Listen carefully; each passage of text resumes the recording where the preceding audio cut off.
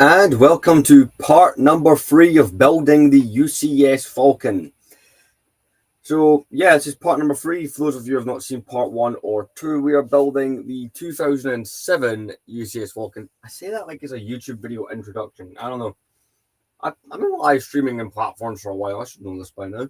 But, so essentially, last night, all I did after the stream was I got the feet on the model, as you can kind of see there.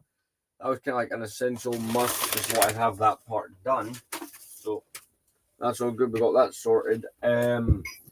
So the next step that I'm aware of in this build that we need to do is pretty much it's that kind of panel that slopes up. So this will be a longer live stream. Like as in, if I had to make an educated guess, today's one will be the longest out of all the streams this is part of. Moving some things here. But this will be the longest out of them all. Or at least that's the general plan. So, I've got all the parts. Do need to do that thing again, or remove all of them from the packing. But so far, to my knowledge, we've not completely, I think we did anyway last night, we've not completely used up all the parts in one singular drawer. We're not quite there yet. So, I will do as I did before and put the Empire Strikes Back on. So we're doing the original trilogy while building the Falcon. I'm not going to put it on right away, but I will put it on.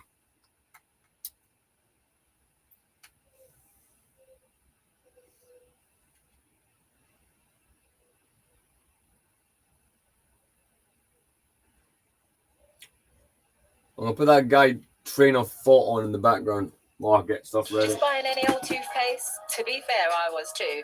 But the new Colgate Total Active Prevention regime is 15 times more effective at fighting the root cause of oral health issues. I've now got my new go-to. Get a British Gas boiler service for just £79, down from £109. Tasty. War often makes for unusual bedfellows, from countries that would otherwise be enemies becoming allies to everyday citizens achieving incredible feats of sabotage. One of the most unexpected allies, however, to join the battle against the Axis forces wasn't a country or even an army, but a ghost train. On the 2nd of September 1944, orders were carried out to move roughly 1,370 prisoners from Saint-Gilles prison in Brussels to Germany. Despite Belgium being under German occupation, Allied forces were closing in, and it was realised that many of the resistance members and political figures who'd been taken prisoner would soon be released once the Allied forces took control. Not wanting them to fall into enemy hands, it was decided that the prison would be emptied and its occupants would be transported to Germany, where they'd either remain imprisoned or sent to a camp for execution. At the nearby railway station, 32 cattle vans had been shunted to a platform, and a large number of SS soldiers were patrolling the station. Quick note, most sources refer to the prison vans as being either boxcars or cattle vans. It is possible, however, that they might have been French 40 and 8 cars built to transport troops and horses, as these were used by Germany to transport prisoners and do greatly resemble cattle vans. For the sake of ease, however, I'll refer to them as cattle vans for the rest of the video. It was around 6 in the morning when Assistant Station Master Michel Petit got word that Saint-Gilles prison was being emptied, and it didn't take long for him to realise what the guards and the cattle vans were for. Being an active member of the resistance, Petit wasted little time spreading word of what the Germans were doing. Plans were formulated to attack the station to free the prisoners, but the number of enemy soldiers meant it would have most certainly ended in catastrophe. Then the railwaymen had an idea. Given how quickly the Allies were advancing, they knew that if they could just delay the train for long enough, the prisoners had a good chance of being freed, and so plans for a day of confusion and delay were put into motion. The resistance already had a head start. The vents on the cattle vans were initially closed, but an assistant manager at the station opened them despite threats from the soldiers, so that the prisoners could have some fresh air after the vans became stuffy and unbearably hot. Not only that, but the open vents allowed prisoners to whisper messages and pass notes between the vans. Technical Inspector Piet was asked to slow down. So obviously, as you've seen before, we're all sorted into toolboxes. And it wasn't long before every available engine in the yard was recalled to As the long as I depot. keep space for the instructions this time, because that's how I messed up last time. So I'm going to move the Falcon. But yeah, as you can see, we have the feet on it. Which engines were being requested to pull the train, and thus which engines they had to sabotage. Spare parts went missing, points became jammed, drivers were calling in sick, and unnecessary extra checks were being made. By 9 a.m., a Type 33 locomotive became available and was requested to pull the train, but mysteriously broke down before it was able to be covered up. Instructions Another are laid engine out. was found, So but its lubrication piping was damaged. Then another, we're but kind of its just at the air point brakes where we're weren't building working. paneling and the Eventually, mandibles. Germans got So even fed if up with I don't know if the we're going to constant finish it broken today, I engines, think and that so would be several German mechanics were ordered I to don't know get if it- something in working I want to say order. impossible, An but engine not was quickly repaired possible. and I don't priced know. into service, but miscommunication caused it to get lost in the marshalling yard, where it remained for the rest of the day. At noon, a freight train arrived, which was quickly reassigned to pull the prison train. But yet another error ended up with it in a yard on the other side of Brussels. Eventually, an engine was found, but no driver or fireman was available to operate it. One driver said it was the end of his shift and went home. When the replacement driver arrived, he requested to pick up his wages first, as was custom on a Saturday, before vanishing. A driver was eventually found and ordered to the engine. He tried to stall Just and starting to take take all these out. but realizing that the Germans weren't buying the act, he deliberately fell off the engine's footplate and wouldn't stop yelling in pain until he was taken away. Having had enough of the increasingly obvious sabotage attempts, a group of SS guards found driver Louis Vergel and fireman Leon Boucher and marched them to Type 12 locomotive number 1202 at gunpoint. The engine was readied and coupled to the prison train, along with a van carrying several German machine guns. 3 guards stood on the footplate with guns pointed at the driver and fireman to ensure they wouldn't try anything. Luckily, the guards knew little about railway operations, and the stations ahead were ready to cause more frustration. The prison train finally left the station at 4:50 p.m, only to immediately drive straight into the marshalling yard. In the confusion, the train was redirected south to Vorst Station, where the station master had accepted an incoming freight train on the main line. The prison train was forced into a siding, while the freight train was split up. There we go, getting all of these parts out. So this and the next, I think between this stream and the next stream, we can get the thing completely knocked out. It was nearly an hour before the train moved again, stopping in Saarbeck Marshalling Yard. The signal was set to clear, but Vergel stopped the train as he wanted to request a pilot engine to help him through the yard.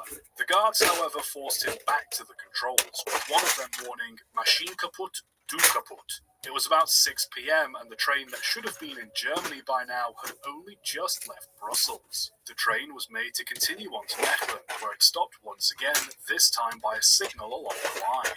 It remained stationary for a while until an impatient guard made the driver continue despite the signal being set to stop.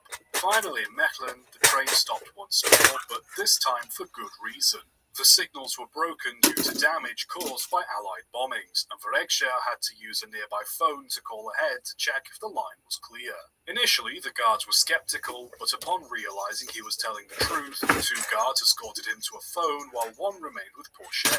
During the call, both men had left the vapor release open to help drain the engine. So we're just opening up these cases here that contain all the parts. They requested that they stop and refill in Mechlin. Both driver and fireman knew that the water towers in Mechlin Yard were out of order due to Allied bombings, and so by the time they arrived at 11:40 p.m, they had to be diverted to Mausen Station, where the train remained for the rest of the night. The crew filled the engine with water while the station master kept the train from leaving. By this point, everyone was exhausted. The engine crew had been stalling and operating the locomotive for over 8 hours with guns pointed at their backs. The German guards had practically been awake and alert all day, and the prisoners were still crammed in the vans and running out of food and water. At midnight, gunshots and explosions could be heard in the distance from approaching Allied forces. And that is the drawer we don't need today for minifigures and stickers, SS officer which we don't need yet. That 3 of them at random would be lined up and shot should any of them try to escape. By dawn, the fighting had ceased, and the Germans were anxious to get out of Belgium. 1202 was shunted to the front of the prison train, and the convoy set off again at 5:30 in the morning. The Type 12s were built to pull fast, light trains, and so it only made it to Mechlin when its wheels began to slip. And wouldn't you know it, its sanding gear failed too. Not wanting to waste more time, a Type 1 Pacific locomotive was ordered to take over the train. The Type 1's driver was filled in by Restream on the nature of the train, and both I think I'll take agreed this to off return this to now, the Brussels, Falcon. which was made much easier It is thanks to starting the to Germans resemble a believing it to Falcon be now. dangerous to travel north towards the Netherlands or directly east through Leuven due to resistance activity. As the locomotive had to shunt around while in Mausen, the anti-aircraft gun was positioned at the front of the train behind the locomotives. While waiting to depart, the guards requested that the gun be moved to the rear of the train, to which the driver happily obliged. Once the signal was given, both the Type 1 and 12 set off for Saarbeck with the I need the train. table for building all the Fortunately segments. for the guards, the driver had forgotten to couple the flat carriage, and so the train quickly raced off without it. Back at Brussels, German forces were in a panic trying to flee from the Allies, and the railway workers were more than happy to slack off and take an easy Sunday at their expense, until news came that the prison train would be arriving back at Klein Island Station. Knowing German commanders would immediately send the train away again, everyone who could helped further sabotage engines, points, signals, and anything that could cause further confusion. By the time the train arrived at 10:15, everyone under German command was frantic. All available engines had been sent elsewhere, and the only one left was reserved for a Red Cross train. The prison train had only been in the station a few minutes when the driver of the Type 1 was ordered at gunpoint to couple his engine onto a commander's train. Vergier and Pochet felt it best to make their engine unusable and themselves scarce. And so Vergier stepped off the footplate, pretending to inspect the engine before running away at the first opportunity. Two of the guards had abandoned the engine once it arrived, leaving one still pointing a gun at Pochet. Pochet set about looking busy while discreetly dropping the engine's fire, and when the right moment arose, he ran off too. The yard signals were all set to clear, meaning no trains were stopping at the station for German command to commandeer. With no crew and 1202's fire now gone out, the prison train wasn't going anywhere. It wasn't long before officials were in the office of the German station commander, negotiating the release of the prisoners. The commander was adamant that the prisoners be moved back to Saint-Gilles, but eventually agreed to let them all free apart from one van that carried captured Allied airmen, who were to remain as prisoners of war. At 12:30 p.m, orders to free the prisoners reached the station, and the doors of the cattle vans were opened. Everyone was quite thankful to be able to stretch their legs and return home to their families. It's not clear what exactly happened to the van containing the airmen who were to be prisoners of war, but it's likely that they too were turned free, as by 7 p.m. that same day, the Allied forces finally reached Brussels and liberated Belgium's capital. Both Vergier and Pochet were effectively knighted for their actions, and railway men who told stories of the event came to refer to 1202 and its antics as the Ghost Train. There have been countless examples of railway sabotage and espionage during the Second World War, but few are quite as comical in retrospect as this one. Just goes to show then that not every ghost train is malicious or full of spooky spirits. Some of them save lives. Subscribe for more.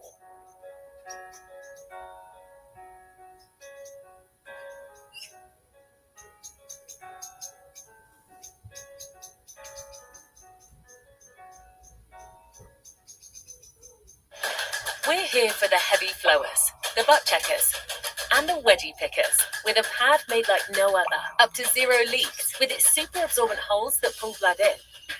Up to 0 bunching, because it flexes to fit you. Up to 0 feeling, because it's made of smartphone. Always Flex Protect. It's a new period.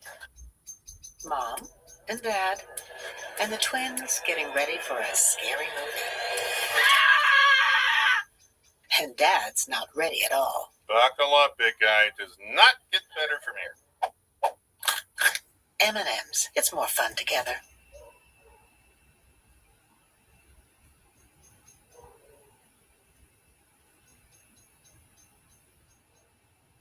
In the height sake of steam preservation and restoration, people searched far and wide for engines to save from scrap and restore to full working order. Some engines were simply a little rusty, while others were so rotten they needed most of their parts fully replacing. Restoring a locomotive from a decrepit state isn't a new thing, but there's one story of an engine being found and restored that stands out over the rest, and it takes place in Brazil.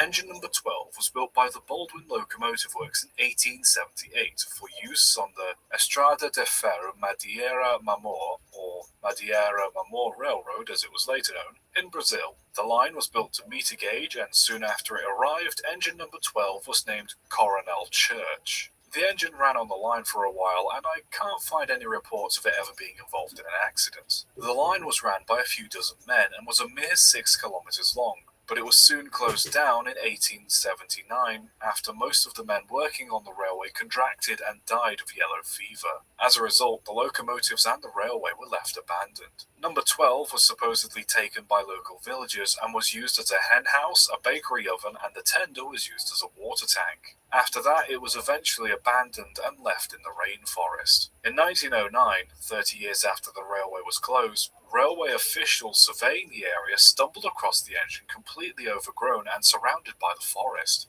The firebox was full of plants, hundreds of insects had made residence in the cab, and a small tree had started to grow out the engine's funnel. Surprised by this discovery, the surveyors had the engine dragged out of the forest and taken back to the locomotive works in an attempt to restore it. After some work, the engine was fully restored to working condition and was put back into service on the 4th of July 1912. It continued to work in Brazil and was eventually withdrawn in 1940. The story behind the engine's career led to it being preserved, and is now currently on display at the Madeira Mamora Railway in Porto Velho, Brazil. Just goes to show how rugged human engineering can be, and no matter what state something might be in, it's never impossible to try and make it work again.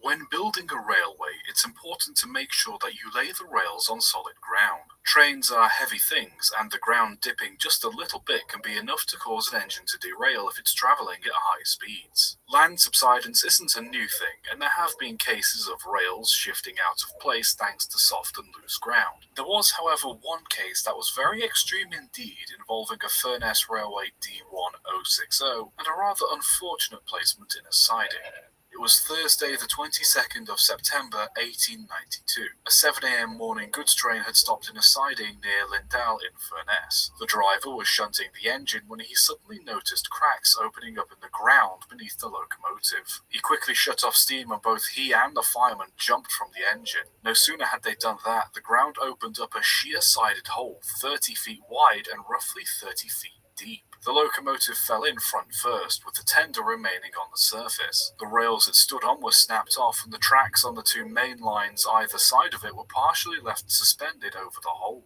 Passenger trains passing the area made passengers disembark from their coaches and walk around the hole while the coaches were carefully rolled past on stable pieces of track. People flocked to see the hole, and police and railway staff had a hard time keeping people back. Some onlookers spread rumours that a whole passenger train had gone into the hole and many were killed or injured. This was untrue, but it kept people staring at the mess in wonder. Workmen brought in a crane and tool van and positioned them on the sturdiest parts of the line in an attempt to retrieve the engine. At 2:30 p.m., while the men were on break, the hole collapsed another 30 feet down with the locomotive buried by dirt. Witnesses were awestruck to see a machine of such size simply vanish from sight. The hole became even wider, causing all 8 sets of track to become twisted, making none of the rails safe to use. Because the line carried important goods, such as coal coke for the nearby ironworks, it was vital that it be made stable as soon as possible. Trainloads of ballast were brought to the hole in an attempt to fill it. Eventually, it took roughly 300 wagons of ballast to fill the hole in and re-level the rest of the tracks. Nobody is 100% sure why the hole appeared in the first place, but the current explanation is a mixture of both land subsidence and old We'll start in 1 tunnels. second. The area was known to be affected by subsidence, as trains were explicitly instructed to slow down while passing over that part of the line. Other nearby fields were heavily affected by land subsidence too,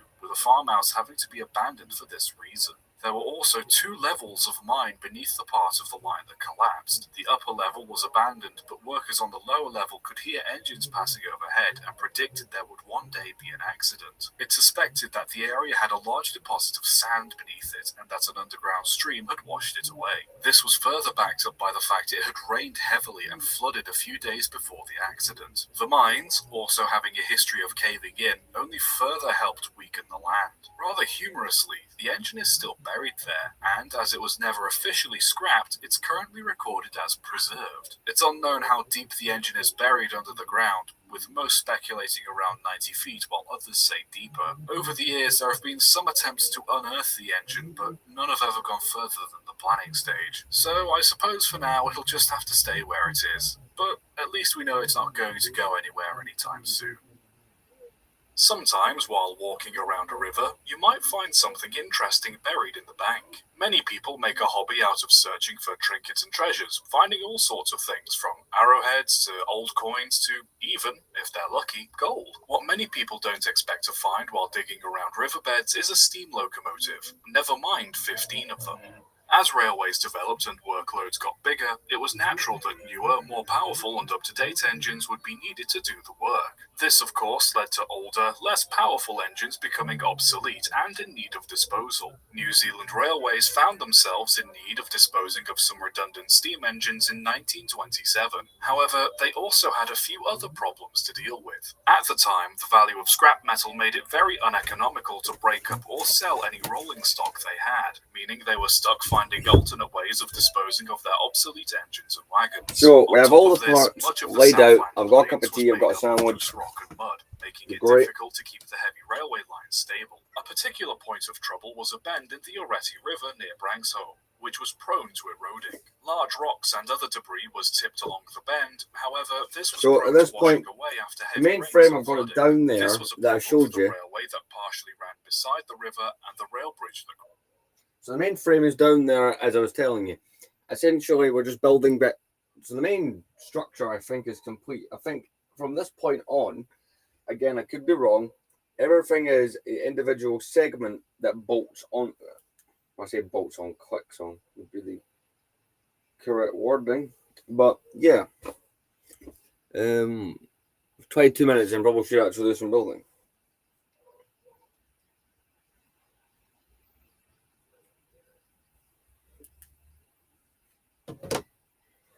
Right, I'll put that video back on background while I get started.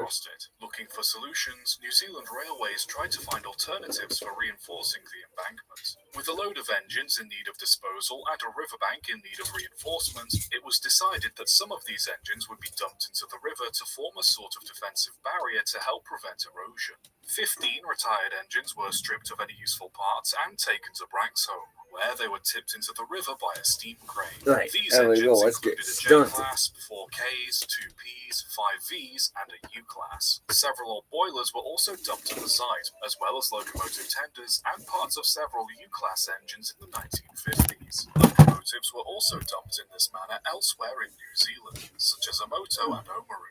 The barrier the engines formed wasn't perfect, but So, it worked much better we got than quite the far rock last barrier night, I feel, in raised. terms of As the the bits years that went by, we needed to the get river through. shifted and newer Yeah, it's not the reinforcements were put biggest in place. visual change The to site it. where the engines were dumped and accessible. It's got its Naturally, feet it now, became a it's point got of some of interest its for shape sightseers starting and to rail form, but enthusiasts alike, as yeah. some of the engines were partially exposed, making it a So there's a fascinating 300-page It also book, became if I'm a point correct. of interest for scrap metal hunters who have tried to salvage copper from the engine's fireboxes and bronze from the wheel bearings. By 1971, steam power had been phased out in New Zealand, and as such, enthusiasts put greater efforts into 304. finding and restoring or preserving older steam engines. At 152 pages, we'll be halfway. We're not even at 100 yet, so maybe give you an idea of what's still left to do. And taken to the Plains Vintage Railway to be restored. As the years have passed, more and more of these engines have been dug up, either to be preserved, restored, or simply for spare parts. Sadly, 4 of the retrieved engines were too damaged to salvage and were outright scrapped, while the rest still remain in decrepit condition. The only exhumed engine to run again is K-Class number 88, the first engine to be retrieved and successfully restored to prove that it was plausible to do the same for other engines retrieved from embankments. Yeah, I'm planning to be live for a good majority of the day on this one. It was all thanks to the Definitely, we did 3.5 hours, so what? Even if I do 2 streams and have a break in the middle, that's kind of a good idea. So, just so I don't burn myself out, because we saw that is possible a couple of streams ago. Oh no, that was on another platform, I suppose. Of railway development and camaraderie around rescuing locomotives that most would consider not worth saving. Let's hope then that any future endeavours to rescue these engines goes well, and hopefully that no more engines will get put into the river again anytime soon. And here's the fun part, when you dig out some plating. plating. In the 1960s and 70s, the race was on for steam locomotive enthusiasts to try their best to buy and save whatever steam locomotives they could from the scrapyard. Oh crap, I turned that off. In terms of salary, you were thinking... I was hoping you would tell me what you were thinking. Oh, I insist, please. I insist. I insist. I insist. Please. With Indeed, set salary expectations from the start and skip the awkward chat.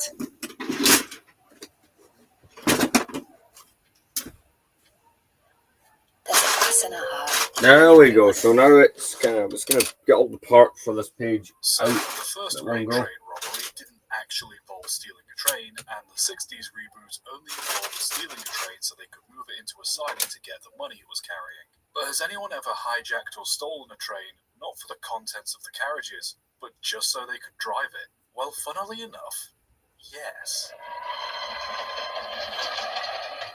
The theft of a steam locomotive happened in the events of the 1953 film, The Titfield Thunderbolt. The characters of Old Dan and Mr. Valentine, played by Hugh Griffith and the Stanley Holloway respectively, stole a Great Western 1400 class tank engine after theirs was sabotaged by a rival bus company. The two took it for a joyride off the rails before crashing it into a tree and getting arrested for numerous offences. Now obviously the film is a work of fiction, but it must have sparked the minds of two men who decided in January of 1961 to try their luck and recreate that fateful scene. This is the story from what I can gather. I might not have all the details correct, but it's as close as I can get them, so do bear with me. At around midnight, engine number 64... But yeah, from what I've gathered, I flicked through the instructions before starting. Let me turn that down a bit. On the outlet line of the Stafford Road Yards in Wolverhampton. The driver gave the signalman the number of the engine and informed them that he was to take the locomotive White Engine to Worcester for maintenance. The signalman informed the So yeah, as I was saying, basically with this, I had flipped through the instructions, and for the most part, going forward, it is just a case of, you know, separate components being built and then added. It's believed that the engine stopped and salvaged to take on water as it was making its run. At around 2 a.m., the engine approached a signal box that ordered it to move into a siding to allow a faster freight train to overtake them. The signalman reported the timing of the freight train to control as normal, but the engine was holding a light engine in the siding. Control reported no knowledge of the engine or why it was so far down the main line, so they requested the signalman ask the driver what he was doing. By this point, the engine had been stopped for 30 minutes, and when the signalman came out to talk to the driver, he found that both the driver and the fireman had gone. As it turned out, both men had been wanted all day by railway police, I believe for committing a robbery. They had likely seen engine 6422 parked in the siding and decided to make an escape using a very unorthodox method of transport. But not only did they steal the engine, they also expertly navigated it through the yard and across many points and switches without incident. Hell, they told a yard official where they were going and even coupled the engine to a passenger train without raising suspicion. They managed to fire the engine correctly, refill it with water halfway, and managed to fool numerous railway officials without raising suspicion. They literally stole a steam engine because they could. The men were eventually caught, and it was found the driver was, or at one point was, a soldier. It's believed he also had much experience driving a locomotive and was familiar with the line he drove it down, as there were hundreds of signals and many ground discs along the way that informed him if the points and signals were set correctly, something that many amateurs would miss or interpret incorrectly. By the time the men had come to the end of There we the go. joyride, I'm going for a certain box. I found this quiet. Just all figuring this out. The driver and fireman were both tried in court. When asked about the charges, an official said, "There is trespass, of course, and there must be something which stops people from taking away rolling stock without permission." Suffice to say, both of them either got some prison time or a stern slap on the wrists. The story still goes around today, partly as a reminder of how important it is to be secure with such things, but mostly because it's just bloody hilarious. This is all the components for that pt3, or the vast majority. Because if you've seen these streams, you'll know I open it up and take all the parts I need for both pages before sitting down to build. Entirely to scam investors. In 1887, the Holman Locomotive Company was approached with a bizarre idea for a steam engine. Rather than simply deciding to turn down the idea, they decided to turn what was an awful invention into a genius marketing scheme. The engine they built came to be known as the Holman There we go. Locomotive. All it was really So now we are more or less capable of building that big section. Wheels, making it a 612 not counting the wheels that aren't touching the rails. Nobody really knew what benefits this had, but the intended idea was to speed up the engine. So I've already built the big Technic pieces. I built them as I went. Stupid idea, and so did the Holman Locomotive Company. Not only was the engine more likely to tip over on tight curves, but the chances of the wheels slipping increased dramatically too. But I've enjoyed doing live streams on here the last couple of days, and I'll be up for doing more of them if there's any. If I buy another set this big, I don't think I'd go around building small sets on these. Locomotives will be designed in this way to increase performance. In reality, this was nothing more than a stock market scam, with newspapers and claiming the company had been formed to sell these engines with a capital stock of $10 million, offering to sell the stock for $25. So when I've had a request to get a hold of and build a lot on TikTok was to go ahead and buy the 10221 Star Destroyer. Well, no, that's Super Star Destroyer. The locomotive itself ran for a few months before being withdrawn, likely being removed from its awkward plinth and converted back into a 440. Strangely enough, though, another one was built 10 years later by Baldwin in 1897 for the Holman Locomotive Speeding Truck Company. It's unclear as to why it was built, but the most common belief is that it was an attempt on Baldwin's behalf to pull the same scam. The moral of the story here, I suppose, is just because something looks good on paper doesn't mean it will work in practice. But if you can spend a little money on advertising, tangle people up with the hype, and can get some suckers with more money than sense to buy your idea, then you don't have to worry about... Again, as I've been saying throughout these streams, I would like feedback on the way the camera's being positioned, because I'm streaming this on a laptop. Employed by British Rail as an engineer specialising in interaction between rails and wheels. Part of Frederick's job was coming up with ideas and designs to help improve locomotives and rolling stock on the railway network. Like many other inventive and creative minds, however, Frederick also had some unique ideas, and all the attention that had come out of the space race at the time must have given him some inspiration. One day, Frederick started drawing up plans for a lifting platform. However, for some reason, he just didn't stop designing it. What was meant to be a simple lifting platform became... See, this is kind of that front sloping part of the Falcon. If you will follow me on what I'm on about, right? A vehicle capable of interplanetary travel, utilizing a fusion reactor and laser beams to fly across the stars. When he had finished the design, he turned it in. Rather remarkably, instead of calling him a loony and going about their day, British Rail took the design to the patent office and requested These parts, I was skeptical on this if I'd picked out the right size, and no, I did not. Space race and the rapid advance of technology, some people speculated that VR was getting a foot in the door early by designing and patenting spacecraft. Others believed that with the increase in air travel, VR-thought railways would soon become obsolete and that flying vehicles would be the future. Plans were genuinely considered for heliports to be set on the roofs of some railway stations, which gave this theory some ground. I mean, just give you an idea of the size comparison between this and a play scale Falcon. If I put it, that pretty much is the almost the length, and this is just the front panel of a play scale Falcon. And I always thought that was decently sized. Any invention designed by a member of their offices had to be patented, regardless of what it was. Because Frederick had properly drawn and developed the design, it had had to be patented, despite the fact it had nothing to do with railways, the technology depicted in the design didn't exist yet, and the fact that even if it did, passengers aboard would have been blasted with devastating amounts of radiation. Anyone with even the slightest degree of engineering knowledge knew the design was stupid, but the simple policy of So, inventions right now, what being time's it? patented meant a whole bunch of office workers had Right, to go it's out of 8 their way minutes to past verify the 2. originality of So, here's what I'm thinking. secure the rights so that nobody but BR could build it. Naturally, British Rail didn't pursue further development of the design. People moved on from the space race, and railways I'll go weren't entirely live until replaced about, with air travel. we'll Naturally, BR split chose it. not to pay the renewal fee for the Right, I think that'll be the patent smartest way. We'll split the live. So I'm thinking I'll go live between because of this, now and say kind of 5:30. Take a break and come back at 7, perhaps. A simple rule needing to be followed, resulting in something silly being taken seriously. But above all that, the British Rail flying saucer tells us that even while stuck drawing up blueprints in a stuffy old office, people are still happily daydreaming about sailing amongst the stars.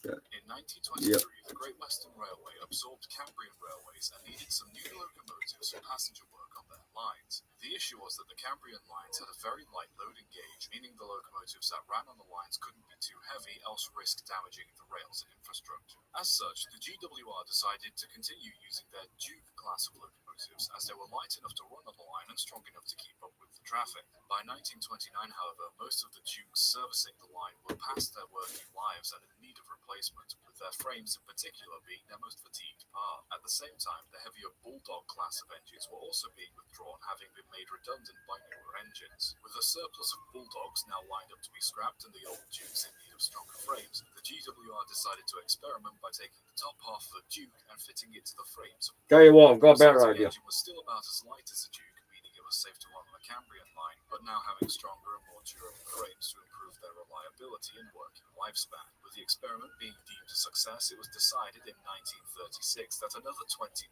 of these hybrid engines were to be put together using the old Bulldog frames and the now very worn-out Duke's cabs and boilers. As you can probably guess, the GWR had a habit of assigning names to their various classes of locomotives. We'll put on, right? Gotta do that.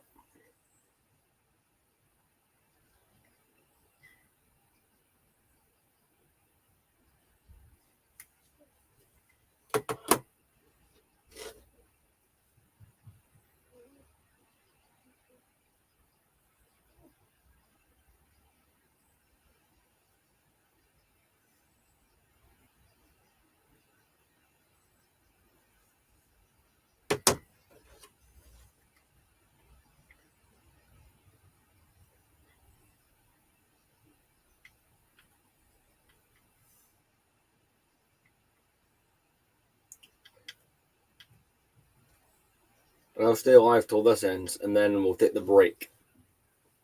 So 2 hours and 8 minutes.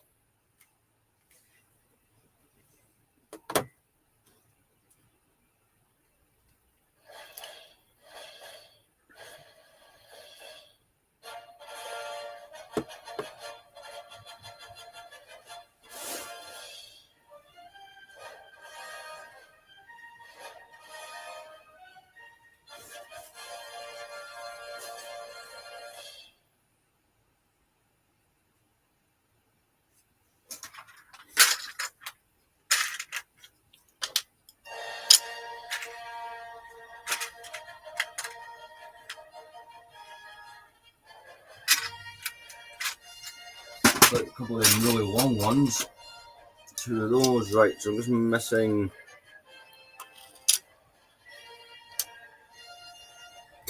these long mid-length ones.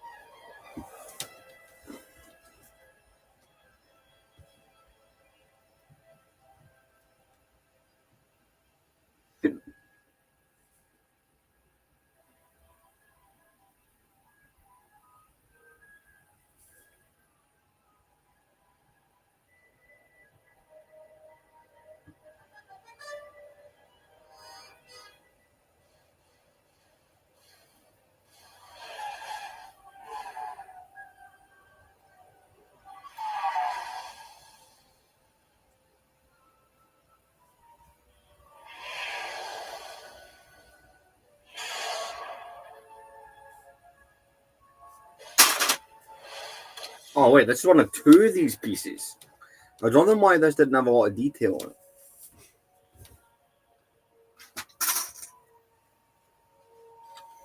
So see, the last original trilogy thing I watched before watching these, like recently, was I watched the Family Guy versions. So you don't see the probe droid moving around, I then think of the one where it's Joe and he's making the noises. It's like a last stream, they were at that bit where the Falcon was leaving the Death Star, and I immediately think of that bit in Family Guy where they're leaving, but the boarding ramp is down, and Peter is holding the couch. I mean, look at this couch being put a little bit of Febreze on that. That'll be great in your apartment. I know there's a life and death in here, but I'm taking that couch. So this is the bottom side of that part. So of course we'll have to build its top version.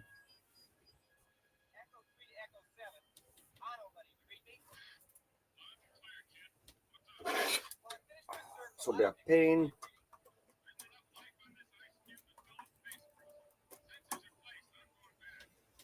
Right.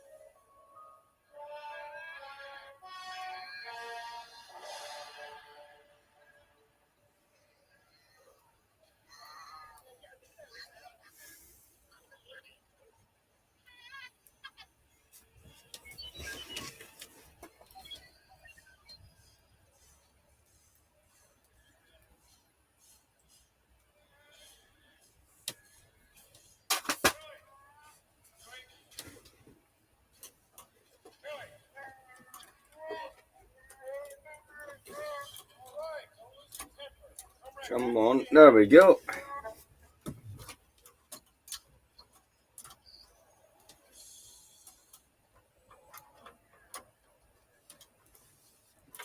This is slightly awkward.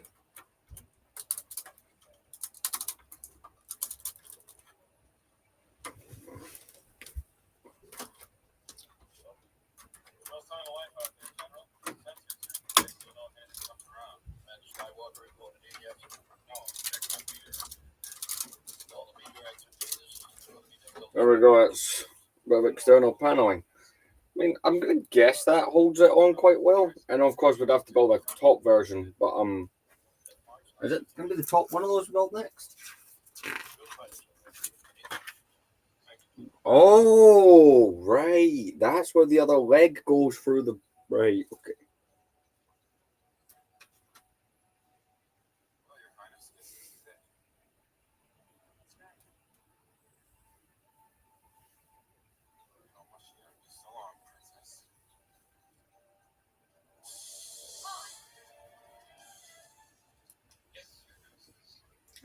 Oh, the amount of times you have to flip this build up and over to put parts in is actually slightly irritating.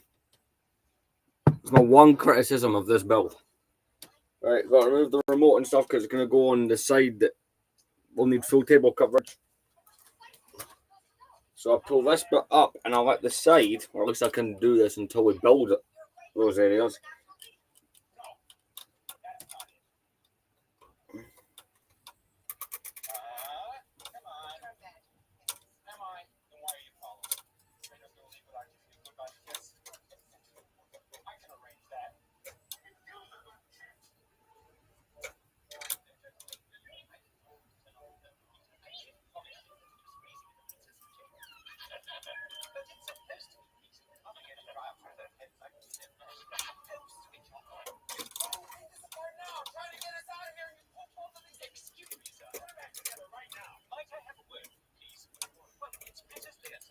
There we go.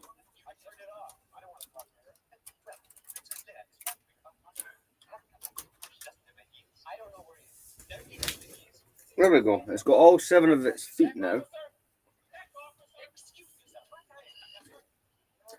Oh, alright. I wasn't expecting this to be the next part we build. It's the big blue bit at the back, you know, where it jumps to high speed. That's the next part of the build. Alright.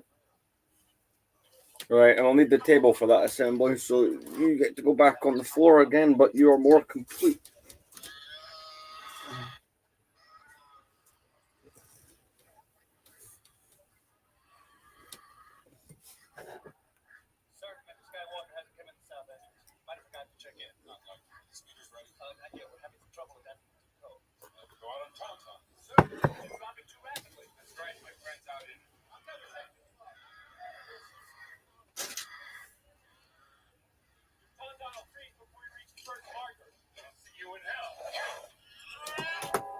Right, let's get started on this then.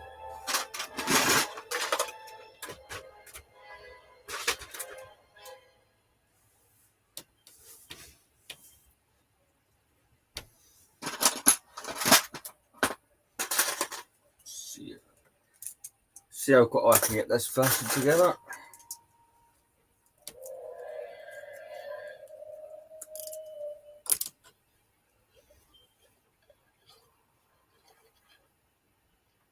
Right, where's that box that has all them kind of Technic bars in it? There it is. Okay, I need one of those. I need two of these longer pins.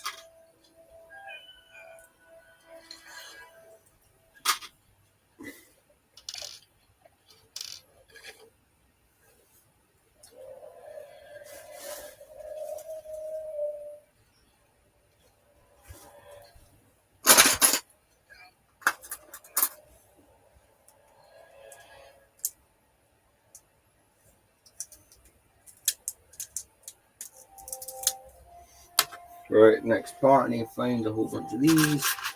And these are readily found. Right, 4 of those, right. Just quickly put that assembly together. But no, if I ever do a building series on YouTube, the weekly updates type thing, giant monk, that's roughly what I built. Built half. I've had that question a few times. I don't think I answered it in the 10th anniversary video. Because, well, I'm an idiot.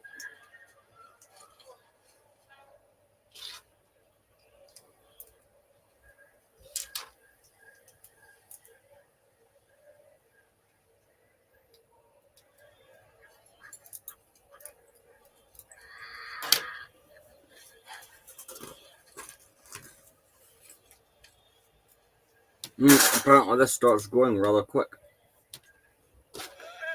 Those ones are...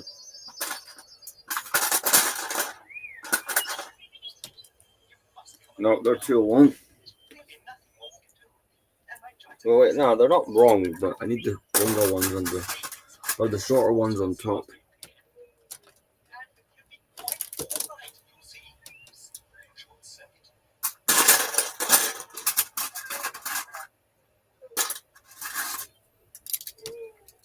So imagine this will be like a bit like the way it is when you build the smaller versions, loads of repetition for this part.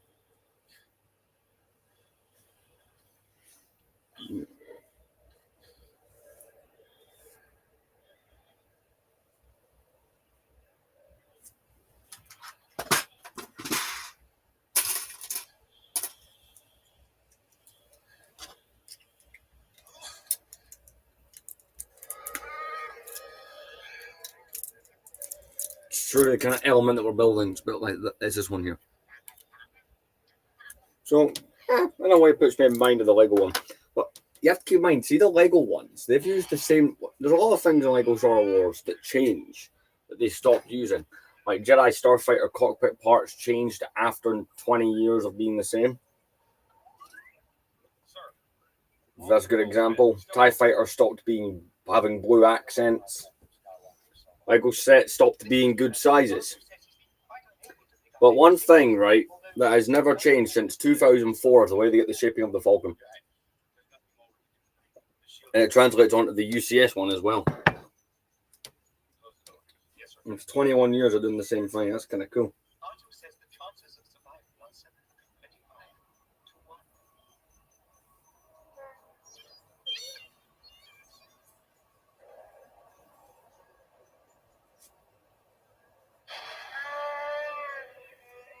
Right. What else we need? 3 of those. This bit might not be the most commentary filled, but I'm just trying to see what. I'm just trying to get this done. Start here slightly irritating.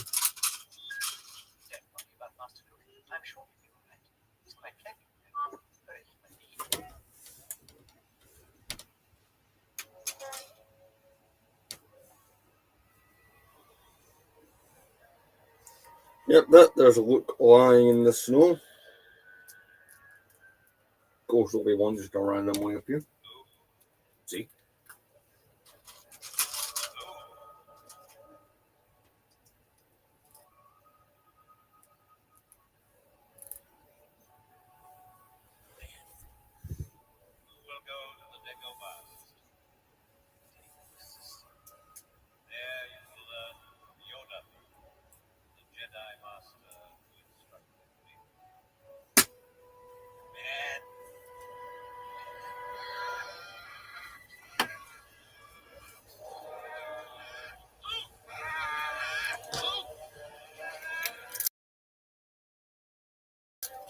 This is like the center. Yeah, this is the center one. Now, these little blue pieces are right handy because of the bin. Conveniently, it's right next to me. That helps.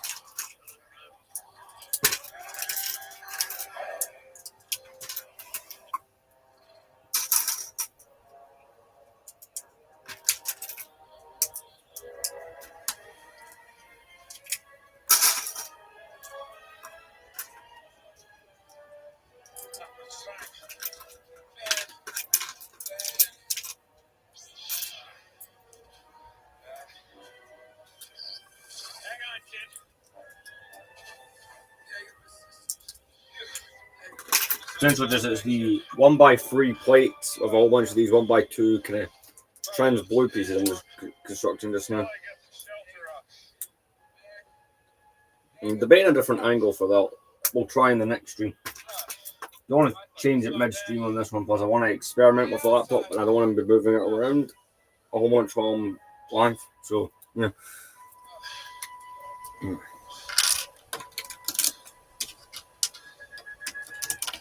So this is kind of the main section. Got all the kind of blue stuff that represents the thrust and whatnot, and that's all sorted.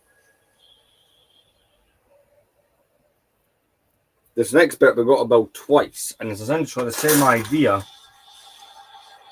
but without that middle bit with the clips. I'm just going to get right into this bit and get it done.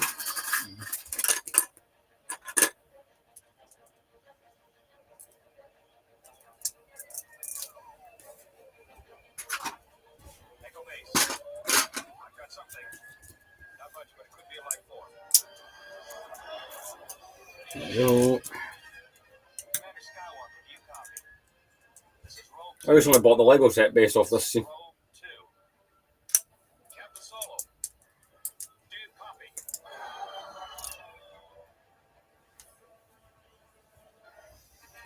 I've got one more of that to build.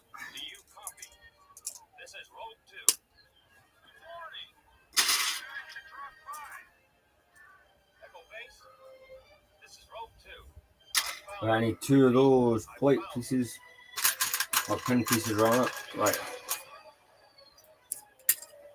So I'll just put all the parts there as I go and sit down and do them.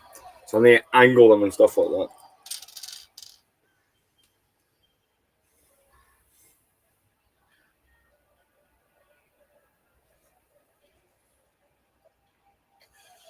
Oh, there's the light grey clip pieces.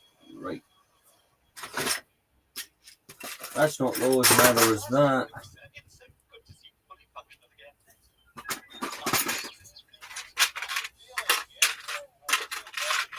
One, 2, 3, 4, 5, 6, 7, and 8.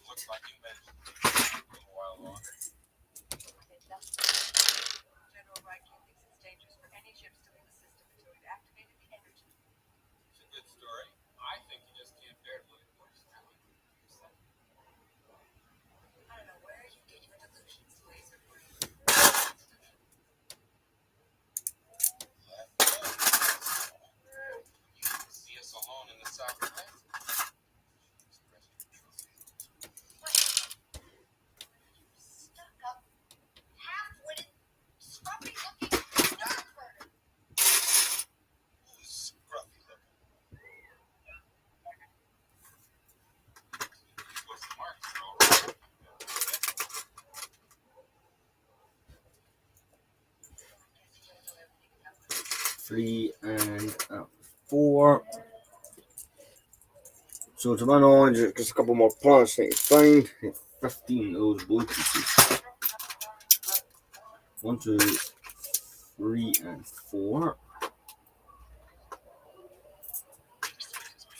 5, 6. 6 so far.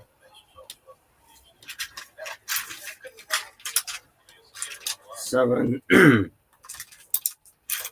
8,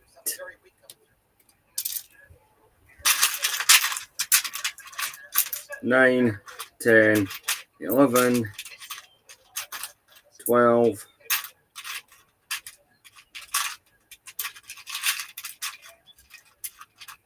13,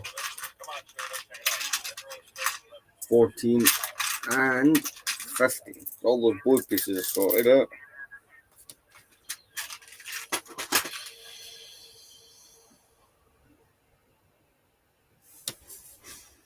You get 2 of those. Whatever they are.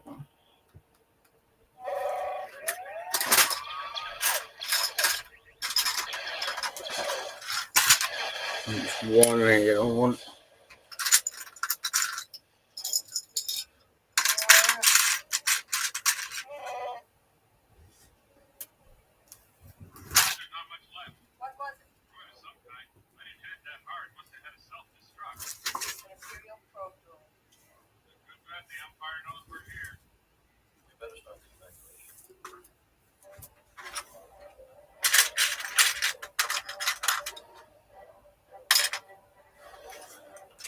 Right, I need to find one of those. 1, 2, 3, 4, 5.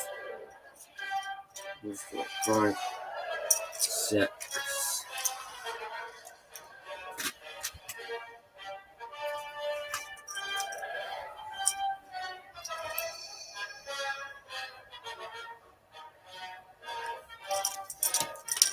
I've been a miscalculation. I always just grab the parts, but I'm pretty sure I'm bang on one.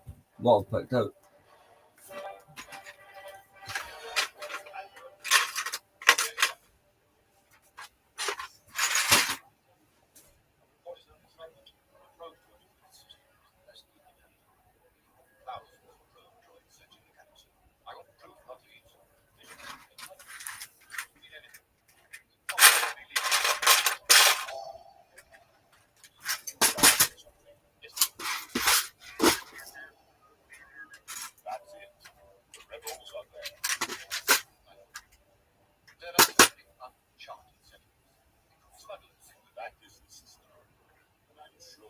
Yeah, I do need to find out one of those. And so far I can't see one. That one there? That's it there. Okay. Crisis averted. So apart from maybe those blue pieces and needing more of those, I think I'm pretty much bang on so far.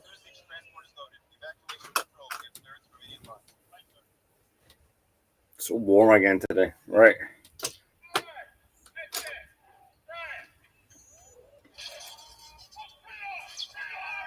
Just building these components.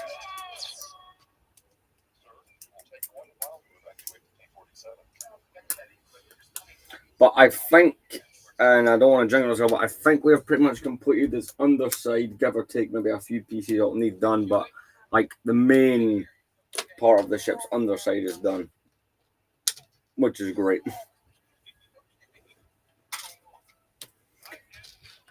I suppose this Falcon probably does have a cannon on its underside as well, because all the playset ones from that era that do and still do, so I'd imagine it would have one. Just an educated guess though. Yeah, we may have to flip upside down again, but I'm kind of surprised we're doing this bit this early on with the engine kind of thrust part of it. Right, okay.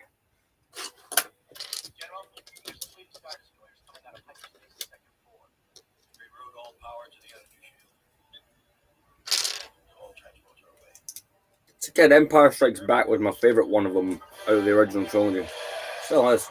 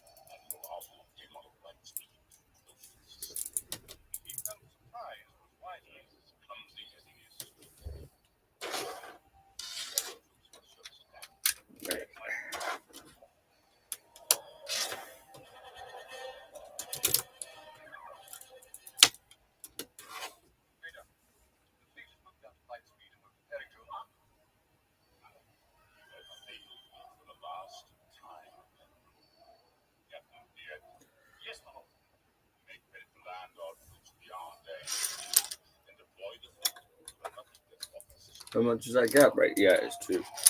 And 2, 2, and 2. The heavy transport ships will make a Citadel load. Only 2 fighter escorts per ship. The energy shield can only be opened for a short time, so you'll have to stay very close to your transport.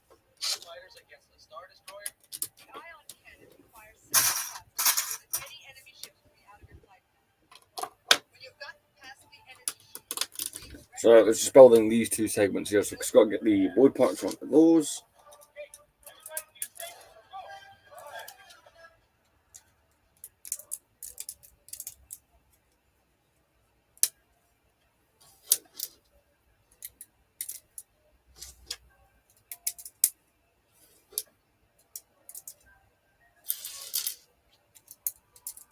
Primary target will be the power generators. Prepare to open shield.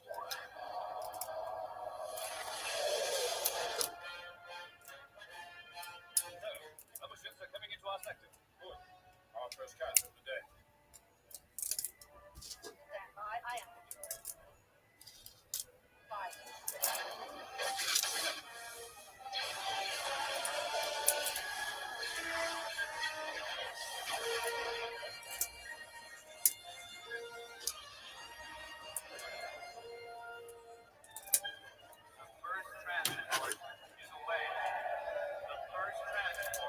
There we go. So I just got to clip this in. There'll probably be bits at the end of this that don't have the thrust part to it, but as you can see, we're managing to get it a bit longer here. So it's not fine though. Of them board parts that are in this tub.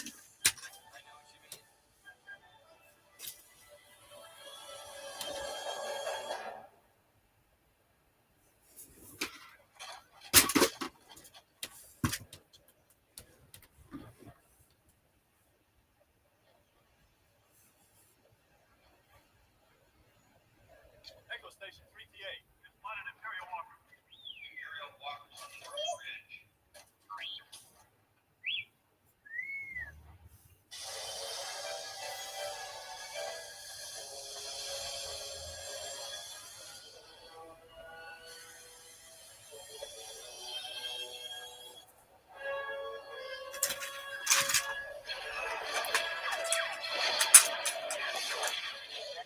5-7. We're on our way. 1 and 2. So I thought 15 was too low. That doesn't tell you. It tells you at times certain parts of that by 2 in the little description box, and some parts doesn't. So it's 3, 4, 5,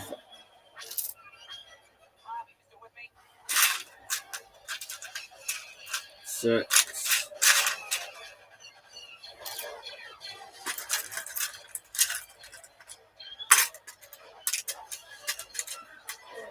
7, 8, 9, 10,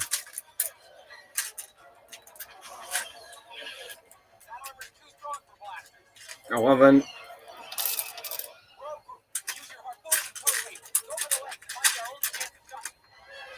12, 13,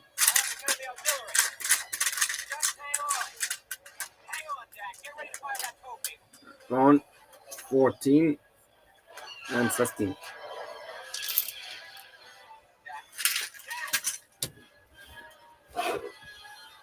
See, if I was to build a big Hoth mock, I wouldn't use UCS 8080. That's the only thing. I'd end up using the play scale ones. Unless, because I'll admit, I did look a while ago. I wanted a UCS 8080, but I'm not like the price that one goes for is a little bit nuts. And there's some crazy mocks people have made of them that you can download the instructions and part list for that are a lot cheaper and bigger.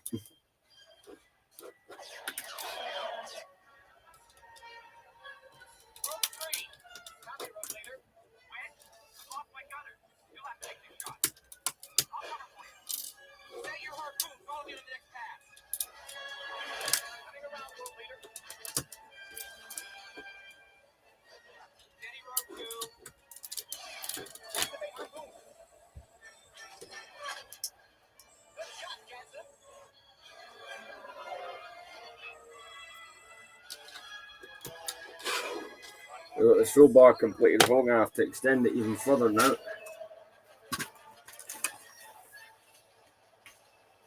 Alright. Are these the end pieces then? No, it gets even. I suppose, why am I surprised at how big some of these components are getting? Oh, the AT-AT is down.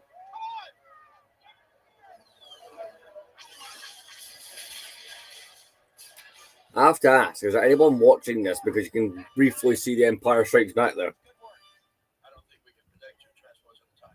It's risky, but we can't hold out much longer. We have no choice. Launch patrol. I'm back to my remaining ground staff. No, no, no. This one goes there. That one goes there. Right? Nacho, take what care of Master Luke now, understand? And do take good care of yourself. Oh, hey, Lego Commander Cody. I still haven't figured out how to add you into the live, but as long as we're going to keep it on topic and sensible, a Discord call is optional. So it requires me to do all this stuff to actually invite you to the. It's not as simple as it is the other way around. Frustratingly. More troops will debark from ground assault. Prepare to target the main ship. Right. Those two, are you alright? Yeah. I'm with you, Rogue Leader. We'll send our food. I'll cover for you. Coming around. On that crossfire, boy. Sit for position 3. Steady. Stay tight and low. Hesitate.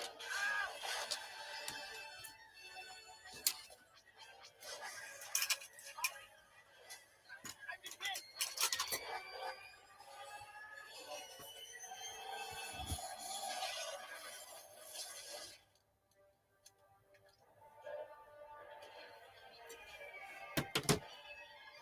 Yeah, it's a whole irritating link verification process. Apparently, it can take like 25 minutes just to do. Like nuts than that.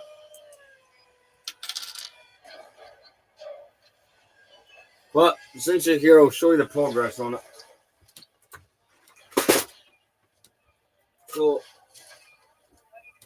last night, once the stream ended, I did put its feet on just so it could stand up. I've done this under front bit. Where we're at.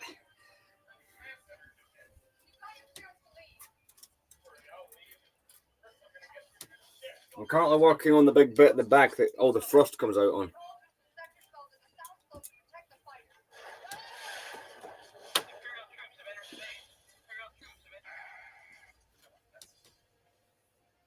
Give the evacuation code signal.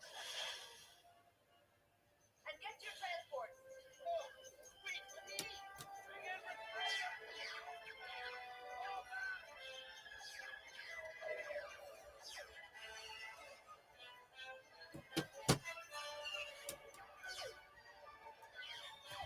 I should probably post pictures of this into the Discord too, so.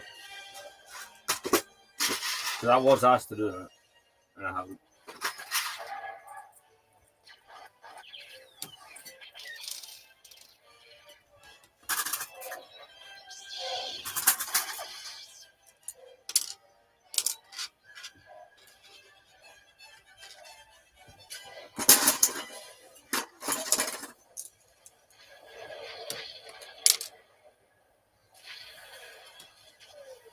Oh, right, these ones are more complex than the last one.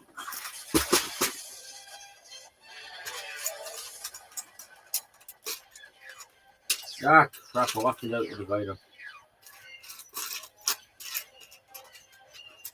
Power generation.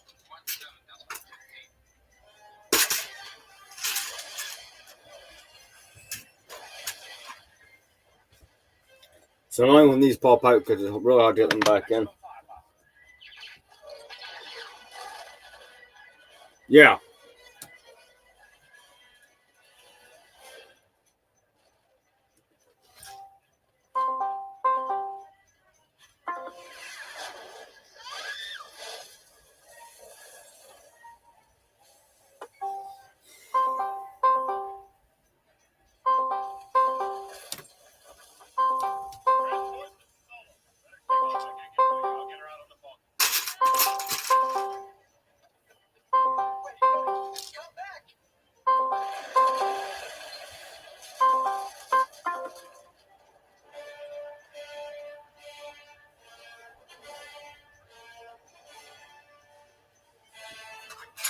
No, I'm just trying to gather some of these parts I need.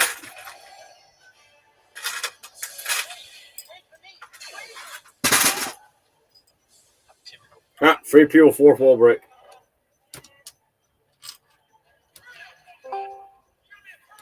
You. Yeah, to help you join live on this, I have to send a link. You have to complete a verification process, and yeah, it's basically like, you know, that prove you're not a robot thing with Google. You basically have to do the equivalent of that.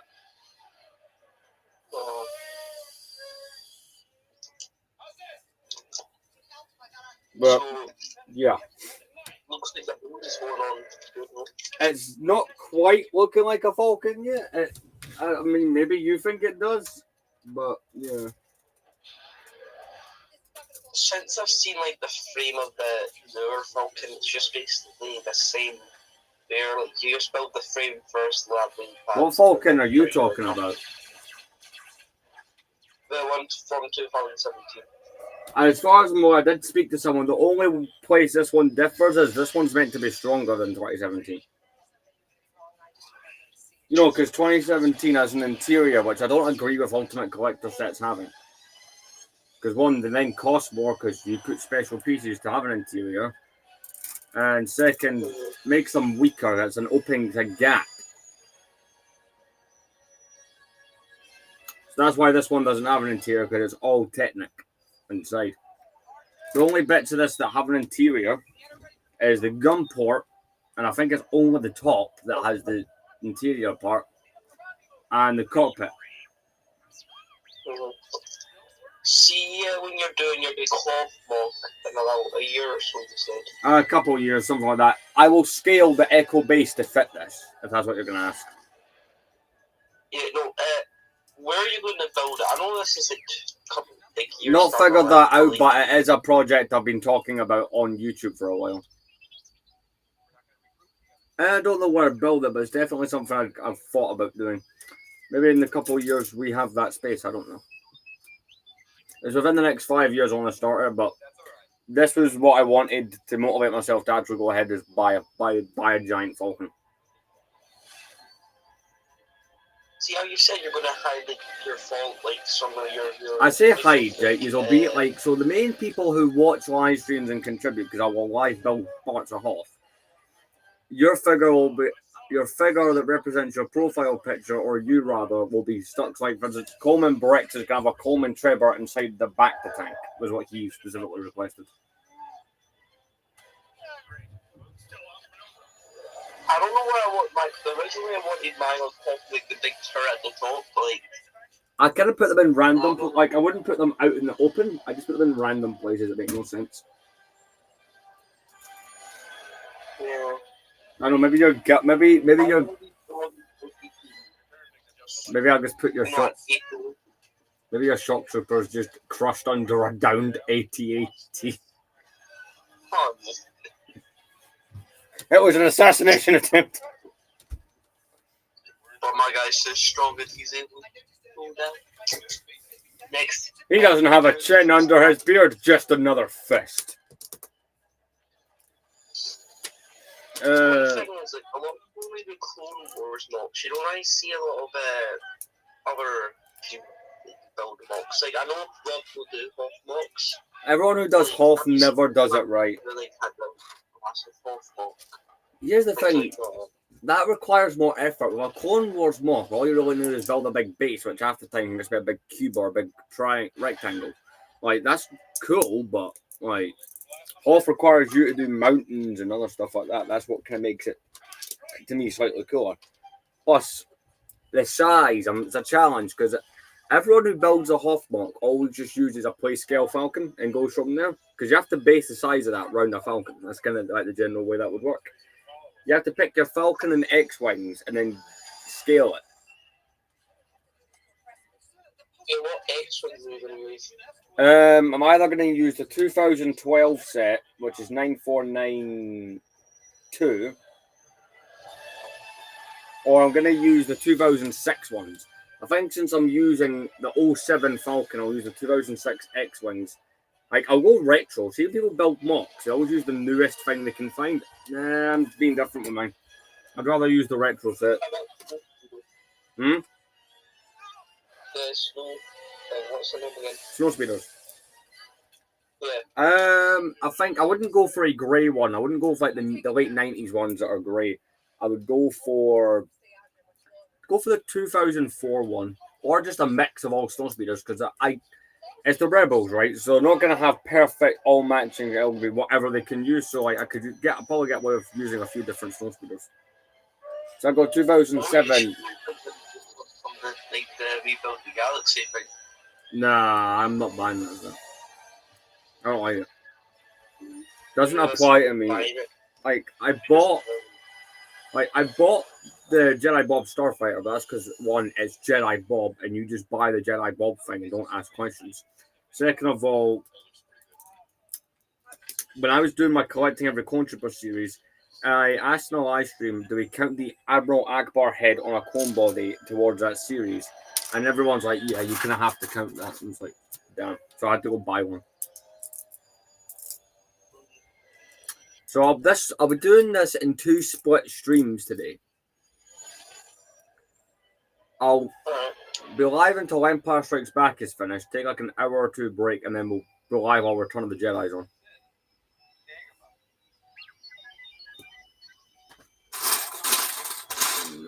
I got football tonight, so maybe the second part of the live I might not be there. Yeah, that's alright. They've been semi-successful. Actually, it doesn't show you it during the live, it's you come off the live. It shows you how many views your live got in total, and some of them do like extraordinarily well. Like for live streams, they do quite. I'd say they do decently. So I'm not gonna get the same views. I'm not gonna get like the same several thousand views I get on some of my videos. One time when you ended your live, I looked at how many people viewed that live, and it was 69. Numbers. I took a screenshot, I'm pretty sure. Because it was worth remembering. Yes. Also had 69 likes on it myself once, so... Hey. It's like, hey, we're getting somewhere. Yeah. It's not about the mock or the building, it's about the funny number you get in your view count. Yes. There. That's my guide to how to be successful on YouTube. Just get funny numbers. It doesn't matter about actually being successful. It's all about them funny numbers. So I'm just working on these sections. It's like the back hyperdrive ring. Or just about where all the boy part comes out. It's a huge model. It's the first model I've ever built live that has outsized the table we build on. Like for example, this table's small, but things like the Cloud City sat on it successfully, the Star Destroyer sat on it successfully when building, and those are the 2 biggest things I've built recently. Like even the sail barge sat on it with no problems, and that's long. This was the first set that was like, nah, I'm not doing that. Want to be different. I want to be different. No, it's I would still have this over 2017 just for the fact that it's not mixed like that one is. 2017, they give you the figures for both movies, but they couldn't decide what the Falcon was the build's meant to be based on, so they took different. I watched a guy talk about how he designed it, and essentially went, oh yeah, so this part of the body work for the Falcon is original trilogy, but on the other side it's got like details, and these are the non-removable details for the Disney era movie. Well, I don't want that. I want an original trilogy Falcon, not one that's a mix of both. Because I don't know. It's because it was 2017, The Last Jedi was coming out. They were taking advantage of what movies I just released. But that doesn't excuse it for being part. I want to really take a joke there, but I cannot. I don't want to make that on YouTube Live because then I save these. That will always be the people to find, and I'll get cancelled. No, basically, like live stream right now in case it's like a echo. Yeah, it's fine. But basically, right. That Falcon's half and half, and that kind of doesn't interest me just for that reason. But no, I'd rather have one that's just the original trilogy. But if you're looking for like a cheaper one, you're obviously The cheaper one, it does have that ability. I paid less for this. I paid for like 500. I paid less for this than what that sells for. This cost me less. Did you see the crazy sorting system, by the way, that the guy sent it in?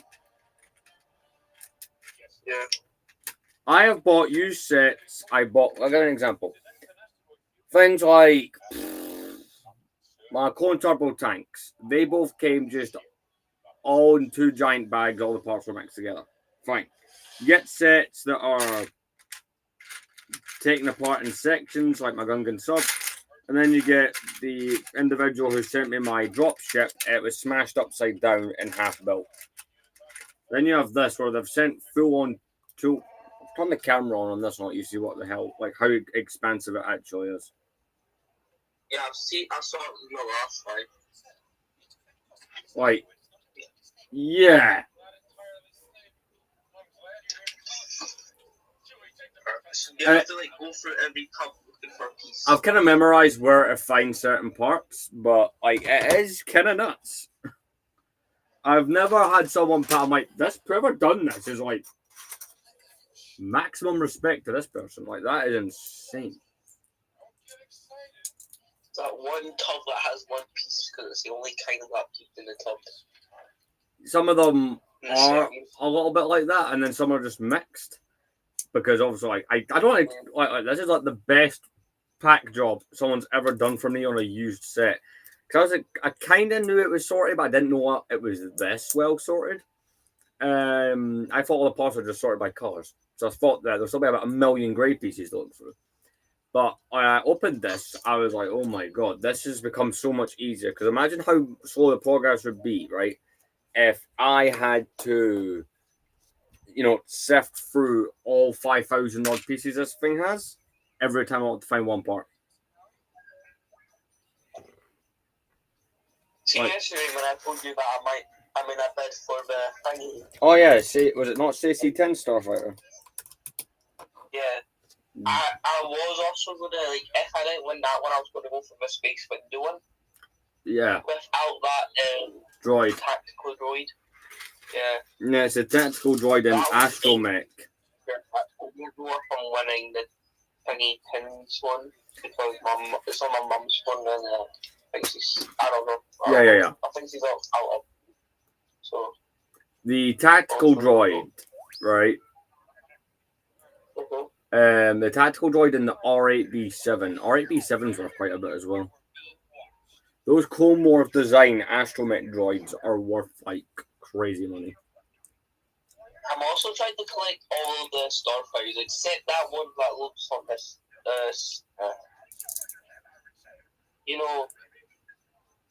The other Anakin one. Like not the green one, the blue one. Why not that one? I don't know. I don't think that one looks as good as the others. I'd argue it looks better. It's got them giant engines. In fact, Jedi Bob's Starfighter has the same thing underneath. But I'll see. If I can get it for a good price, I'll get it. It's not too bad a set price-wise. If I'll give you a little fact about it, it's the only set based off the original 2003 Clone Wars. All other versions are... Yeah, there's no other sets from that show or figures, just that. So I could get that and just say that it's also that'll be one set. It's a cool set. I had that set at one point. I'll get Jedi Bob's Starfighter because that is a Starfighter. It's a good Starfighter, like it is for what. Yeah, it's a little bit overpriced, but it's like it is surprisingly well built for what it is. Like for what you get in it. Because I remember when that came out last year, everyone was raging at the price of it, including me. Because it's like what, 35, 40 for that thing. Jeez. Yeah, it's not a cheap Starfighter by any means. It's like The last, I don't know if I should actually make one big set for Christmas or like smaller sets. I'll give you one, right? The last Starfighter that cost anywhere near that was the 2012 Anakin's Interceptor, but that one I can understand costing that much because it gave you that thing had a lot of figures in it, and you got the dual wing platforms. So if I was going to go for a set, I would go that's out right now. I'd go that MTT. I watched a review on it last night. Oh yeah. I don't know if you've seen yeah, the M&R Productions, and yeah, he's right to be Listen, he's right to be bitchy about that Commander Bly. Like, I didn't notice it, but I seen he started pointing things out. It's like, yeah, Lego got this right 20 years ago, so why are we getting it wrong now? Like, a lot of people give him shit for it, but he is making a valid point. Like, why was this done perfectly last time? Why can't you do it? Like, shouldn't it be better now?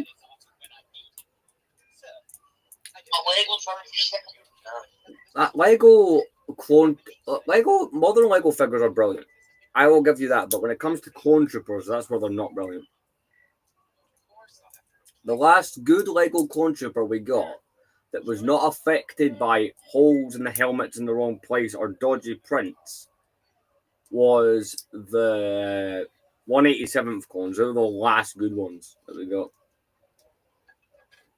All the other ones afterwards are missing pauldrons, missing waist capes, missing things. Which is kind of a joke. I was researching this and I was going on the Britlink and seeing how much I can get other Starfighters for on there. Yeah. Because eBay is really like you've got to be lucky. You can get things cheaper on eBay, but that's only because Bricklink, because I've sold stuff there, tells you what it's not like you can just post it for whatever you want. Bricklink sends you a thing called the pricing guide sheet, and Bricklink themselves grade your item. So it's impossible. Yes, Starfighter. Which one, the original or the current one? Not the Interceptor, the Starfighter one. I would be very careful buying one of those. Why? What's up with them? It's in dark red, and it has giant pieces in dark red, and it's the worst part is it's a printed special piece. So if you break it or it's broken, it is like 30-40 quid to replace one of them. It's one of those sets that before they fix that color. It's one of the ones it's a set I want, but it's a set I'm too nervous to buy half the time. Which is kind of funny considering.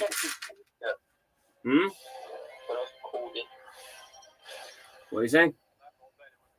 I was also looking at the gunship, the one with Cody in it. When it comes to dark red, it's that dark maroon color that's worse than the dark brown one for breaking. They're both bad, but the dark maroon color is really bad.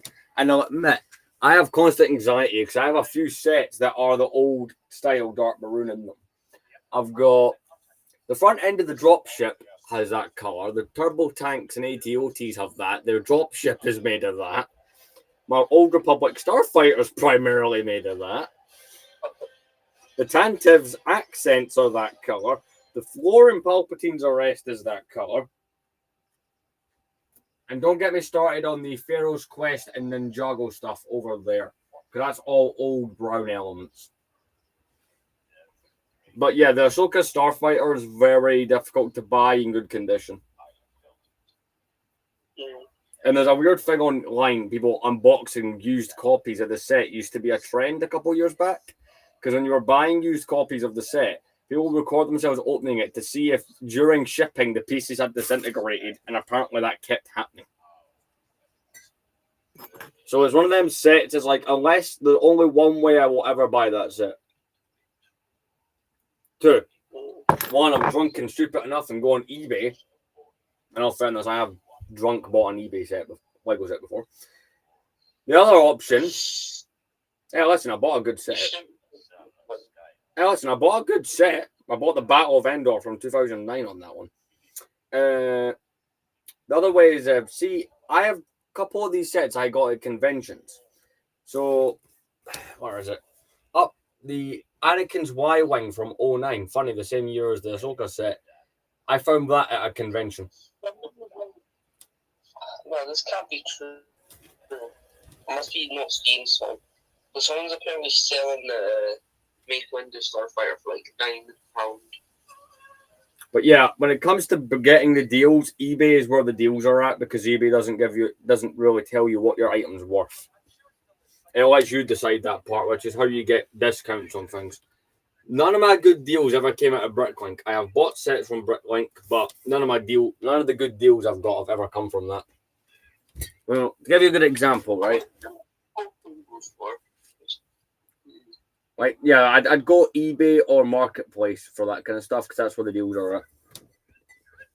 Versus if you go on Bricklink, you will probably end up coming out having paid the full value of the thing. Which is why I avoid Bricklink. The only time I buy off Bricklink is sometimes I will buy the occasional minifigure.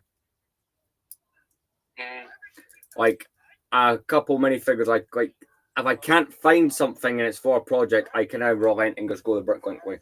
Because I'm like, well, screw it, there's not really another option, is there?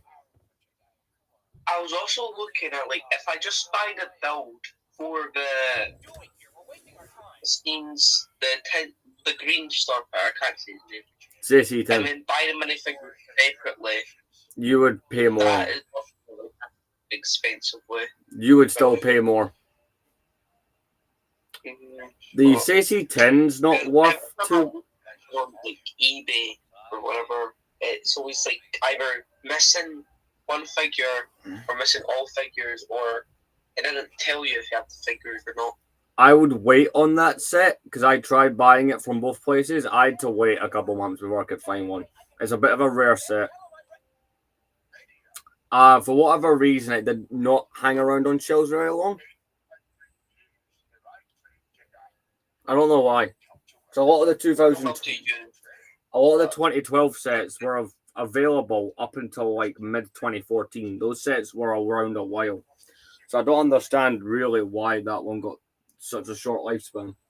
But to be fair, quite a few of the 2012 sets at the same time though, got themselves in trouble. Palpatine's arrest were being too violent. Anakin's interceptor was too violent. Jabba's palace was deemed racist. So quite a few of the sets are from that year are a little bit controversial. So I don't know about that one. On Bricklink. How much?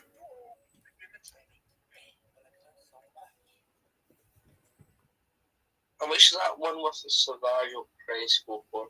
Oh, that speeder thing. The Sith Night Speeder. 45 is what I paid for mine, which isn't too bad because you get Savage Press. You would think a set with him in it would cost a bit more than that. So if you ask me, that's a brilliant deal.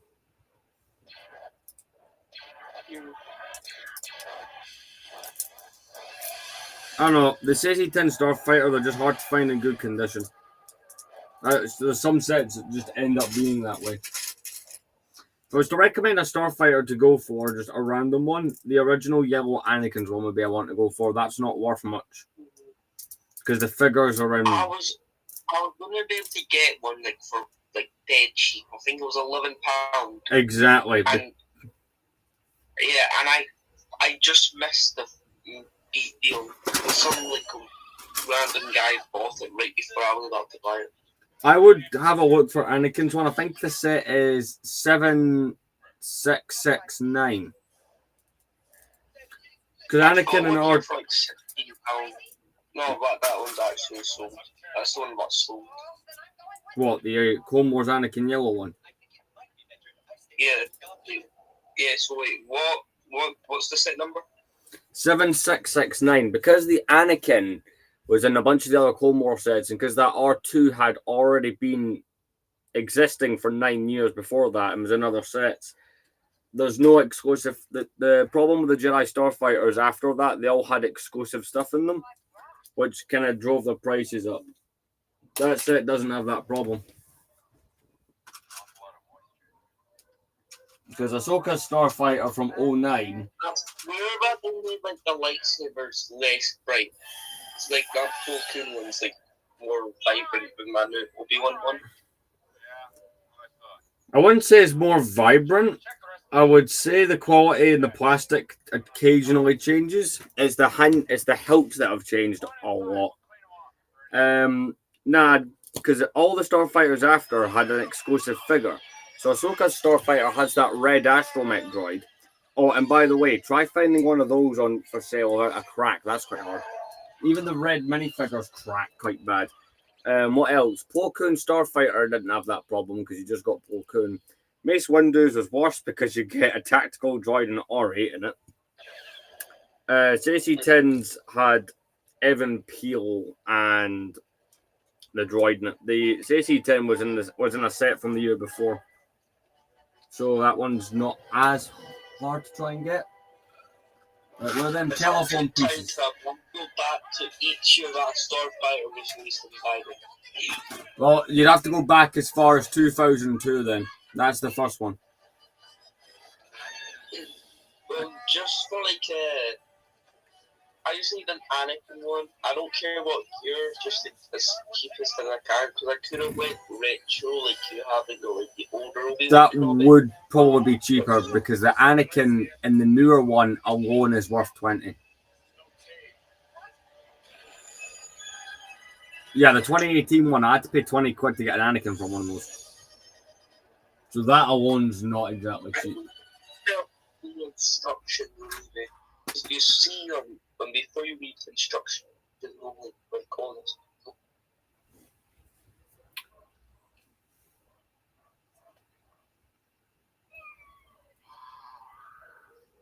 Try to find them telephone pieces.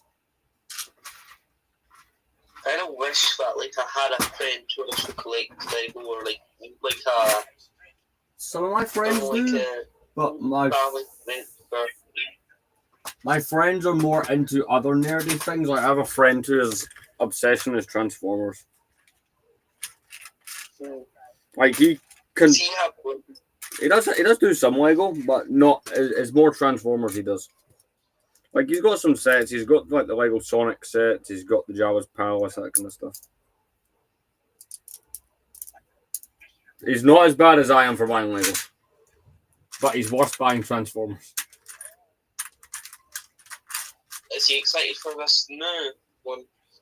I'm not unsure. I'll probably have to ask him. Yeah. But no, I'd go Anakin Starfighter.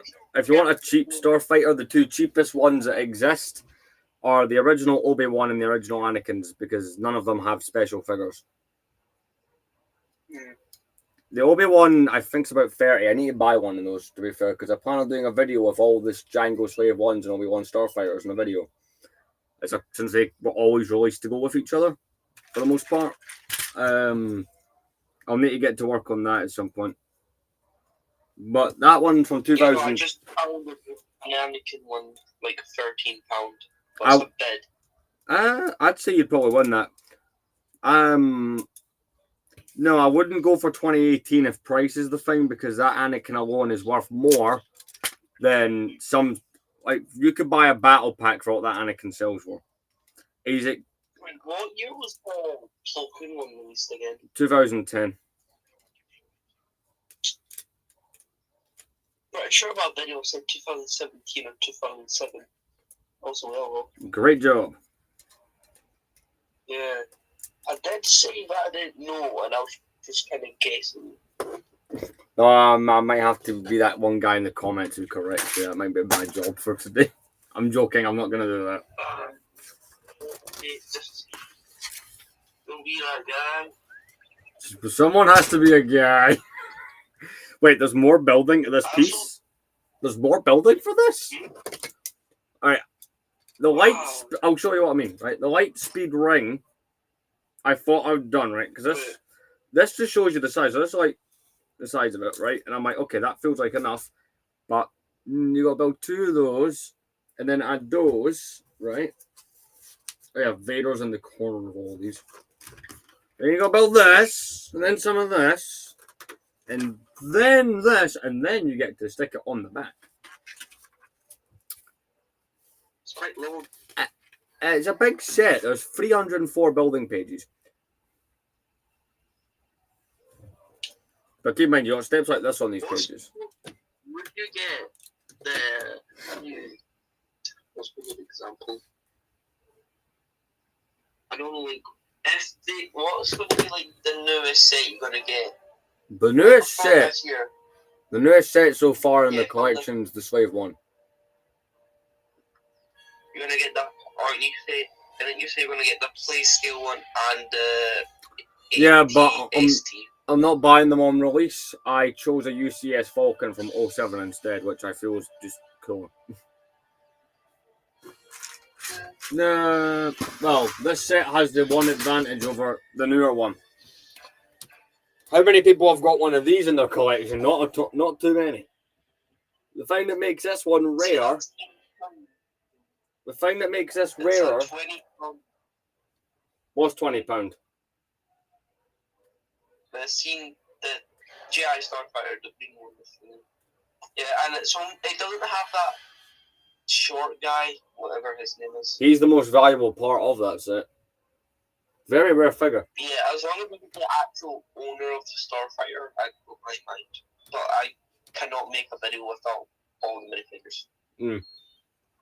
No, I will buy the new sets. I'm just not buying them on release or at retail because I feel they're charging a bit too much for some of them. But I'll admit, every M&R Productions has got me convinced I want an MTT now. Which, to be fair, right, my droid section is probably the lightest faction of all the factions I've got. Also, you've got me counting what Starfighters I've got. I've got Anakin's original one. I've got CC Tinson from 2012. I've got Obi-Wan from 2022, and I've got the I've got the Jedi Bob's one. I did own... Somebody's streaming the Ahsoka Starfighters for £223. It's an expensive set because of the colours and the astromech droid as well. So the astromech droid, and I'm show up to the live stream so people know what the hell I'm on about. This droid here is worth quite a bit. Find one that hasn't cracked. Right.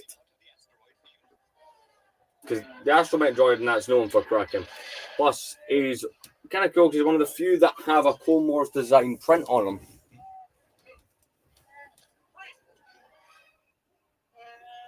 There's a Anakin Starfighter selling for £19, but I don't know if there's many figures in it.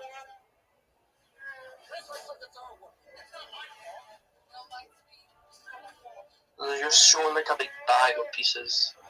I don't mind a big bag of pieces, but I feel more likely to buy a listing if I can see a picture of the completed model.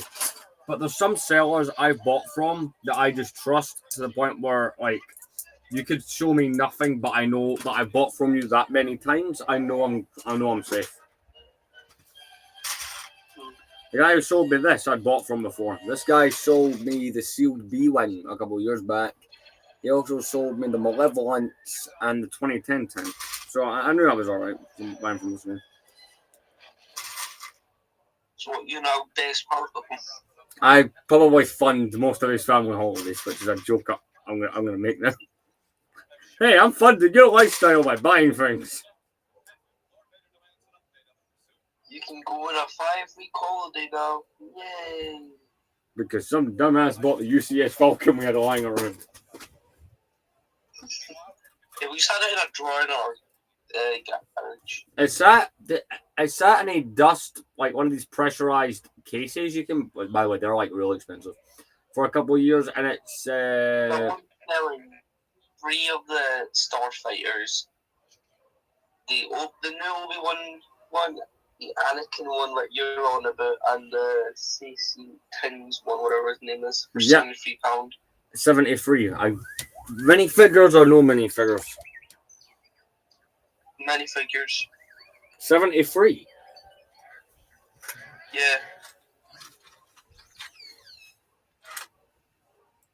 It is just missing one minifigure, and it's the short guy.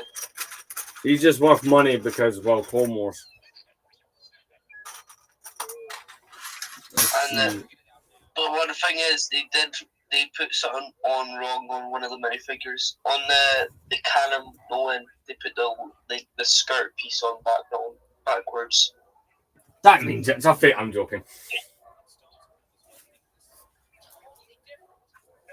None of them look like they have cracks, so. I mean, that's always good. I mean, buying a cracked figure. Ask Coleman, he's an expert on buying figures with cracks in them. Yeah, he just buys figures. Okay. To be right, at one point I was in that situation where I just bought minifigures. In fact, a couple of years ago, right, when I started doing this even more with a budget, essentially my favorite thing to do is to go spend like a couple £100 on giant, like, bought lots of minifigures, and that's how I ended up with a Cloud City Boba Fett. Was through that. I think this guy's selling 70 plus sets, and he's got that old Yoda with the lightsaber. He's got the old.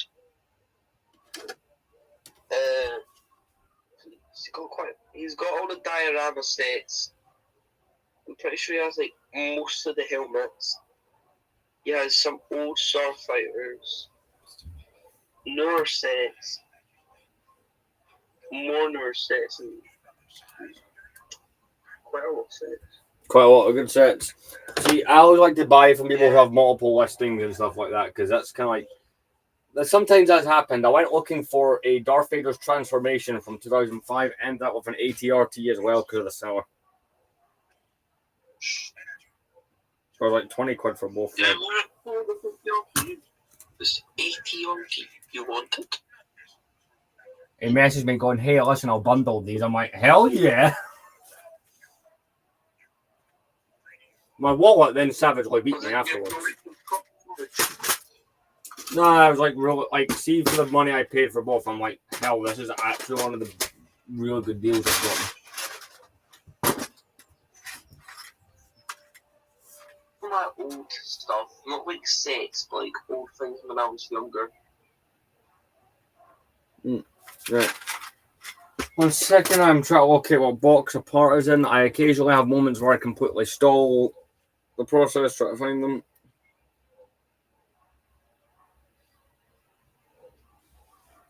When there's some research to look at, do I actually have anything worth of value that's not my Lego?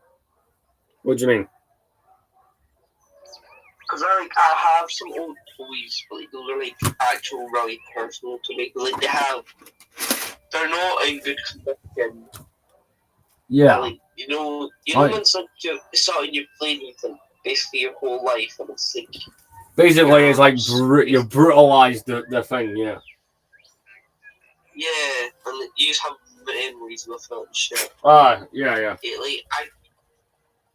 I don't know how I would sell them maybe in the future, but like, I don't know if they'd go for anything. There are a bunch of like old Jurassic World toys and Jurassic Park.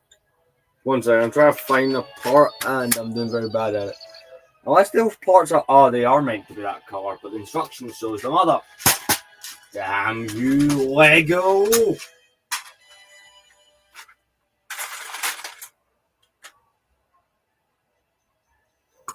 One, two, three. Right, I have these 3. Right, I can build this thing now.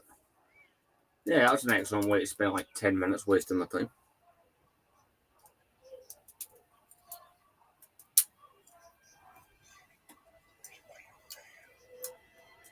But yeah, essentially just building like some of the outer paneling. Like the main structure skeletons done, so it's good. It's the part that takes a while. That part didn't take too long, to be completely honest, because a lot of it was just like you do one thing, but if you're meant to do it 4 times. So instead of doing it 4 times, I just built all 4 at once. Have you ever put up like a tech? You're building something with technique, and you put a pin, and you need to take it out. Then you have to go like once you get to a certain step, wait. You realise, oh god, no, I've done it again. Actually.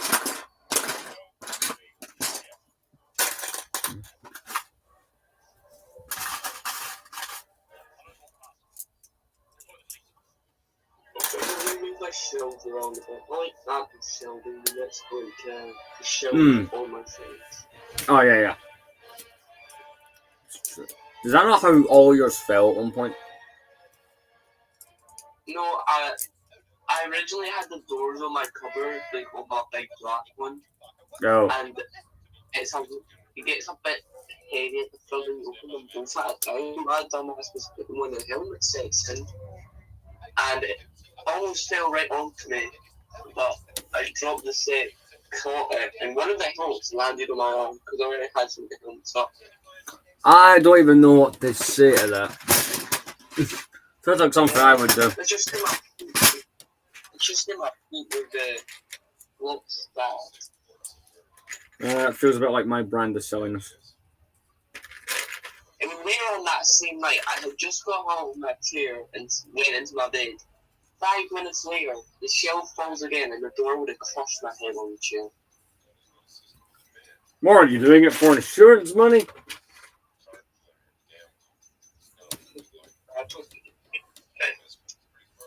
He wants to buy that giant Lego Jurassic World set with the big door and the T-Rex, so he's causing accidents to get an insurance payout. That's what's really going on here. Hey, listen, I just want... How do you think I got the money for UCS Falcon? No, this set, do you know how long I spent looking for one of these sets? Just to give you an example. So I got my job about 4 years ago, right? I wasn't earning very much when I started. I was earning maybe like 400 quid a month. So I was never going to buy one then. But I started to look for them.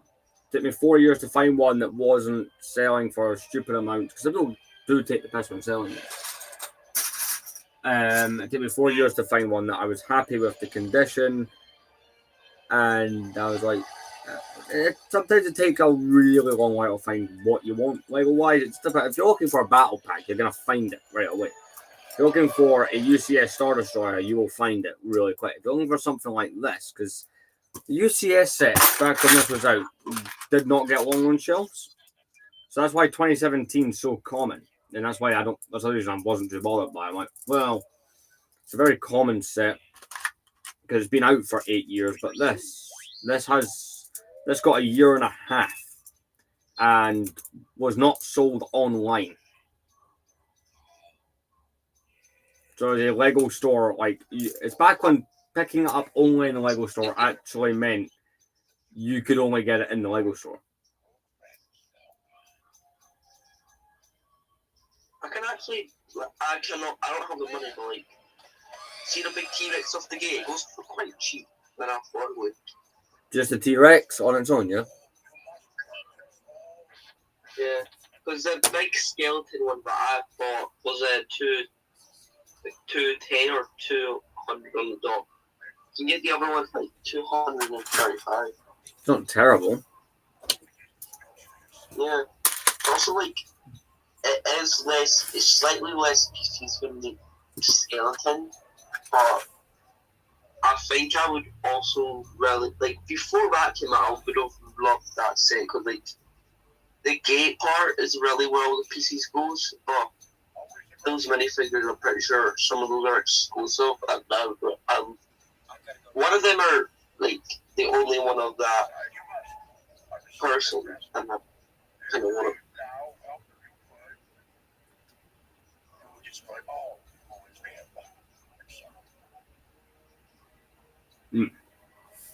One sec, I am just doing the banking thing. The thinking thing? The banking thing.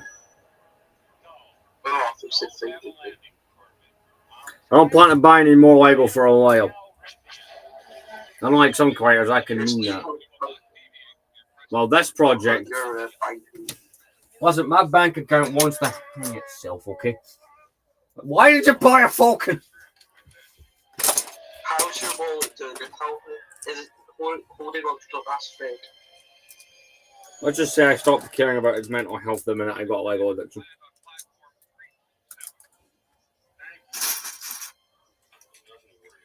Because there used to be a TikTok that went around, right? And it goes, how people see things, how these collectors see things. So it's like, how the average person sees £100. How the Lego person sees £100 is a bunch of Lego sets. Because now you can barely get like a good set of them. I was gonna do a series on here. I wonder what you think, or a series on TikTok rather. Good sets for under £100, but they would be used condition. There wouldn't be any new stuff, and I'm not gonna do like a set that's currently available because that's kind of boring. I do retro sets because you can buy some really good retro stuff for relatively cheap. Like you're not gonna find a sail barge or Jabba's Palace for that kind of money, but you can still find something that's. You have a what? Princess Leia. On the Princess Leia helmet. What layer did you put on the helmet? Wait, what? Did you say you put a layer on your Leia helmet? No, I was saying how still can't believe how good of a deal I got for her. It's a nice helmet. It's the only one I've bought. My friend keeps saying to me, Strike goes, I think you'll sell that by the end of the year. I was gonna, but now I'm not going to, just to prove a point. Yes, that's... Wait a minute. Whoopsie. Any helmet, technically you don't have it, so I can always say I have sets you don't have. And do not mention, like, the falcon and shit. In other words, you're trying to stop me from saying... Alright, okay, that's fair. 2012 Malevolence. You didn't say I couldn't say that. Falcon Starfighter. I have better sets than Falcon Starfighter.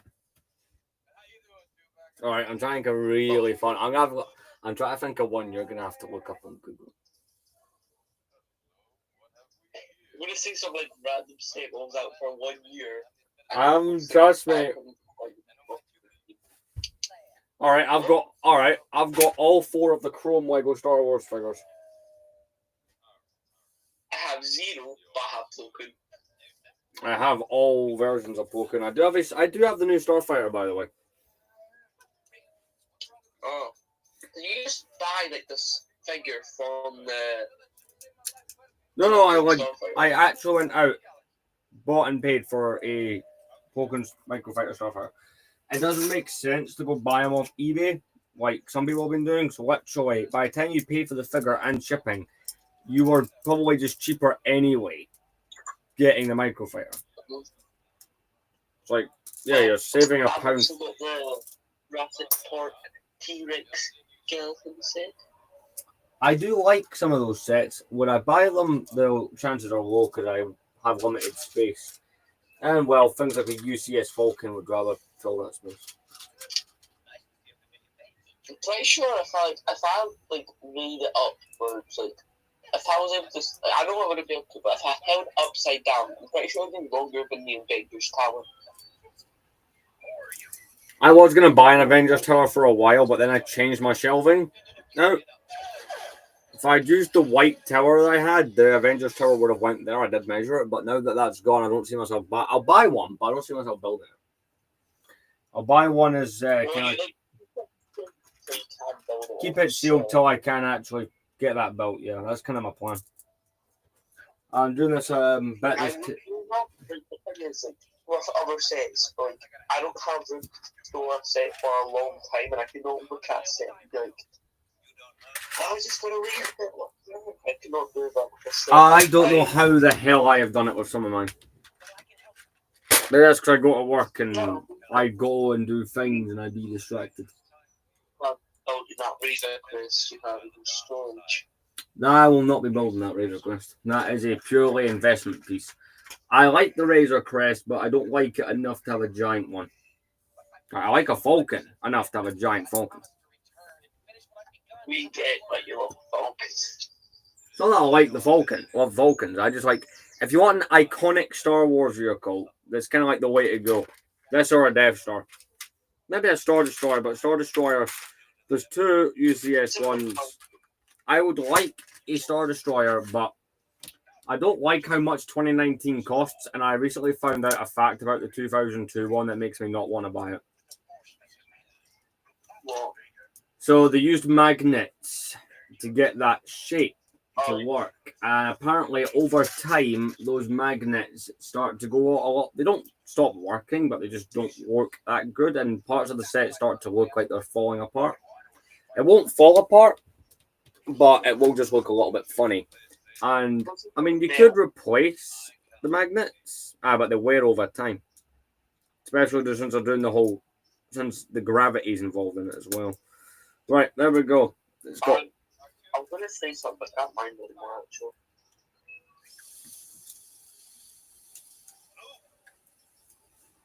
Would you collect all the starfighters? The Jedi ones? I mean, I've got a couple of them already. There's a couple. There's a couple I need to buy for a project. So I'll probably end up with most of them eventually. The only one I don't want to buy, if I was to buy every version, that would kind of tick me off because I don't want to buy Anakin from 2018. I don't like that set. Just like one of each person. So By that logic, I'm missing Plo Koon and Mace Windu, and I think that's it. And Ahsoka's. Those are the only three I would need then. Plo Koon you can get quite cheap, actually. See, I've got the figures from the set, so I don't need the figures. So it kind of gives me a little advantage then. Yeah. See R2D2, you know how he's like the first R2 droid you ever seen? Yeah. Like, I hate characters that are overrated as fuck. Honestly. They get so much plot armor. Well, of course he's going to be in most of the sets. He's like one of the iconic characters.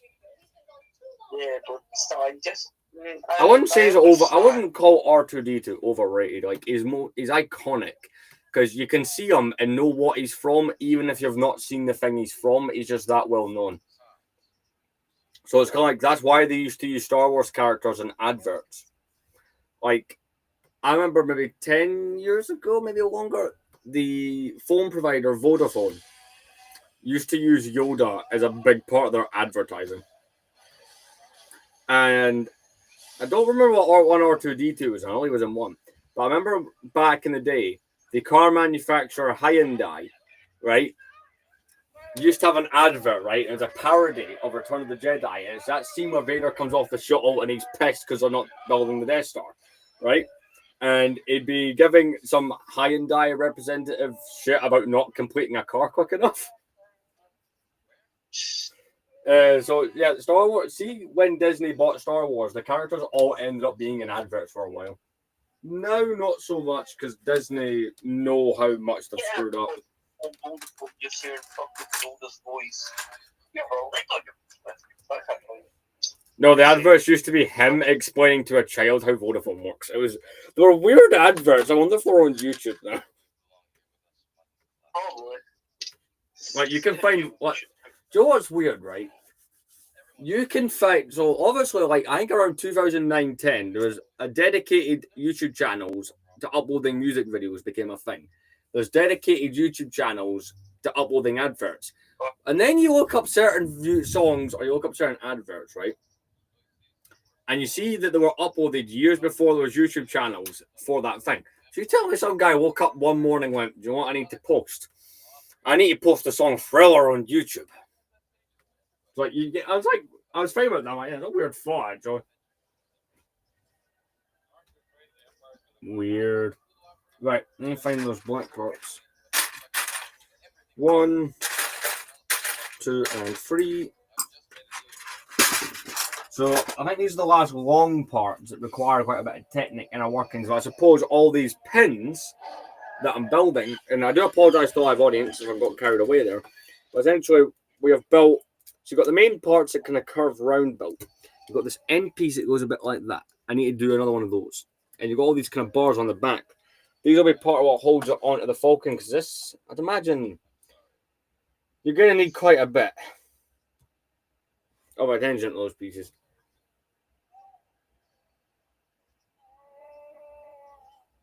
One thing I wish that I grew up with is like, I always see videos of people on it, but like when they were younger, they used to like trade their minifigures with their friends. I've never been able to do that. I had that, but then again, how old were you when you got into Lego? Well, do you mean by like I would get the set, build it, play with it, or Just like Lego in general. I think I was about 5. My brother got me into it. I did trade figures with friends, and I still speak to those friends. Some of them are into Lego, some of them aren't anymore. And one of those friends, right, who is, so he wasn't into Lego anymore, and he got back into it. And he texted me going, "Hey, I remember in school, me and you traded figures over. You screwed me over multiple times." Oh, you're not afraid to know your knowledge, well, everyone else didn't. My friend traded two. He had a Chrome Stormtrooper, right, which I thought was cool. By the way, I did not do this, right? He caused it. He went, "If you give me 2 normal Stormtroopers, I'll give you a Chrome Stormtrooper." Okay. Years later, he realizes that was a bad idea. Jesus. In fairness to me, right? In fairness, see in 2010-11, that figure was not worth much because they were handed out as polybags in Toys R Us. If you spent a certain amount of money, they were handed out in a few places. So they were very common. Now they're a little bit rare to find one where the printing's not been ruined. Is yours ruined? Nope. Mine is pristine, as is my Vader, my 3PO, and my TC. To be fair, TC I bought brand new sealed. Because that one you find with the print rubbed off all the time.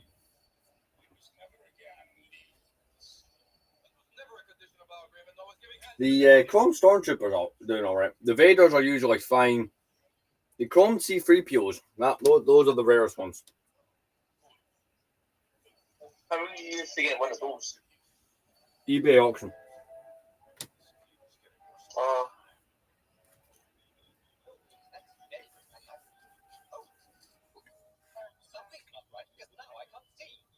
Occasionally, it was a starting bid at like £5.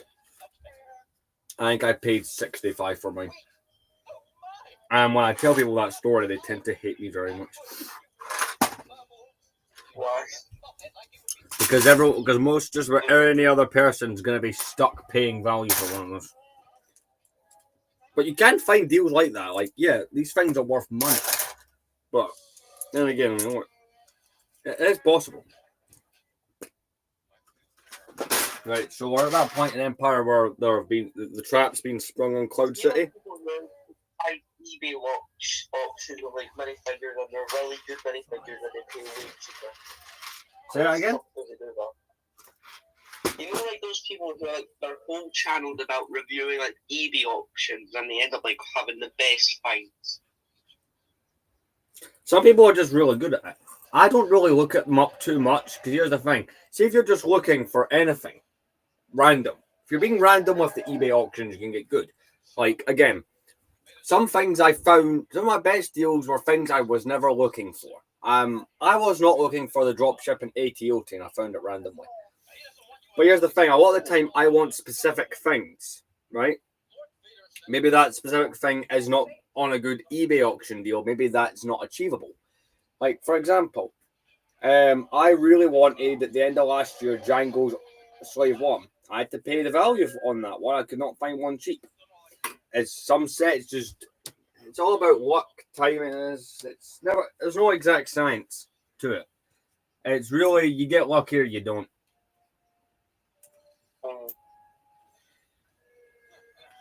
But my friend, he got a really good deal once. Well, really recently. So, Lego Star Wars, like misprints have value, because of course they do. But one of the rarest things is a mismold. That's even harder to get. So in 2000 and I think around 8-9, I think that's roughly when this happened. The Princess Leia hairpiece they had back at the time that they used on pretty much most Leias, right? It's that one with the 2 buns on the side of her head. Essentially, what happened was those do have a texture to them, right? You can feel the kind of braids of the hair. That's part of that minifigure. The problem that kept happening... The problem that kept happening was they were coming out smooth, and no one caught onto that immediately. So nowadays, a smooth hair layout is worth something. I might buy one, to be fair, but not because of the rarity. I kind of just would like it as like a piece of Lego Star Wars history type kind of thing. I think it'd be cool to have them for that reason. Plus, I've had multiple people. Good Slayer, like with that helmet. What helmet? The bounty hunter One one. of the bounty hunter. Simple. They don't want to do Jabba's palace because people. Are you aware of the story that? Wait, am I going to be okay? I'll talk about it here. Basically, they complained Jabba's palace, the 2012 set, which is the only set to have a layout like that, was offensive. That it depicted certain people as greedy and thieves. Basically, it was really controversial. And Lego had threats to take the set off shelves. And since then, doing Jabba's for years, they would not do anything Jabba's Palace related. This happened in 2013, so that's why we've never had so the year later when they released, this happened the same year in 2013, but the set came out in 2012. In 2013, they also released the Rancor Pit, and the same crap happened to that. So it's not that Lego doesn't want to do these necessarily. I can actually understand their reasoning for never touching some of these parts again, which is an absolute shame because, wow, iconic moments should always be available. I do have one. They're expensive. They're not rare, but they're not exactly cheap. Most of the characters in Jabba's Palace have other versions you can go to, like the original ones from the early 2000s, but you can't go back and buy an early layer because there isn't one. But why don't you put it below? Yeah, it's on your display, isn't it? I'll show you where my layer is. It's just not on the shelf. Remember when I did that live stream, took everything off my shelf? I've still not put all the figures back. So I'm working on because my Star Destroyer arrived. Which, oh, by the way, I feel like showing on YouTube live stream because it's cool. And I've not really done anything with this yet.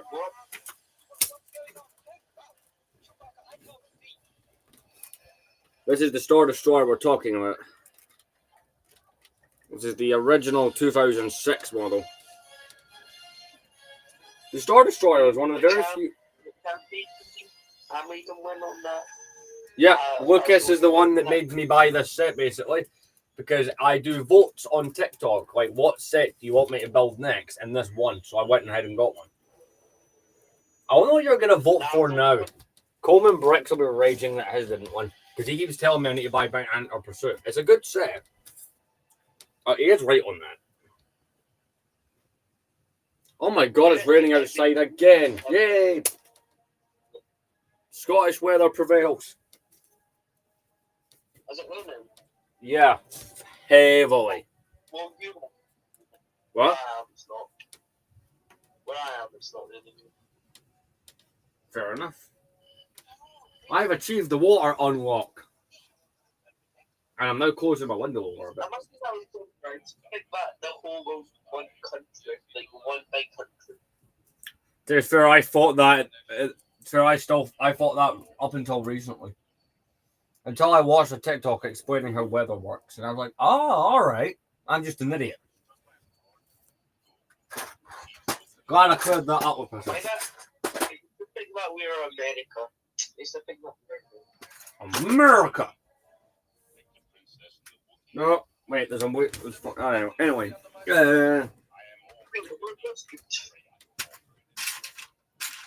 this Millennium Falcon is 10 bald eagles long. All right, I should probably stop. I want to go see it really badly. If I was to make one recommendation, there are some that are cheap, like really cheap. It depends on what you want. It's not like the set itself is what it is, what it's based on. The cheapest UCS set that I know of is R2D2 from 2012. That was the biggest buildable R2, and it's the only one that does all the stuff. It's like he has full-size weapons in his chest cavity and all that. It's a brilliant set. It's one that I had back when it was out. I've not. I know that set really hate you for. No one hates that. People hate it for the wrong reason. Also, the one that people hate is not that one. People have a really big problem with the one that it's redesigned. Oh, that was it.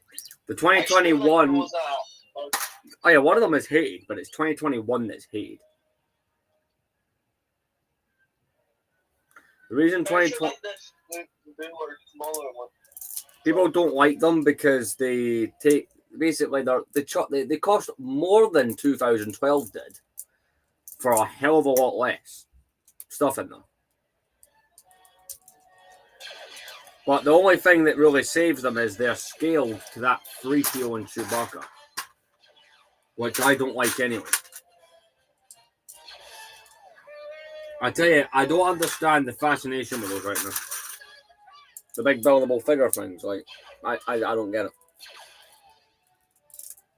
Sure, it would be great if I understood those things. I remember that old, like, Baby Yoda before it was actually called Baby Yoda or Grogu, and it was just called a child. Oh no, it was called Baby Yoda first. We didn't even call it the child originally. I mean, essentially, it's just a child baby version of Yoda because I don't know, Disney. But Well, you being the sleepers, day one watching that new Mandalorian movie that comes out. I'll watch it, but I'm gonna hate watch it. That's a joke. I was so disappointed with how they ended the third season of The Mandalorians. Like, yes, he has that season where he's friendly with Grogu, 2 of them, but then he sends Grogu off, and then Grogu and Luke should have became its own series. But then Disney panicked. They went, "Oh crap, maybe no one will watch this. Crap, put Grogu back in The Mandalorian." But like, it's like what they done in the Book of Boba Fett. The Book of Boba Fett. The Book of Boba Fett should have been his show. Instead, we had Boba Fett walks around in a dressing gown. Boba Fett goes to sleep in blue liquid. Then we got... The only good part of that show for me was the flashback sequences to him in the Sarlacc. But, like, in that show, Grogu and Mando had to show up. Why? That ruins it. Because then it's just, realistically, it's the Mandalorian season 2.5. That's what everyone was calling it at the time.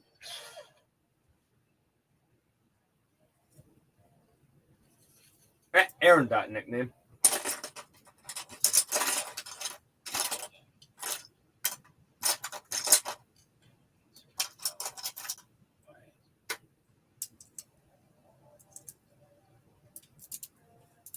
Right, we've got to get them titles. That rain is really picking up.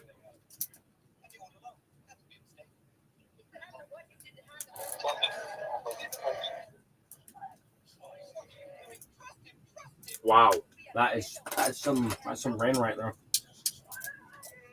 So after this, I think there's 2 more parts, one on either side to continue. But this is taking the longest of all the things I've built today.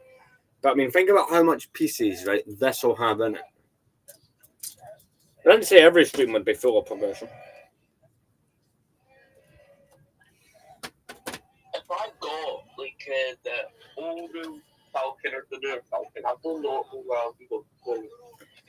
All I know is 07's bigger, but it has no interior. But then again, an interior in a UCS set, for me, is a bit pointless.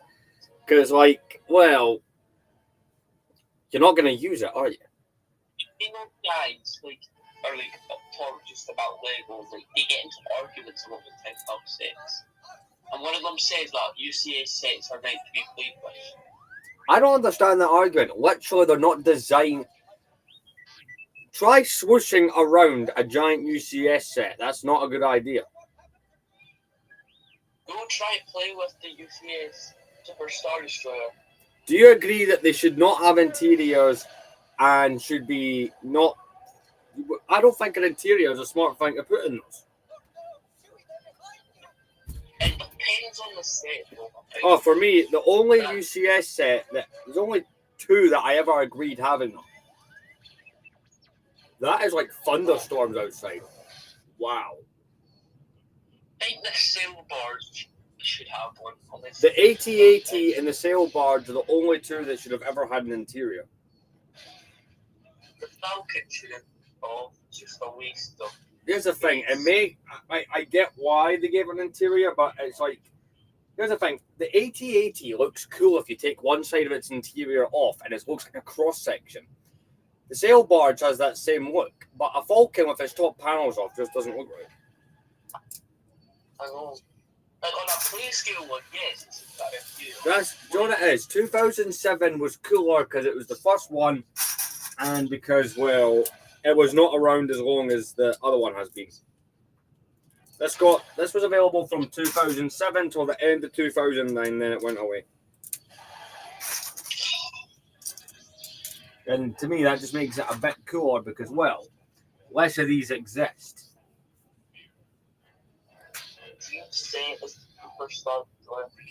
I may still buy a Superstar Destroyer. Here's the thing, I was going to make a vote on a giant UCS set, and there'd been only 2 sets in the vote. This and the Star Destroyer, and I'm like, that Star Destroyer will win. Here's the thing, you can pick up a Star Destroyer for a reasonable price 90% of the time. This you can't. So I just made the choice myself. I'm like, well, they'll pick that, but this doesn't pop up for sale in that price in this condition. You can buy these for like $4.50 sometimes, but they will be matted. Collection Superstar Destroyer. Is that one of the only 2 ever made? What do you mean? You know how we have you have the big UCS one, and then you've got that smaller one for the. It has multiple micro models. Not counting those micro models. No, like as in I say micro models, they are in other UCS sets. The Death Star includes one. And it does have some big micro models. I say micro, but they're not play sets, but they're hella sure ain't like they're not. That made no sense. They sure as hell ain't advent calendar size. Like they're micro, but they're still good for micro scale. I'm gonna pick my phone up and let you see outside. This is actually insane. Like, I'm sorry, what? I can't see. Jeez. Now I know where you live. Yeah, but you don't know what that is. Yeah. Right, I'm at that part where we're looking for. What? Set. And your girlfriend sees it.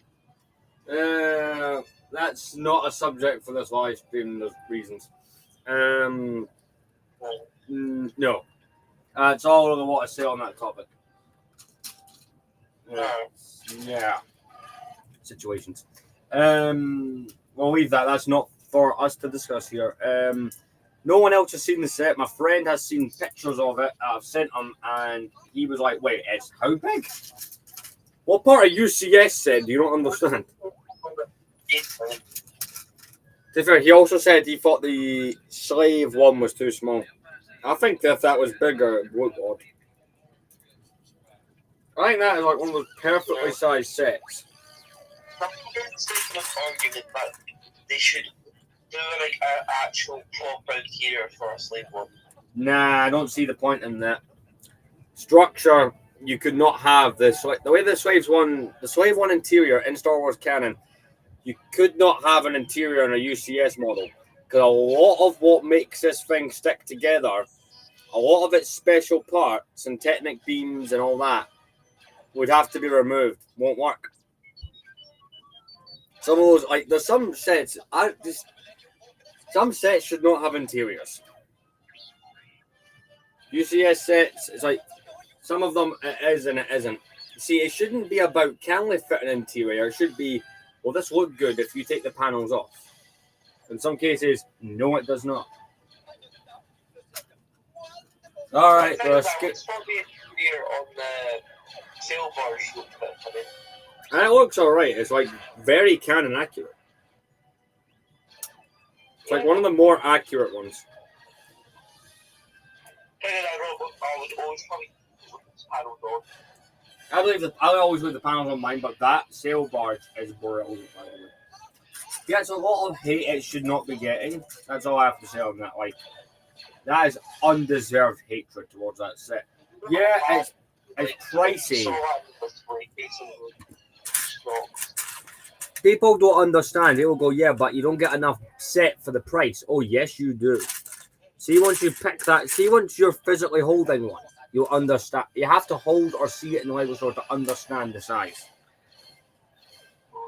I know there's some sets, right? You don't understand their size until you hold them. This is an example of that for me, because I didn't realize this would be this big. Yeah.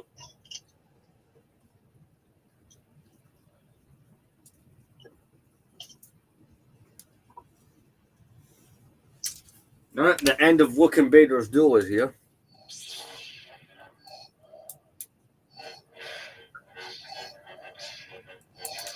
You know what? I'm enjoying myself. I'm not going to put. I'm enjoying myself, so I might not quite stop the live to put. Stop. I'm not going to put Return of the Jedi on yet. We'll save that for the next session. But I'm definitely going to go a little bit longer than what I said I would, because I feel like we're on a roll here with this. Are you going to watch everything that has the Falcon in it? I just asked suggestions from friends, and they went, "You for background noise in these." They went, "If you're going to build the Falcon, you have to put the original trilogy on." So I'm like, "Yeah, that makes sense." I think you should watch everything. No, I'm not going to do that, because then I have to watch the Disney crap, and I will fall asleep. I don't think I should. I don't know. Obviously, I have a distinct hatred for those movies. They're terrible.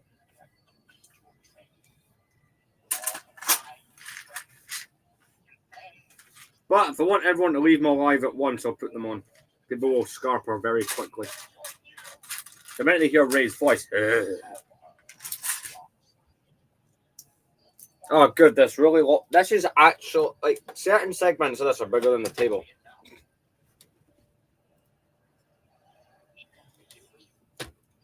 Plus, this set was released for the 30th anniversary of Star Wars, and I was saying this last night. It's kind of nuts. We're actually close to the 50th. That's in 2 years.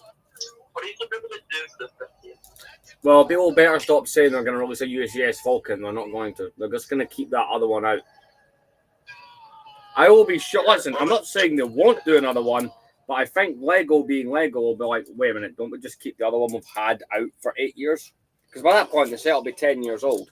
But that set is considered, and I'm not saying it isn't, but it's considered so perfect. Lego are like, well, it's never had bad sales. It's one of the best-selling models I've ever made. So why, like, I agree with them. Why go out and change the whole thing?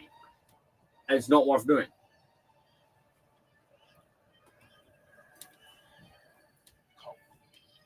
Oh, the I Am Your Father scene just happened.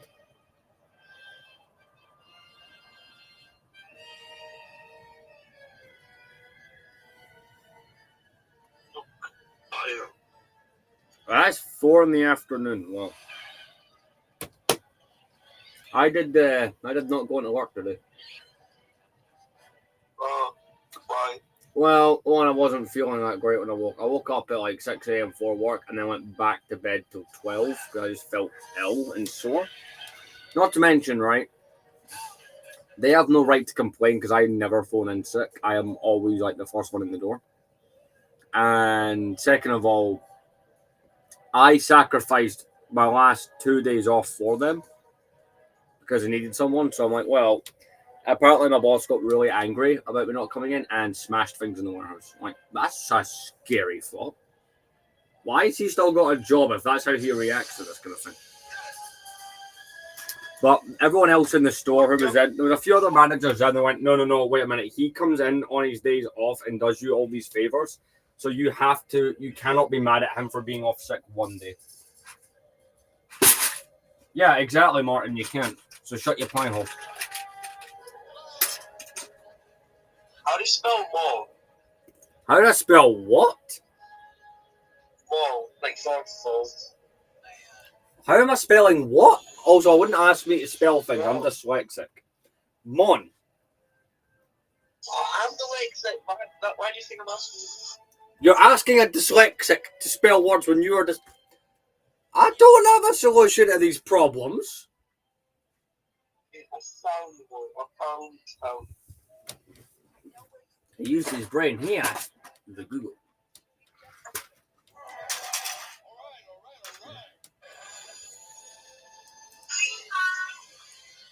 The one thing I don't like about watching Star Wars on Disney Plus, right, is it's what versions of the movie they use. So, do you know what the word special editions mean?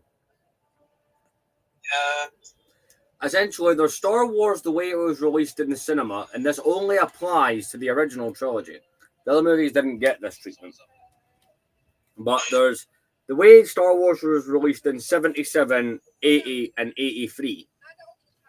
There is the versions of those. So those are the movies the way they came out.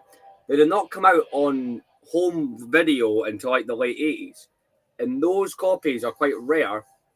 But those copies are close, but not quite the way they looked in the cinema. But they're the closest you can get. And then in the mid-90s, George Lucas went and he gets a lot of shit for this. He took the original reels, the original film reels of these movies, and edited stuff into them. So like Jabba the Hutt was never in A New Hope in the original cut of the movie. So the versions of the movie I seen on video cassette as a kid did not have Jabba the Hutt in those scenes. Certain bits got added, removed. There's scenes that aren't in this version of the movie. They're not major scenes, but I do notice it not being there. Like, I don't know, they edited the movies, like adding like one of the dumb ones is in 2007 they added an extra rock in front of R2D2 in a scene. You tell me it took you 30 years to add an extra rock in? What are you doing? I kid you not, some of the special edition changes in Star Wars are a bit weird. Like, it's hard to understand why he done them, but he goes, it makes the movie feel more complete. What, are you telling me Star Wars, the story wasn't going to work if that extra rock wasn't there? Well, like that book had the reason why Luke created Barbara. That's like. You tell me that rock's the reason? I'm trying to put the other change. Some of the changes do make sense, but I don't like it just because it's weird to me. So, like, for example, at the end of Return of the Jedi, when Luke takes off Vader's helmet, in that scene, originally, Vader has eyebrows,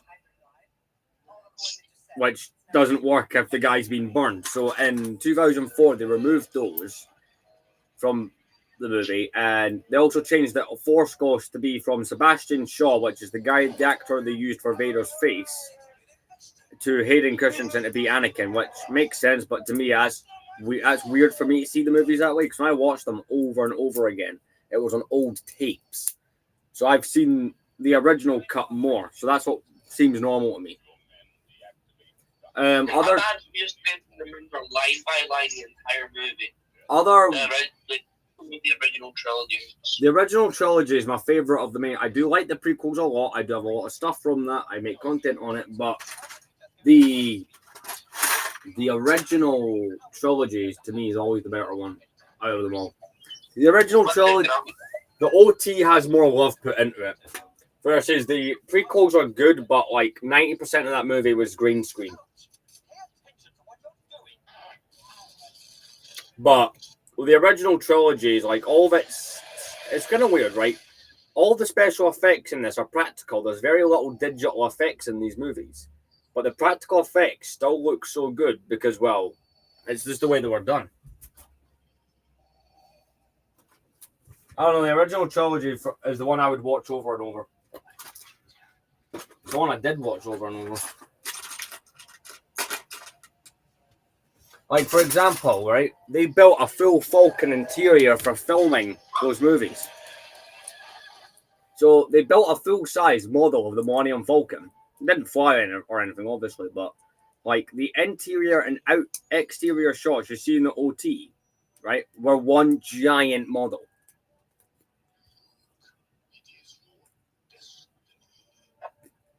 And they burned it at the end of Return of the Jedi.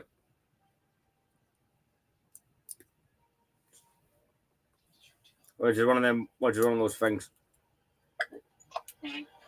At the end of filming for Return of the Jedi in the early 80s, they burned the giant Millennium Falcon set that they had. To my knowledge, none of this, but like the sets in the original trilogy were these like the sets were the size of full warehouses and stuff. Like the sets, there's videos you can find, probably they're on TikTok, and it's like from exploring the sets in these movies. Versus seeing the prequel trilogy, the sets were only as tall as the actors' heads. And then a couple shots. Yeah, they done that just to be cheap. And they did, and if they had to make them taller, they would digitally make it taller. And some scenes you can tell. I do like the prequels quite a bit. I'm not hating on them, but I like the original trilogy a hell of a lot more. Plus, I mean, the original trilogy has TIE fighter noises, those screaming noises. They can't compete with that. One second, I'm trying to find a part. I've been live for a while now. 2 hours, 2.5 hours. I was originally going to do like the whole day all in one, but I will take a small break at some point. At some point, I don't know when. All I can tell you is it's not going to be right now because I'm right involved in this build. If you were to have a UCS set being made that they've not, a thing that is not UCS already, like if you were going to pick the next UCS set, where are you going with that? So I've been asked that in private messages a hell of a lot recently. My answer is I'd do something. My honest answer to a giant UCS set would be something Rebel related, but one of the big Rebel ships that we've not had yet. I want a UCS Home 1. Now, people will complain you can't do that because of how big it is. You know the Super Star Destroyer me and you quite like? Do it like that. Because that's a set. That set is a mix between micro scale and it's a mix of all scales.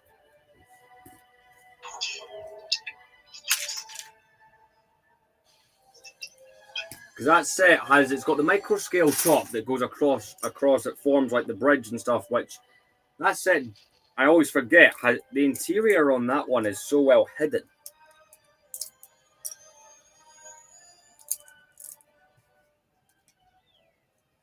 It's a very well done model.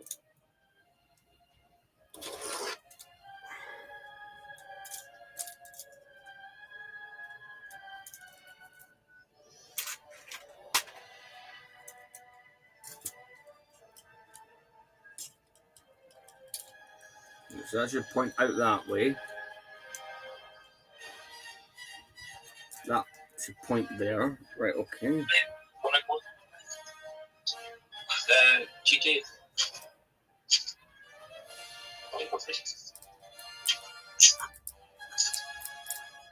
Right, there we go. That's sorted.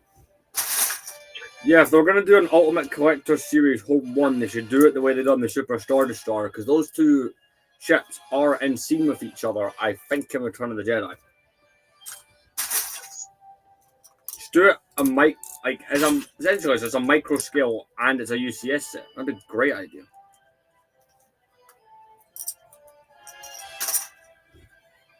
But I think LEGO's already given their thoughts on that by releasing or what they think of that idea by releasing it as a Starship Series scale model. What's that like early Venusaur design? It's a completely different ship, but it's like the first design of what a Venusaur. Are you meaning the in-universe design, or are you meaning the LEGO model? You know that like just a triangle ship from the Attack of Clones? An Acclimator. We don't have a UCS one of those, but we do have that one that came out earlier this year. Yeah. Would you want a UCS one? UCS Republic frigate first. I would like one, but it's not one I would demand. Do you know what I really want a remake of? The Ultimate Collector Series Tantive would be a good remake. We did get one in the year 2001, and listen, it's one of those sets people still look at and go, it is good. I am left the end credits for Empire Strikes Back on. I've left on the end credits for Empire Strikes Back, and it's just the Vader theme music that's playing. Like the Imperial March is playing. Right. Oh, yeah. Right, 1 second, I need to find parts. A UCS Acclimator would be interesting, but like, trying to think of stuff we've not had. A UCS Turbo Tank is what I really want. Since Lego can't do a play scale one correctly. Which I received private messages here, well, on TikTok, saying, can you please stop taking a shit on these good Lego sets? It's not fair.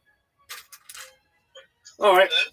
Someone private mailed me, 2 people, last week, saying, can you please stop hating on the turbo tank? No. I'm sorry, I'm not going to stop that. I pointed out that Okay, do you think my criticism of that Lego set was unfair? I'd argue you can't pick it up properly without it falling apart. I've seen multiple videos of people trying to pick them up and they fall apart immediately.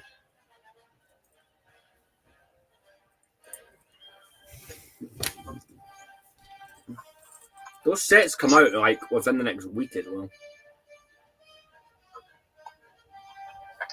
What day is today? Today's date is the 21st. Yeah, those sets will be out within the next 2 weeks. Same way. I'll lift my phone up from my desk or either from my shelf. That's how I start everybody. Yeah, it's important to establish a style. Yeah. Like how you have your cardboard. That's a TikTok. Dress. The reason everyone has asked me to explain why I say that, so I will explain it. The reason I say on TikTok when I'm opening up, I have a cardboard is because the first time I opened the thing, someone commented, "Hey, look, a cardboard." You know, because that's how, hey, a cardboard is how you speak English properly, apparently. So I now just say that because I find it fun. Yeah, we got cardboard. Hey, in today's video, we have a cardboard. I don't unbox the same things on YouTube, you'll have noticed, but one thing I did unbox here that I thought was good, I unboxed this set. It had to be done. Oh, did you? It's not up yet. That's why it's not good. It goes up today. Wait, today's Tuesday, yeah? No, today's Monday. Not sure. Yeah, no problem. Let's investigate. Well, It's Monday. we're going to investigate the date, but we're not. No, there's a thing in the show called BoJack Horseman go, we should make a website called whattimeisit.com. And he turns around and goes, yeah, but people will already know, but people will have to go on the computer to Google that site that will see the time. And he goes, yeah, but I want to make a website for whattimeisit.com. But why? And it's quite funny. We'll have to kill this guy. And he turns around and says, maybe you don't understand the concept. He goes, yeah, I understand that you're both idiots. Why would you make a whattimeisit.com? It's just one of my favourite moments. It's a fair point. Why would you make a website called that? Wait, you know what? No, I'm bored. I might Google that. Oh, wow. That swung closed really quickly. That guy was happy. He just finished flying. Right, okay. Right. I figured out roughly how this shape works. I should have paid more attention to that shape toy in nursery. Right. If anyone gets what I mean. Should I start saying cardboard whenever I get a delivery? They got off you. What, saying yes, hello, today I have a cardboard. Hello, guys. Today we have cardboard. Are you gonna, yeah, you can do that. Am I just starting a trend amongst the Lego TikTok community? Is that what this is? Yes. I've started a trend. If you buy something, you have to say you have a cardboard. I might start saying if I'll be joining lives with If you did that, that would be a smart idea. Because then people will come there to watch you, and then once your account's able to do it itself, if I don't know if it can or not, but that's you pre-building the live audience, right? Try to attach this to the Falcon is now it's beginning to feel. Maybe like let me get Abby over Twilights. I still disagree with the reasoning I got banned. I mean, look, let's be honest, I usually disagree with it.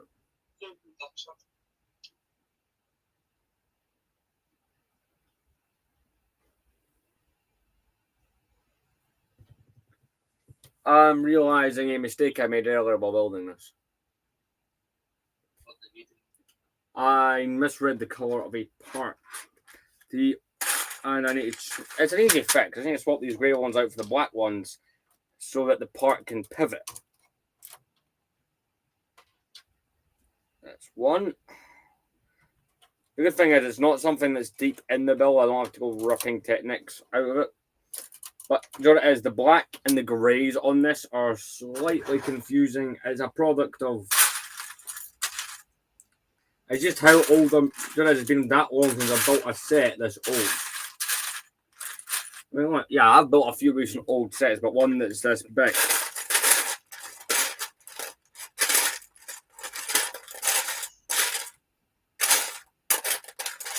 I've been out there on that bed earlier. Oh, did you get out of bed? I find a new bed. Yay! Money management skills. One sec. Budget is 20. The budget's what? 20. So I might just go for like a cheap Anakin one.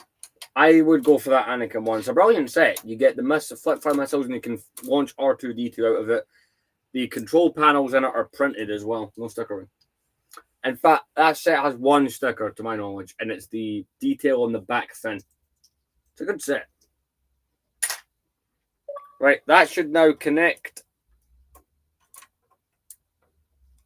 Oh, now it's beginning to look like what it's meant to look like.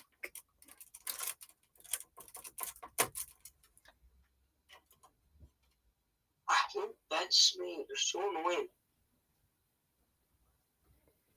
Ah, it's brilliant there. Right, okay. So, the other side, I made the same error with. I'm going to have to change that, but...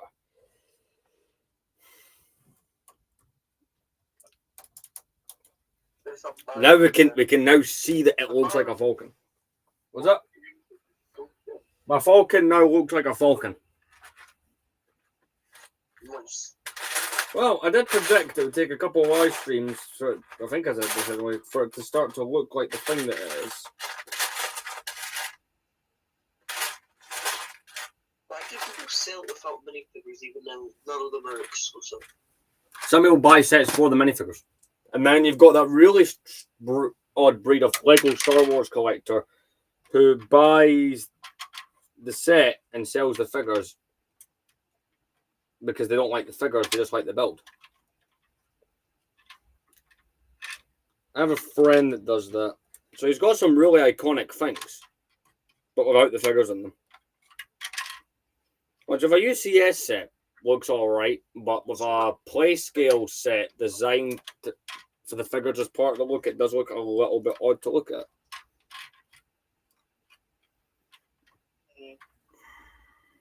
Imagine you could find like a helmet, like one of the 20. I don't imagine you would, if I'm being honest.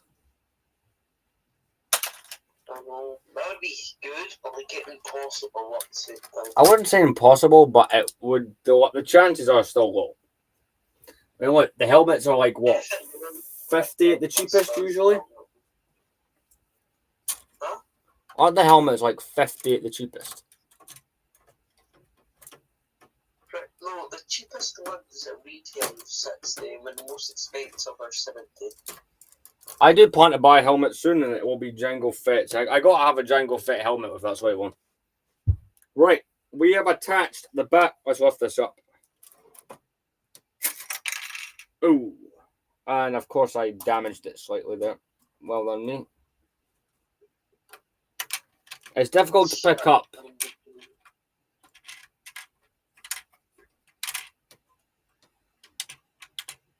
I'll buy it now.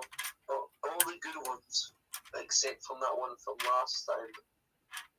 Either no minifigures or one of the minifigures are missing. Do you want a recommendation for a £20 set? What? You can't go wrong with... what's a good suggestion? I've got a few in that price range that are good. The 2000 Flash Speeder. I don't know the set number off the top of my head.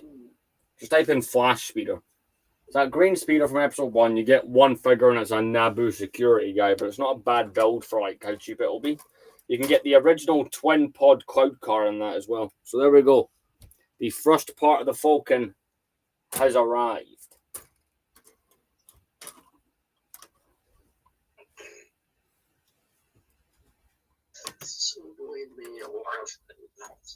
So do these, all right, I need to swivel those over. This connector's meant to go through, I think. I wonder if my mum will be willing to chip at least a bit more. 1 second. All right. I figured this out, why everything can swivel. Because I was building this, right? And I kept noticing certain joints and brackets are on swivel mounts, and I was questioning that heavily. Why do you move? I have now figured out why do you move.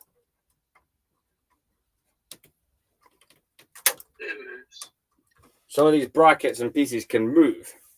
I've figured out why. It's part of the design to help it hook into the body. How long have we been live? Almost 3 hours.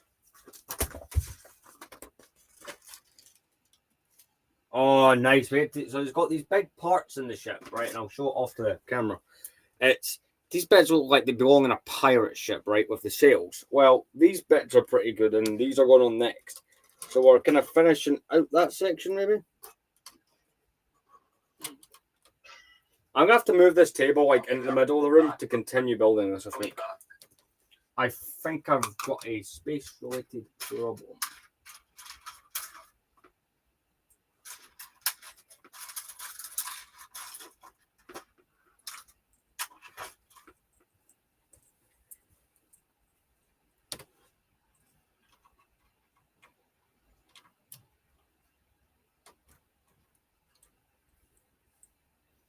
These slide into these hole pieces, right? Which secure with those technic beams. This back end can't come off. It's brilliant. Right.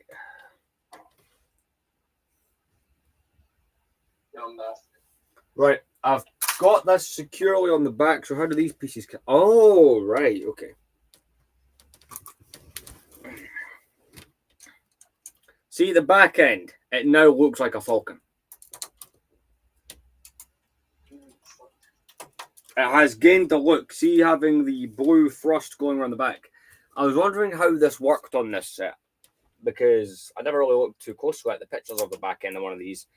And all the Lego sets, the small scale ones, use those tube pieces. There we go. The back end is officially stuck on. All right. So the next parts are going to make it even longer.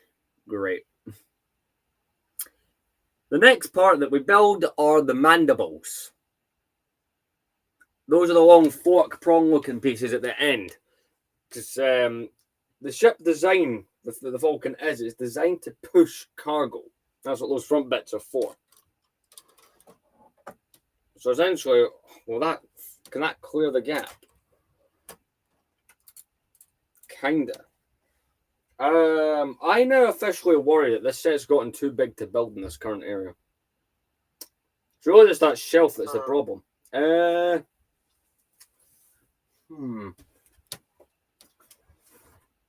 It's because it's got a shelf on either side blocking it. What if I lift it up, right? Well, you can hold this with one hand. See if you hold it right in the center of the model. It is unreal how structurally sound that is. If you drop that, I'd say a big crash. I'm gonna laugh. You're gonna laugh. Well, I'll ask if you dropped it, and if you did, No, I just smashed all the windows in my house to trick you. Right, I think I've made this easier. Simple. Pop it on there. There we go. The back end is not... I can slide this back end out a little bit. And I have room to place its mandibles. You know the green starfighter, the one you have? Say Is it a tins. good deal to buy without minifigures? The figures are what make that set, if I'm being honest.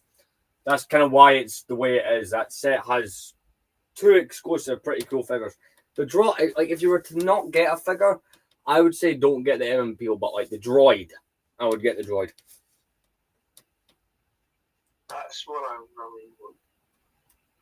Right, I'll show you the current setup I've got for this Falcon.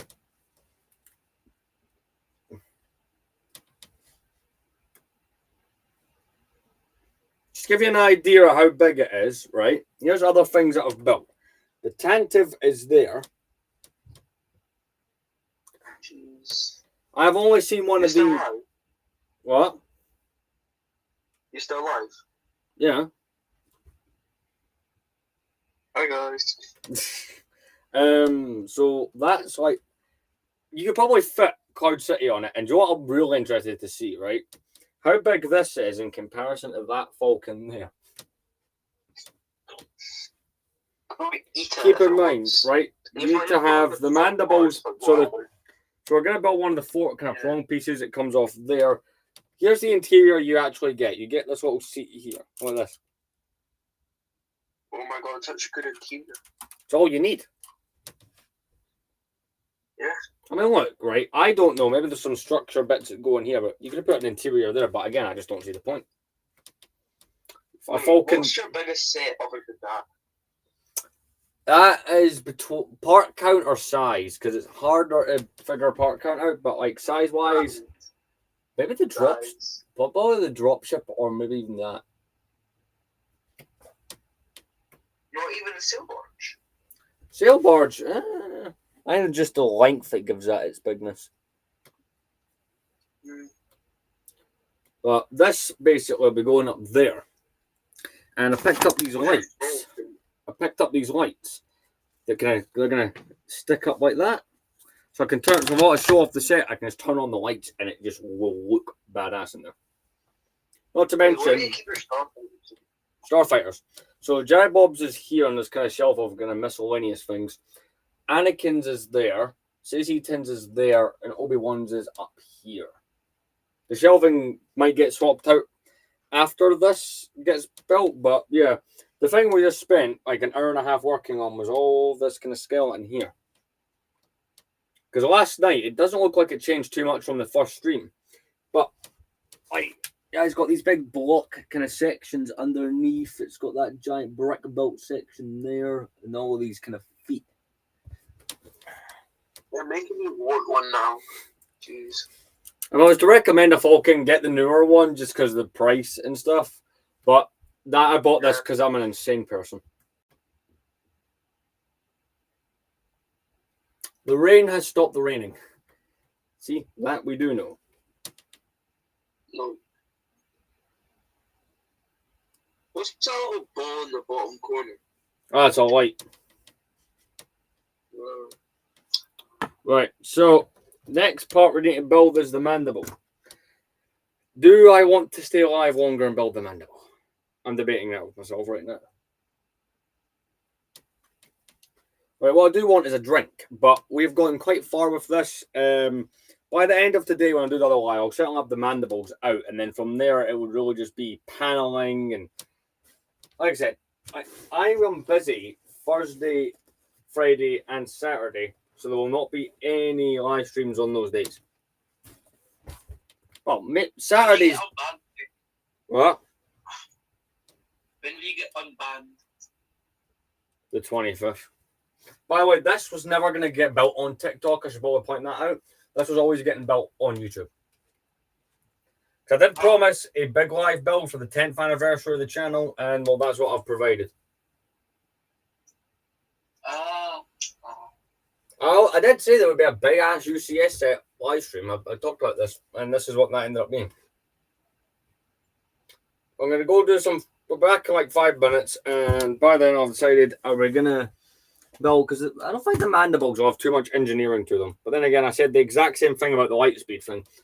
It is surprising me that some of the engineering that goes into this.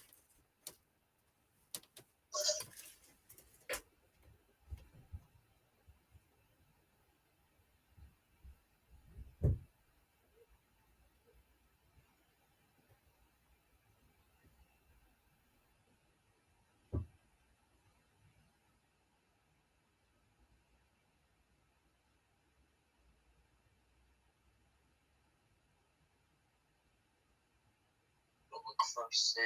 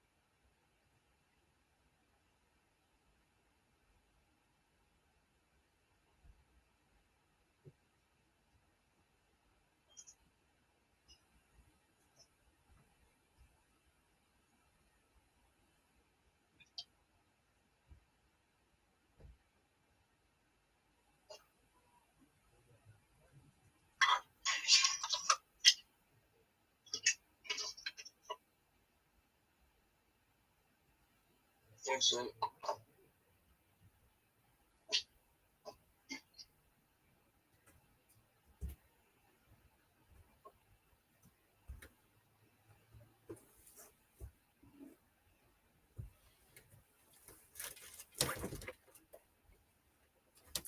If I was going to put something next to this Lego set, Lucas, what do you think I should put next to it if there's room on the shelf? Like, other than the display plaque and the figures.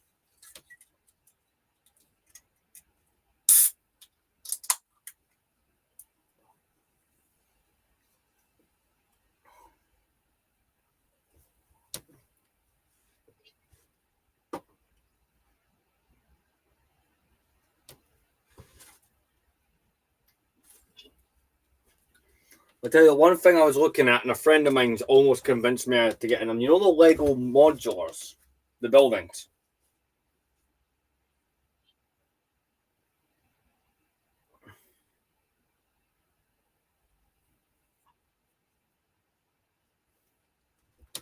Right, let's get the background stuff back on, and we'll get started on the mandible.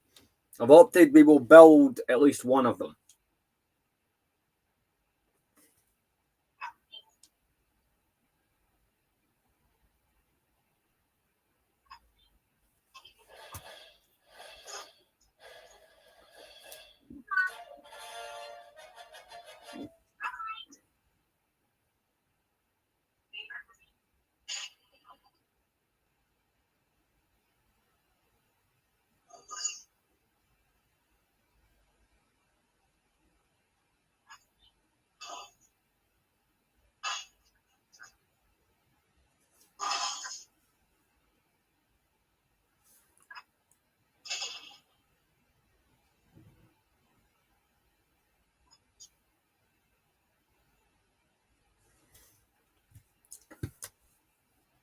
Right, okay.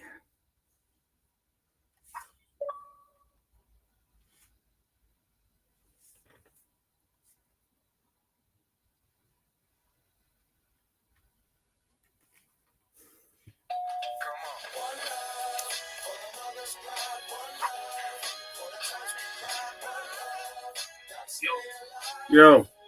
I'm just panicking. It's a good deal. 2008 one. Right, so yeah, it's like 20. Introducing Just Eat Plus. Get unlimited It's a good set. Like, $5.99 for 90 days. plus it was the very first Colmore set, is that one. So I think it's a cool set just for that reason. Right, we're going to build the mandible. We'll build one of them. Because these look like these. Welcome to my review of the LEGO Star Wars Summer 2025 Jango Fett Starship. What? Sorry, we're just.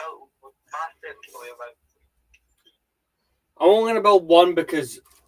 Do you know what it is, right? I always envisioned this would be a big set, but now I'm realizing how big it actually is.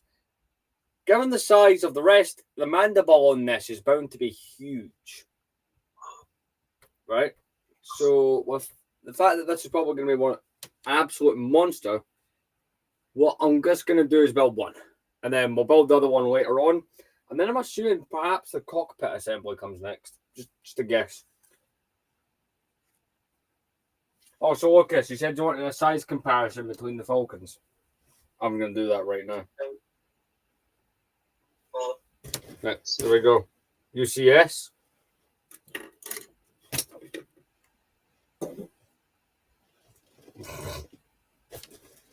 There you go. I have compared the size. It's the other Falcon. I can't get it out. If I do that, right, it means I have to pull out Cloud City as well. And Cloud City has to go on a flat surface. I don't have a flat surface available. In fact, I'm questioning whether or not this is even how the hell I'm able to do this build on that table.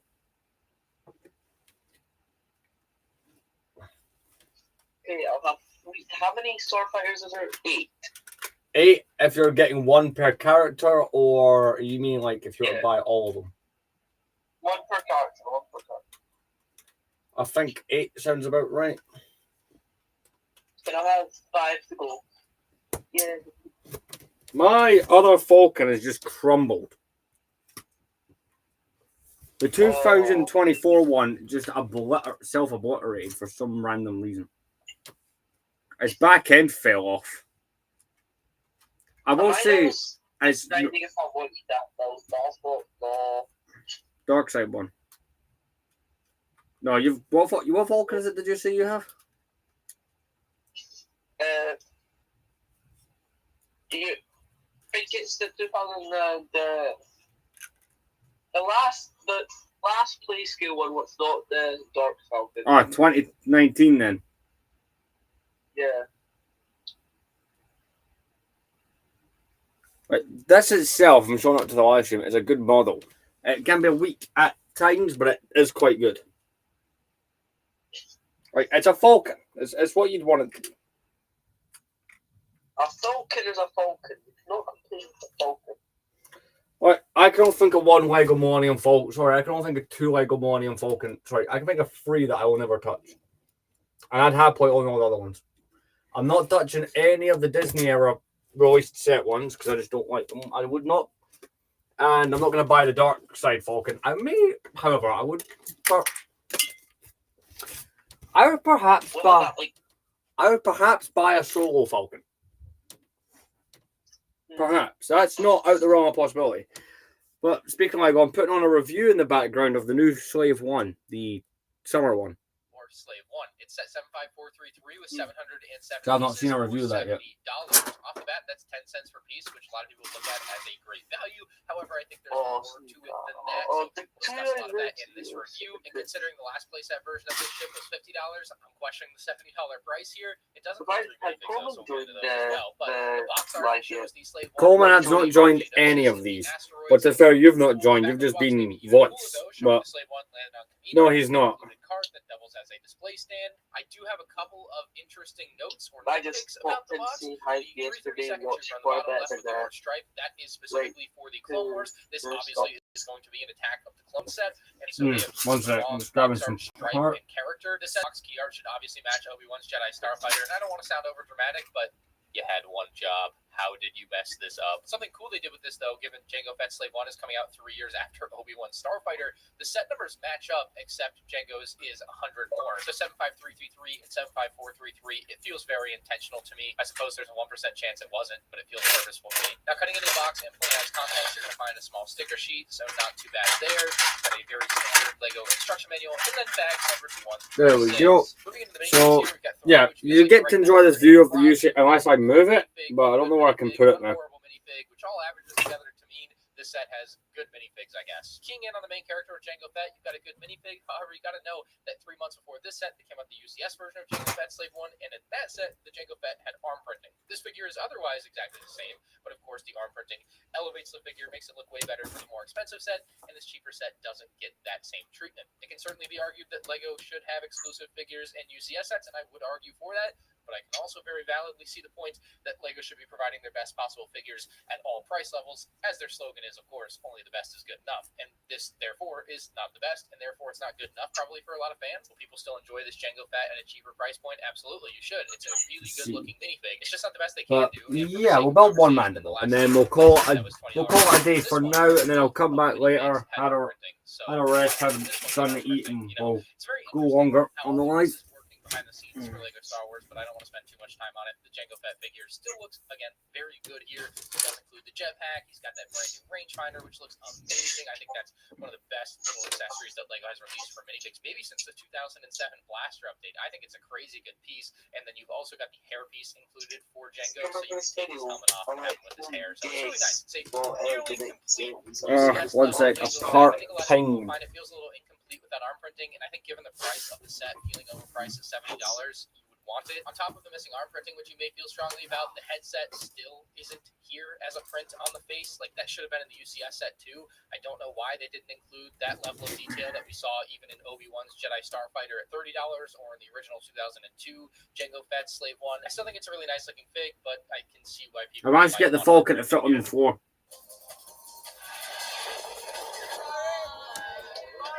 So it means I can keep going with the building.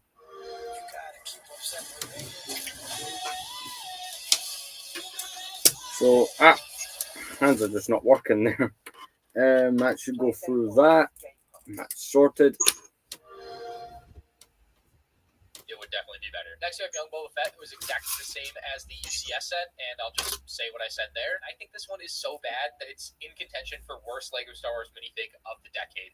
LEGO's ability to mess up a clone trooper seemingly knows no bounds. And before I even go into detail on why, you should know that the actor that played Young Boba Fett, Daniel Logan, reposted an Instagram post talking about how bad this minifig is. When's the last time you saw an actor say their own minifig was bad? I don't think I've ever seen that, so if you don't believe me, maybe you'll believe Daniel Logan. But starting with the hairpiece, I think it's pretty clearly a horrible choice for him, so much so that a lot of people say it looks like he's going through his emo phase or his My Chemical Romance phase. It just doesn't look like Young Boba Fett at all. They had a much better hairpiece for him in the past. I'm sure they could have reused that or found a better one than How long did it take you to build the Avengers Tower? His hair when it's wet on Camino.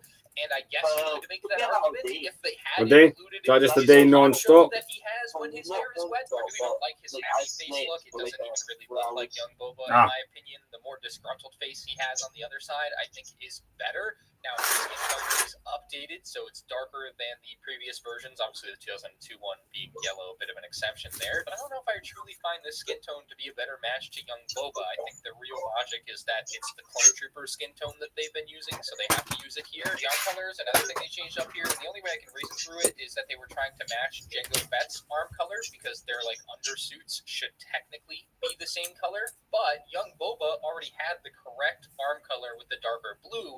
Jango was always the one who had the wrong undersuit color, which most people are okay with. It looks good, it's fine, whatever. But changing Young Boba's undersuit to match Jango just looks silly in my opinion. Stacking on top of that, they've changed the torso and leg color to a lighter blue in 2017 and 2018. I wonder if these are solid in the middle or if it's just a frame and then plates on plates and hollow on the inside. We'll ignore that version. It's also not that good. But I really can't believe the color choices here. When you look at it side by side, he's 5, 6, 7, 8, 19, 11, 12, 13, 14, 15, 16, 2, Boba's belt 4, is the 6, same color 8, as his 10, arms. 12, So I don't 2, even understand 4, how 6, brown was an option. Getting down to the legs, 12, I can't believe they didn't 14, give him and more range legs to longer have than his that roots one. represented like he has in episode 2, or maybe at the very least a little footprint of flap, but realistically he should just have dual molded legs because that but they're not that length. And you know what? This figure's so bad that I am really gonna nitpick here.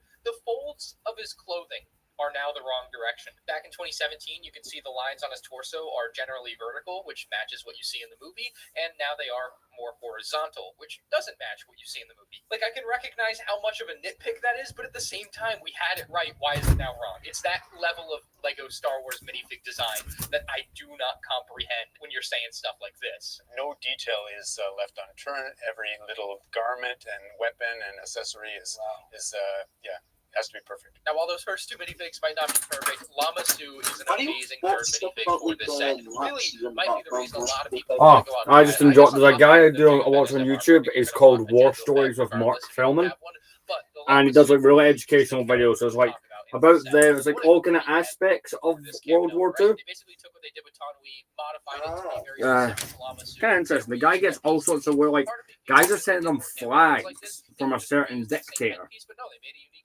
and stuff like that. The guy who had a mustache, I don't want to start shouting his name, but it's kind of one of those crazy things. It's those people, as war veterans who have went on and died and whatever, the families or whatever have found and sold on things they brought back, because it's trophy hunting was a weird thing among soldiers that they did. And some of the things they have found is some of it's a bit nuts. But I was that was just normal. It's a lot less noticeable here, which is nice. It just blocks up that way. I mean, great design work on this one overall. It's really such a great minifig. All right, we're actually progressing quicker than I don't want to jinx myself, but I'm progressing with the mandible quicker than I thought. So the way the Falcon works, or it's supposed to in the universe, is the gap between these is supposed to push cargo. That's the Falcon's intended purpose. So I feel like when you look at it more broadly here, it's clearly the strategy to get someone that already spent $300 to spend another $70. And if you weren't going to spend $300, you'll still be happy buying the $70 set because you're going to get the characters. You're just not getting the arm printing, which someone that might be more casual won't care about. I feel like that's the strategy going on here. But anyway, that's the minifig selection. Like I said up front, overall, as an average, it's good, but it definitely has great, good, and bad all mixed in here. So at long last, we have a new version of Jango Fett Slave 1 as a playset. Earlier in 2025, we got the UCS version, which was really the first version since 2002, and we're getting this in the same year, which is insane that we're getting two in the same year. But yeah, an updated playset I always kind of wished would have been as big as we saw in 2002 or what we saw in 2019. Or realistically, I knew once they came out in 2020. Not really. No, I'm quite careful about stuff like that. Slave 1 playset again, if you're ever still end up being the same size. So my expectations no, not that I've got that yellowed. No, I have yellowed bricks in my parts collection. That's about it. It's fine. It works, and there are a lot of small improvements over this. Do you have yellowed sets? 21 that you'll notice throughout. I'm not going to go super in depth on every little change. I'm going to compare some videos separately, but one of the biggest things you'll notice is the giant gap for the windscreen here. You left it in front of a window. Completely eliminated for the that's the thing I do about you. To be fair, right, as a kid, I did stuff like that before I understood what the concept of yellowing. It's one of those kind of things. It's like you don't know. It's not as if you leave it there for a day and it yellows. It's like it takes a while to notice that kind of thing. Yeah, that's the stud shooters. Coleman Bricks asked me a while ago. Coleman Bricks he'd been asking me if yellowed minifigures would be rare. Nah, I thought it was an interesting thought. I don't think so. It's not impossible, but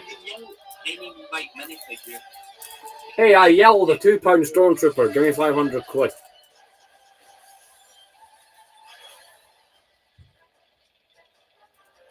So this is the part we've already just assembled. It's the part of the mandible. Also, this is designed to bend in one part. I'm Brianna, and today I'm getting ready for a Daddy's Daughter's tea party with my friends. Why don't we have a tea party in the royal garden? No! Join us. Cat-tastic. The first thing No. Right, where's the remote? I don't want to watch this advert. I'm gonna make some sun tea. That means the tea. No. Plopped on where the main blasters usually are, and yeah, it definitely detracts from. Problem has been solved. Of course, make a really good play feature though, where you just push down on them and they will shoot off, and they shoot pretty well, maybe about 10 feet. I just wish we had the better looking blasters like the Boba Fett version. I guess the trade-off there though is the stud shooter here is removed, and now you have a much more clean looking side to the Jango Fett Slave 1. So if you ignore what's up here, the rest of it's rather clean because of the removal of the stud shooter. Right, there. so The color detail up here is really nice. Mixing in some sand green, some dark green, little gray, little yellow, little white. Really would have liked to see a small yellow sticker, maybe I think somewhere about here could have helped. Just 3 of these. There's a lot of detail bits on it. You have to do here and there. We've got a sticker up at the top here that adds some more dark 1 green, and then the yellow 2 sticker with what and looks like 4 of maybe these. dots in the middle or bolts or whatever. But I think that looks really great, especially for the scale. They've done a good job getting it as accurate as it is crazy how goddamn warm it is. You can see the silhouette is still really good despite the downscaled nature of this build. Yeah, I don't get it. Shape down pat, like even the slight angle of this kind of nose area is there, and that's crazy to me, especially for the scale. Now it does have a little bit of give. Even the Scottish don't understand their own weather. Obtain the angle, but I think that's totally worth it, and it's still more than strong enough to lift and play with the model. Plus, there's the included carrying handle. But either way, you'll be safe playing with this one. And on that lower front section of the Slave 1 here, you've got more gray coloring. Oh yeah, it's dead. Yellow, dark, yeah, ours is just terrible. Mixed in with the gray stripe running up the middle here, it just looks so good. Like even though it's a small build, pieces really do accurately represent the shape of the Slave 1. Again, just a small. America. It feels like slightly improved from what we saw a few years ago. So it's really cool to see. Like, I thought they could just do a straight recolor of 2021. They have really improved the model in a lot of little ways that you don't notice at first when you look at it. But this set has over 100 more pieces than that previous set. Some of it going to the cart, but a lot of them are going to end up in this Slave 1. And you can really see it if you look close enough for it. Now, in your Boba Fett versions of the Slave 1, this is where you would slide or clip in your character in Carbonite, but given Jango Fett Slave 1 has seismic charges, that is what you're going to find here. So you just right, one more thing I need to fight 2 off, and then I can do this step. And I do wish they had printed something on them to add more detail onto this. What box is that in again? Nice for $7, but I do think these are passable. They are good enough. This one. Drop them in there. I've still yet to have any of these boxes completely empty. Sometimes it's not going to close perfectly. I thought by this third live stream we would maybe have one that was empty. Charges off. You see this piece here? It's just a little bit Well, loose, it really so just it doesn't depends on what provide piece you the need. foot. And what pieces? So just to show the So all of foot, it is the you close same here, piece you over and push over this, again. I was like, maybe hey, up wait a to minute, your how have I at the not bottom, already went that back. far? With Obi-Wan Starfighter and Pursuit, this is basically how it would play out. You do have to tilt the slate It's just a slightly lot. back to get them both to drop out. I'm really surprised they You were able to trust me, like some small build. Really great work. Love it as a play feature. Something that's accurate. something like that. But then again, I think there's like over 100 of those in the set alone. You've also got the gray arm that's going to hold it in. Very sturdy build as well. Senior Just Avengers not going to Tower, snap there's so off many when you hit it on something. Great. I have heard there's a lot of that, and apparently they're a pain to do. Flight mode, but it turns out it does. Yes. Just take some time for it to Had to add in a slowly joke there down. for fun. It's a very slow effect there, but it is getting there. It's going to get to its horizontal position or pretty close to it, then you may have to just physically move it the rest of the way. But you can move them pretty easily. Just I'm very used to them moving much faster. So let's put it back into a landing position. It's not going to go on its own because it's too vertical there. So drop down, it will go, I guess, but not quite as good as I expected there. I would say this armored area and the whole area around the top of the cockpit really is so good on this set. It's another area that I think has been massively upgraded from 2021 in a lot of subtle ways that you don't notice at first. Like you look at this and you think it's the exact same. It's really not. Side by side, there you go. It's undeniable that 2025 has seen some improvements in a lot of little ways, but I think it has really added up. That finally brings us to the cockpit, where I'll tell you what, I'm just concentrating on a part. What are you saying? Basically no gaps. It is almost airtight. It's so much better than what we had seen in the previous I don't know. Let's go and look on what time version is of it, this .com. one. So I really appreciate that off the bat. But then this up, Current time it's 2 minutes to 5. Notice the interior feels a bit deeper than it was before. Now it's got a couple red lights there, but certainly no control panels or anything. Like it's devoid of a lot of detail that you would see on a larger Slave One, which sucks. But it can actually hold 2 figs. It's crazy. Taking the young Boba Fett first, it kind of feels like Just working on greebling details at the moment, guys. hold on to anything. But yeah, after this section, liable end for like an hour or two, then I'll come back. To attach in front of him. Well, maybe you don't want to do it that way, actually. Now it makes a lot more sense why there were 4 studs there, because Jango actually has to be seated so young Boba can see over him. But I was shocked that you were able to fit 2 minifigs. Right, there's one part I need to get that. Such a small scale, they were able to pack a lot inside of this thing. So we'll be able to close this up with the minifigs in there, no problem. And it makes me wish even more, of course, that he had his pilot-specific face. But, you know, what do you expect for $70? And again, even though young Boba isn't attached to anything, shake it around, twist it upside down. So here's where we're at on that. That finally brings us to the back. This is what I streamed about. I watched things a bit longer than the last one. I did talk about making an all-day one of these, but to be honest with you, that's just not something that's realistic. I consider it.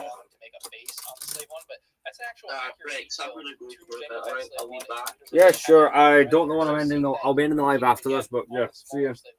Just makes me happy. It's nice to see that attention to detail is there. But otherwise, a lot of the pieces on the bottom here are kind of also acting as landing gear. They are going to be your points of contact onto your table or your landing pad, whatever it may be. So that's what a lot of these are actually good for. You know, also some good decor, I guess. The other important thing on the back, though, is going to be the carrying handle. They had this on the 2019 Boba Fett Slave One, and then they brought it on the 2021 version basically just because they could.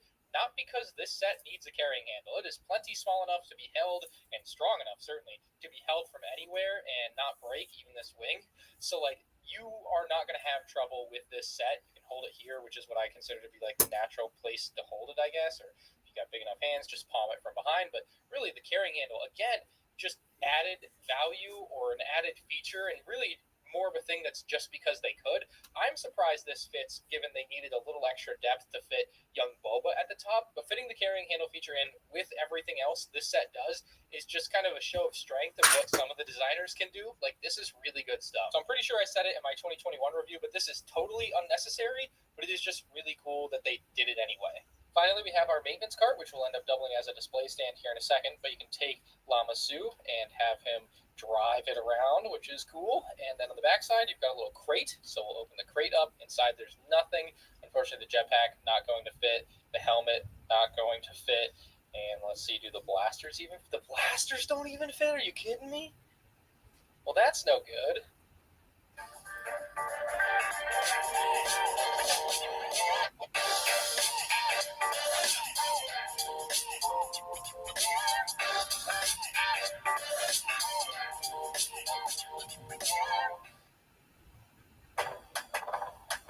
Heading off on an adventure? Boots is your destination for your travel health needs. From travel vaccinations and health advice to malaria prevention. Or Boots Online Doctor period delay and altitude sickness services. Our pharmacy team will go the extra mile to help protect your health and bring you peace of mind for your trip. Visit boots.com/travel.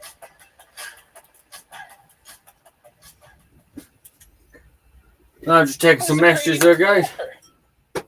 Maybe his hair, I guess. Nope, the hair doesn't even fit. What is the point of the crate if you literally can't put anything? I guess the antenna, but why would you take the antenna off of the helmet? Like, that's kind of pointless, but there is a crate that can hold the antenna. None of the other stuff, though. That's pretty wild. Not what I was expecting to find out there. But as a maintenance cart, it looks cool enough. You can see inverted tiles on the bottom. Going to help it slide along a smooth surface. And then the real killer feature on this thing is the fact that it can raise up. I guess the reason they didn't put a bigger crate here is it probably would run into the back of Llama 2 when you lifted that up. So I guess that's the rationale. But anyway, you lift this up. Bring over the Slave 1. These white pieces are basically going to act like teeth. You'll drop the very front on there. And then these go around this tile on the back.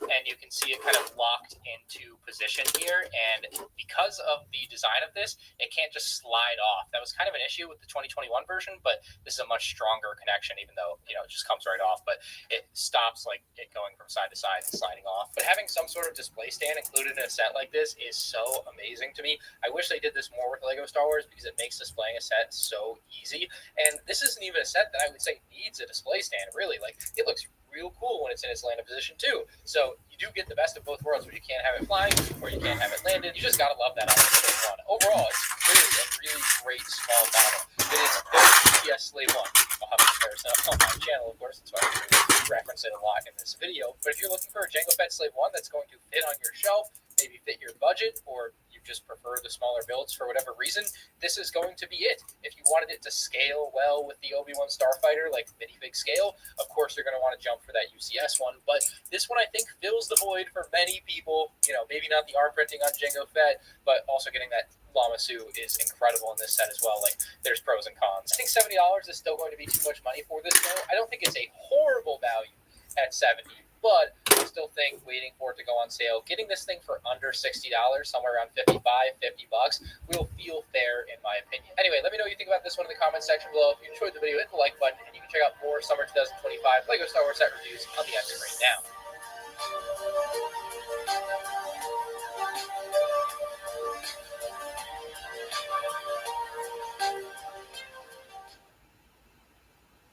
Right, continuing. We'll pick a video, put it on the background in a minute. But yeah, I probably shouldn't have went on call with Commander Cody Brixer because that kid stole my timing a bit. But again, these live streams are too long and to be enjoyed. So I suppose you could look at it either way.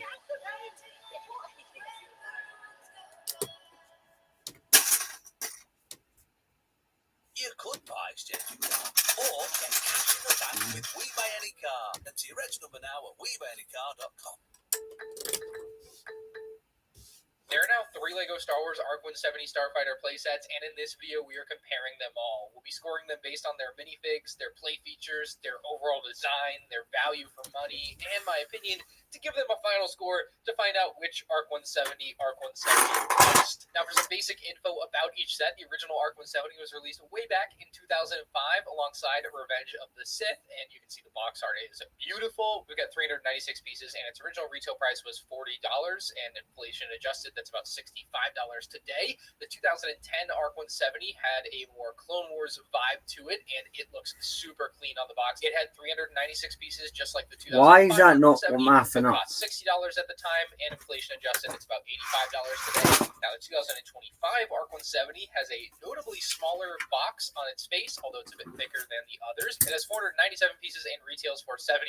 So with all of that out of the way, let's get into our scoring categories, starting with the minifigures. Looking at them all here, I'm quite surprised that the newest Arc 170 didn't take a pilot out to help increase LEGO's profit margins. But jokes aside, I do think it is really great that each of the Arc 170s does include 4 minifigures. It's just a good standard to have, and there's no empty seats on any of these sets. Now, when it comes to 2005, of course, those clone pilots are not so good by today's standards. None of them were named characters either. It was just 3 standard clone pilots, so that's something that's also been done better over the years. The astromech droid in this set was also the wrong astromech droid. It could have been done on concept art, and so you can give them that leniency maybe, but we're really just judging these sets on what they have compared to what it's supposed to be. And yeah, that original set just isn't that great with its figures through the modern lens, at least. Now, 2010 changed things up a little bit. Instead of getting 3 clone pilots, you got 2 clone pilots, and they replaced one of your pilots with a Jedi, Kit Fisto, in this case. They also named one of the clone pilots as Captain Jag, gave him a blue helmet, so something a little bit change a bit over and wish fix the up a Jedi bit. was an extra 5th figure instead of replacing one of the pilots, but I still think having a Jedi within the figure selection for a lot of people brought this set up a level, made it a little bit more legendary. And now most recently in 2025, they completely have changed the clone pilot design again. Like, the helmet is still the same as what we saw in 2010, but the base color for these is no longer sand blue, it's now gray, and these things look way better and way more accurate. Now, I criticize these in my review. I still think they should have had dual molded legs to make them the best possible version of clone pilot that they could be, but they are still very good figures with or without dual molded legs. The helmets, like I said, same mold, but updated, better prints. Same can be said for the faces of the clone troopers underneath. Of course, those original 2005 ones just used black heads, but in 2010, they did the printed on visor design, and I love that. I think it looked great, but 2025 makes them look even better because they've added a bit of a gradient there, and I just think it makes it look way cooler. Obviously, the RP444 is better than the one in 2010 marginally. Like, the difference can be hard to tell for some people, but it is a little bit better still. For having been 15 years, though, it's not as crazy of an upgrade as you might expect, and it still doesn't even have back printing. But I think it's pretty clear that 2025 has brought the best figures out of many of these sets, as it should. It's coming 15 years after its most recent competitor here. If the figures weren't better, it'd be a big problem. So in this case, 2025 does deliver on the figures. I think 2010 clearly has the second best figures and figure selection, and then 2005 has the worst figures and figure selection. And with the scores in, 2025 is off to a hot start, and we'll move on to the play features to see if it can continue. Something that's remained quite consistent with these ARC 170s throughout the years is that they all have maintained 4 main play functions. You've got a shooting/bombing function. You've got the ability for the S-foils to open up into attack position on all 3 sets. You can, of course, place your pilots and astromech droid inside of the ARC 170, and you finally have the back rear turret on all of them that is playable. So we'll go through them one by one, starting with one that has probably seen the most change set by set. So the bombing function for 2005 was quite easy to use. You would just pull back on this piece here, and then the bombs would fall out, obviously if it was the other way around. So if you do that, you get a bomb that drops out. So very nice, easy to use, and a well-hidden feature here. Looking at the bottom of the 2010 set, you'll see a very similar looking function. When you pull this back, this piece pulls back, but it doesn't actually drop any bombs because some flick-fire missiles are actually at the front of it, and so it's actually when you push on it, the flick-fire missiles fire out. This one is just as easy to reload and reset, and it does have the added benefit of them not just falling out if you flip the model over. That does happen on the 2005 set. On the bottom of the 2025 ARC 170, you'll see nothing of the sort because the shooting function has been moved to the end of the wing with the spring-loaded shooter. Now, these have been around since 2014, but the last ARC 170 was in 2010, so we hadn't seen these integrated onto a model yet. Very easy to use. You just push down on them, and as a play function, they certainly work well. The functionality of opening the let's get these greebling bits here is something that was done. basically the same on the original 2 models. You just had the piece in the back that was obviously the bombing function and the fire missile function. 6 there, of and you these. could also spin 1, 2, 3, 4, open up the S-foils, 5, and gears 6 that are inside of the ARC 170 there. See in the middle there, it's been a bunch more gears on the side. You can see they move very slowly, and then eventually you reach this point where these are basically completely vertical, and it holds open the S-foils, and we can again do the same with the 2010 set. You just spin the thing. Now, the downside with this isn't that it's a particularly bad function, it's just that it takes a few seconds to open. So it's definitely a time thing to me, but they open nice and wide, like it's definitely what you want from the ARC 170. It looks great, but it just takes a few seconds. And then the rubber bands are another point of concern because those can wear poorly over time. You might have to replace them. They could break. So that is something else that is a downside to the way that they did it on these older sets, but the functions still work as intended for sure. 2025, on the other hand, changed things up to make it much easier to open these S-foils into attack position. And so if you look at the bottom, you'll see no gear system. Right, let's go. So then you connect. Oh, all right. So connect. I suppose that does add a variation of details with these parts here connect. push it over, they open right up. And it's that simple. Closed, open, closed, open. Now, I don't think they open as wide or as cool looking as I think once I've cleared enough parts, point where I can double stack these and figure a system out, I may position the laptop there so you can see me as I'm getting the parts and stuff a bit better. I've kind of just made that little realization. I do find this to be an improvement functionally. All three models also had a rear turret that you could spin and pretend to shoot it like an incoming droid tri-fighter.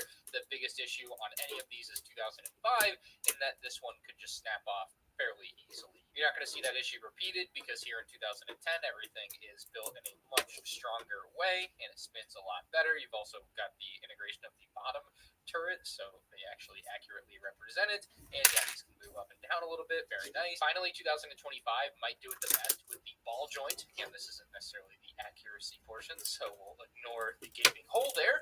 But yeah, these move very nicely, and as a play feature, I think it works well. I think they work pretty well on all three, but clearly there have been some improvements over the years. The final feature here is, of course, the ability everybody got all these kind of greebling bits that go up and down. 2005, you can Right, actually now open these side panels, and then the front one those. is different because this one actually wasn't on a hinge. You just had to pull it off, so that's a bit of a difference from what we'll end up seeing in the later years.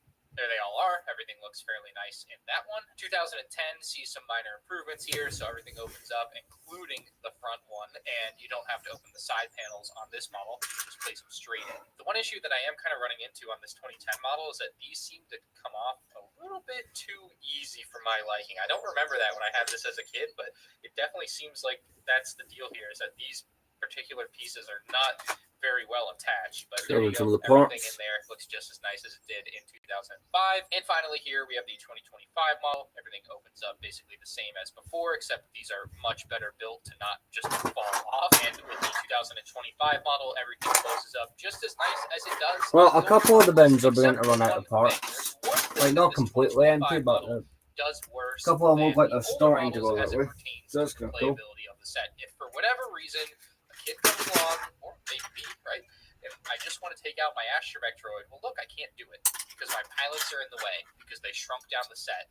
And your pilots, they can't sit up any straighter. They have to be that far back for the windscreen pieces to be able to. There's one more part to find. And so you actually have to move without glue.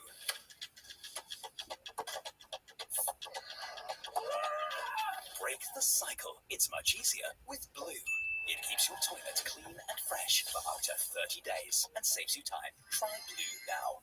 Survival is a long shot. Come on! Let's go. Jurassic World. Unlimited sim with EU roaming included on free. Now, what box are you likely to feel? Were made for hidden codes. No, not those two. Not you, no. Hola. What's you got there? You can reply in Spanish. Oh, there we go. Remains two. An open-faced sandwich, but we have other varieties. There we go. Pilots out of the way to get your astromech droid, and then you have to push them back so that you can actually close it back up. Now, this is not area that's going to come up all the time, but it is absolutely something that the older sets just simply don't suffer from. There's the 2010 model, bring in the 2005 model, open that up. You still have to open up the side panels, though, and you can still just well, I grabbed those too long. To move your pilots, and that's, it's just something I noticed. And I suppose you can't have the full playability discussion, especially on a build like this, without talking about swooshability. And yeah, 2005, very swooshable. Nothing's like flying off, which is definitely what you want. You flip it over, do whatever you want. It's good to go. 2010 is kind of going to be more the same, just a bit of a heavier build here because it's a heavier build. The wings seem to flap a bit more from what I can hear, but yeah, everything is still quite sturdy, very movable, spinnable, do whatever you want with it. Just little low clearance in the ground here.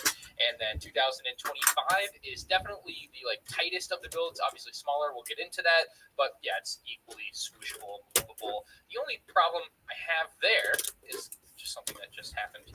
Let's see. I think that's all the parts right. No, there's two that I have not put on it. Because on the older builds, it definitely seems to me like you're supposed to hold it at this area right under here, and it feels like that might be lost on this newer model, because if you do that, you'll just rip these plates right off the bottom, and it might fall out of your hands or something. I'm not 8 years old like I was when the first one came out, and I played with that a lot, so this truly doesn't matter to me personally, but these pieces coming off of the bottom might be a problem if you are 8 years old, or if you're buying this for an 8-year-old. Like, that seems like a bit of an issue to me, as it could literally just fall out of your hands because you lose grip because the piece comes out. Like, that's not good. Maybe if you're going to hold it by the wings, because the wings are strong enough seemingly to hold. No, that just kind of broke in my hand too, so maybe that's not the move either.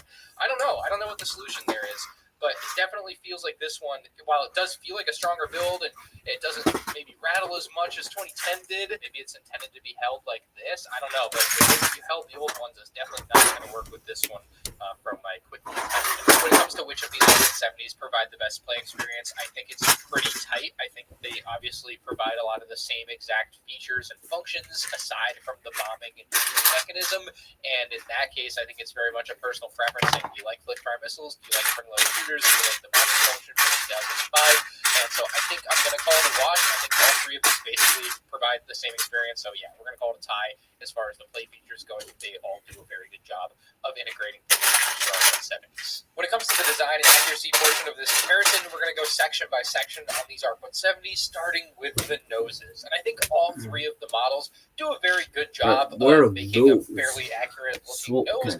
However, I think 2005 is clearly the odd one out here as the worst one, mostly because of the gaps that it has. The two newer sets were able to solve for this, and I think 2025 kind of does it best. It's got the sleekest looking nose, in my opinion. Now, where 2025 kind of falls apart is the color of it. They chose dark gray over the dark green that they used on the prior two models, and from what I can tell in Revenge of the Sith, it looks dark green to me. I suppose it's up for debate, and we all perceive color differently, but I feel like those original two models were dark green for a reason, and seeing them go away from that here, yeah, it kind of irks me. As a bookend to this, though, I should add that the one in 2005 was printed and the others are stickers. You'll see that a lot throughout the rest of these little sections. Looking at the full engine area next, I think 2005 did it the worst because the intake, while having a printed part is nice, isn't necessarily accurate to what we saw. And then on the back end, the thrust is a translucent orange color, which just also isn't it. Now in 2010, they upped the size of the engines, which I really liked. Almost 4 hours of streaming, although I doubt it, but can we get this bit done within the next 4 hours? Let's find out. 2025, but they re-shrunk down the engines. They also, in a way, made them more accurate using the minifigure ice skating piece to represent the little rod. When it comes to the entire cockpit area, we'll start with the front pilot seat. And like I said, in the play section, the 2005 one doesn't have a hinge, so you have to manually pull it off. I think that's just bad design. And on top of that, on the inside, there's no control panel, which is something you saw brought into the newer ARC 170 sets on the front there. Now, the 2005 ARC 170 had no stickers or printing on its windshield pieces. So there's 1, 2, 2010 introduced some stickers that 3, 4, a lot more accurate, and this continued into 2025. 5 while the sets, design on the stickers might be optimally accurate, the color of 7, them is certainly 8, not, as they have this really bad 9. There's 9 more pages of tone building to them for that this. didn't exist Right. back in 2010. Now, this might be due to the darker tint of the windscreen. I don't really care what the reason is. The fact is that they look horrible in the color that they are. And this is something that is obviously going to be falsely advertised on the box for the 2025 set. They want you to think that it's going to be white like it was in 2010, and it's just not going to be that way. Now, somewhere where this 2025 ARC 170 shines is right behind that front windscreen piece. There's this just really nice, satisfying transition as you move further back into the ARC 170. It's got this nice 2005 used it as a spot to drop your bombs in, but 2025 it just looks so clean in that particular section. Now, moving a little bit further back, if we look at the 2005 set, we've got this very interesting translucent panel piece. Why would they do this? Well, it's kind of crazy that such a small detail is properly represented back in 2005 with a printed panel piece at that. Now, the downside is the white of the panel doesn't match the white of the brick, and it's probably the worst thing about this 2005 ARC 170's design, but to LEGO's credit, they at least didn't falsely advertise it on the box back then. You knew what you were getting. And again, to LEGO's credit, it's incredibly accurate. Like, you can see in Revenge of the Sith that you can perfectly see through this little side panel in the movie to see inside of the ARC 170. Now, in 2010, for a couple of reasons I can think of, they switched over to the sticker here, and they still represented that you could see through, and you can see the minifigure hand inside there. And I think that's a fun kind of workaround for that little section to not use the translucent piece, and it definitely does look pretty good for the sticker. But for the latest version now in 2025, this detail has been completely fixed. It's gone with the wind. You'll never see it again.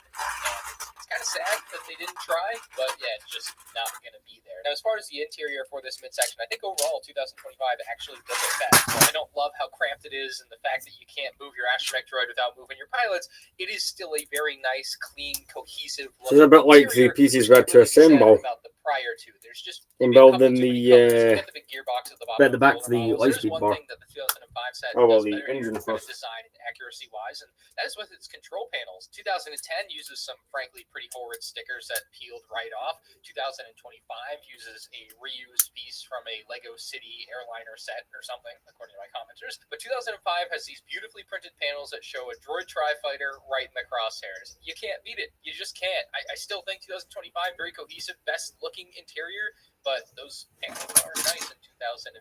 Moving to the very back, of course, 2005 had these nice printed pieces. 2010 and 2025 both switched over to stickers for the detail in that particular area. The rear turret on the back, though, is a bit of a different story, where we've actually seen it get better and more accurate over the years. Of course, better for playability as well, as we discussed. And we've also seen a sort of receding hairline when it comes to this small section at the back, where the newest model basically has a giant gap missing at the back of it, and it just looks plain bad and ugly, and it's not supposed to be like that. It does slightly indent, I would say, in universe, but seeing an entire block missing, it doesn't work. It doesn't properly represent the source material, and yeah, it doesn't fly for me. Now, speaking of flying, these sets have wings. The 2005 and 2010 wing design is really quite similar. The Republic logo on the top is actually printed in 2005 versus the sticker in 2010, though.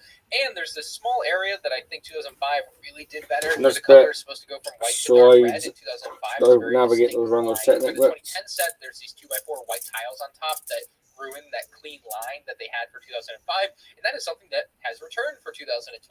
Surprisingly so, because it apparently required that LEGO use a printed piece to accomplish the look, but it does look great to have that nice distinguished line going from the white to the red. Unfortunately, due to the downside, though, the paint job on top is proportionally quite off. The red is still the same length, but the white has been shrunk by like 33%, making it much closer to an even spread there than it really should be. It makes the top of this R17 look a bit awkward. Unlike the older two sets, though, the bottom two S-foils have the same detail that the top two S-foils did, so I think that looks nice, although it's a bit distracting to have a big gray plate in the middle there when it should have just been a big white plate in the middle there. And that brings us to what is arguably the worst design decision for the newer Arc 170. If you look at the older two here, you've got these beautiful cannons. The 2005 one using the blue on the tip, you know, some people might not love that, but I still think it had its charm for the time. 2010, I think, is clearly where it very much peaked, where they've got these beautifully accurate cannons. They look great, these on. huge, and they're proportional to the Arc 170.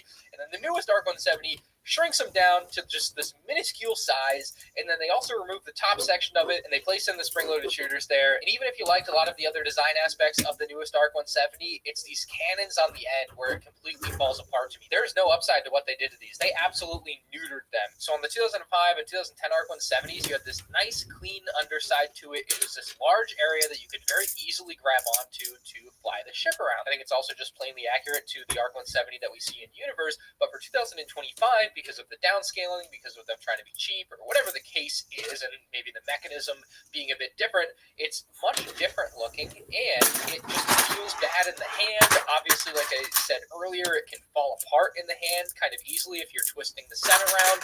So there's some major concerns there on top of the fact that it just doesn't look so clean underneath. Now, the final thing before I score these on their design is, of course, the stability. A lot of people with the smaller Arc 170 point out that it would be more stable, and therefore that's better. Apparently, if something's stable, it doesn't matter how terrible it looks. But I would argue that the older models are more than stable enough. There is a bit more rattle to them. That is inarguable. I showed it in this video. Let's grab those somewhere was They sitting. definitely The have a other little bit bit, of sound to them, but I don't I think that's because they're will going have to to fall go. apart in your hand Exactly, because then the again. rubber No, they are. bands hold those panels on. With all of these in hand, there frankly isn't a huge enough difference in stability for it to have been worth making an Arc 170 look the way this Arc 170 does. They certainly could have made the wings a little longer. They certainly could have made the cannons a little bit longer, and it wouldn't have ruined the stability that people think that this model provides that's so great. Now, when it comes to scoring the design category, there's a lot at play. I mean, we talk about a lot of little things in between these three sets. There's a lot of little aspects that this 2025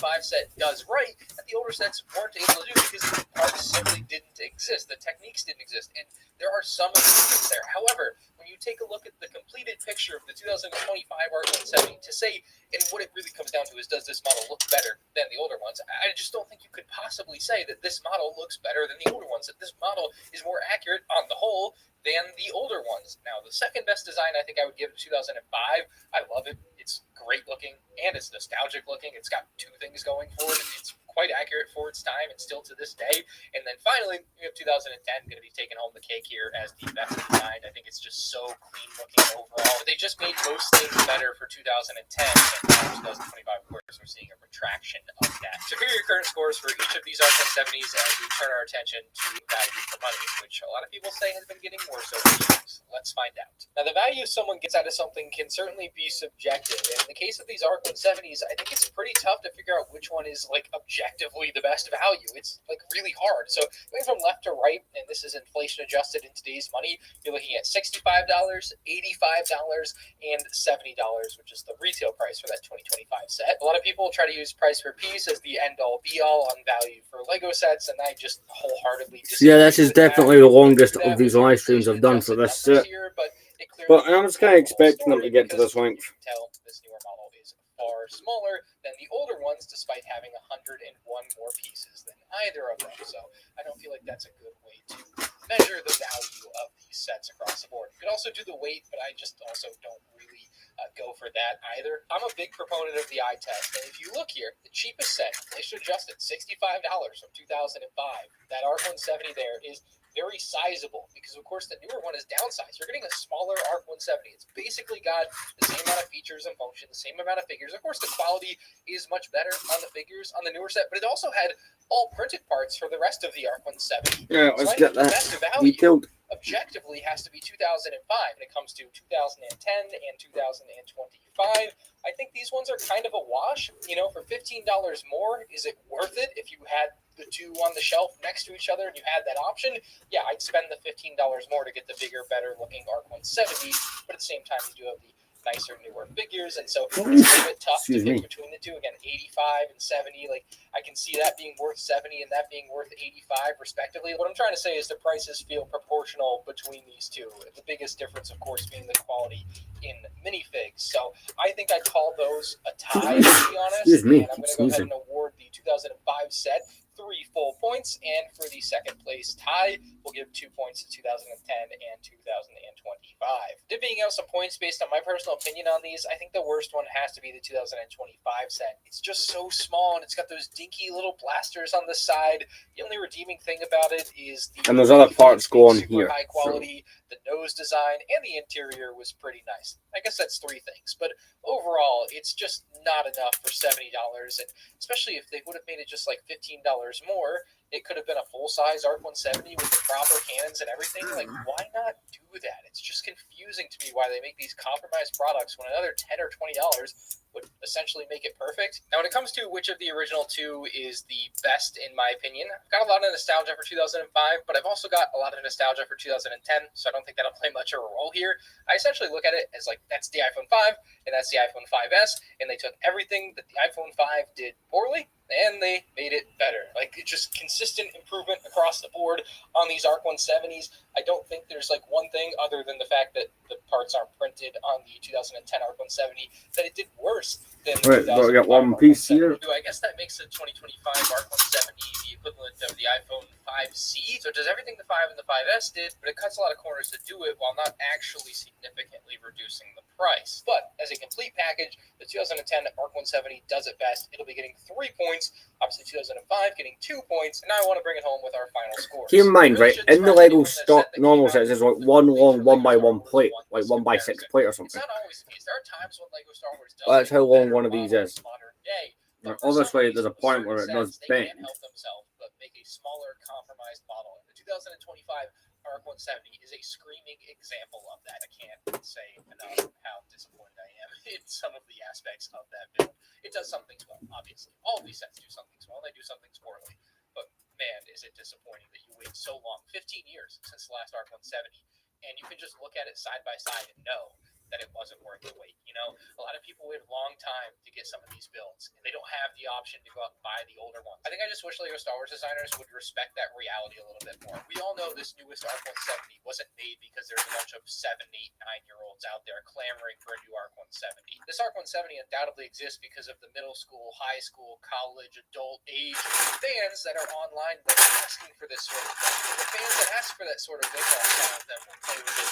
The play features, of course, are displaying and using the exclusive to the kids store, therefore it should just be bad. It doesn't hold any water, especially when the prior models were good and they were more kids toys then than now. Like, it's just the same thing, and it's really unfortunate. Again, if you waited this long and you don't like this, man, I am sorry. It really is unfortunate that this is how it's turned out, but they had all the opportunities in the world to make it good, and I just think they chose not to. I don't know. I don't get it. Anyway, that's it for this comparison. Let me know your thoughts in the comments below. Hit the like button if you enjoyed. You can check out more Lego Star Wars comparisons on the end screen now. Right, next part.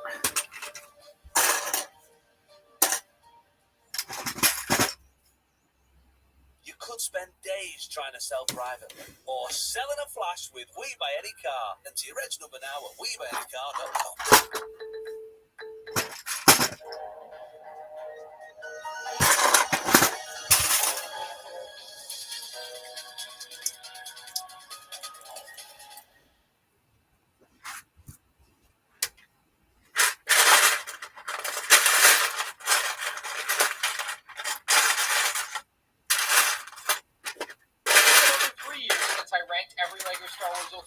Series set from worst to first, and I'm back to do it again, but there are some changes this time. Last time I did work in conjunction with my friend Sean, aka Legos Fan.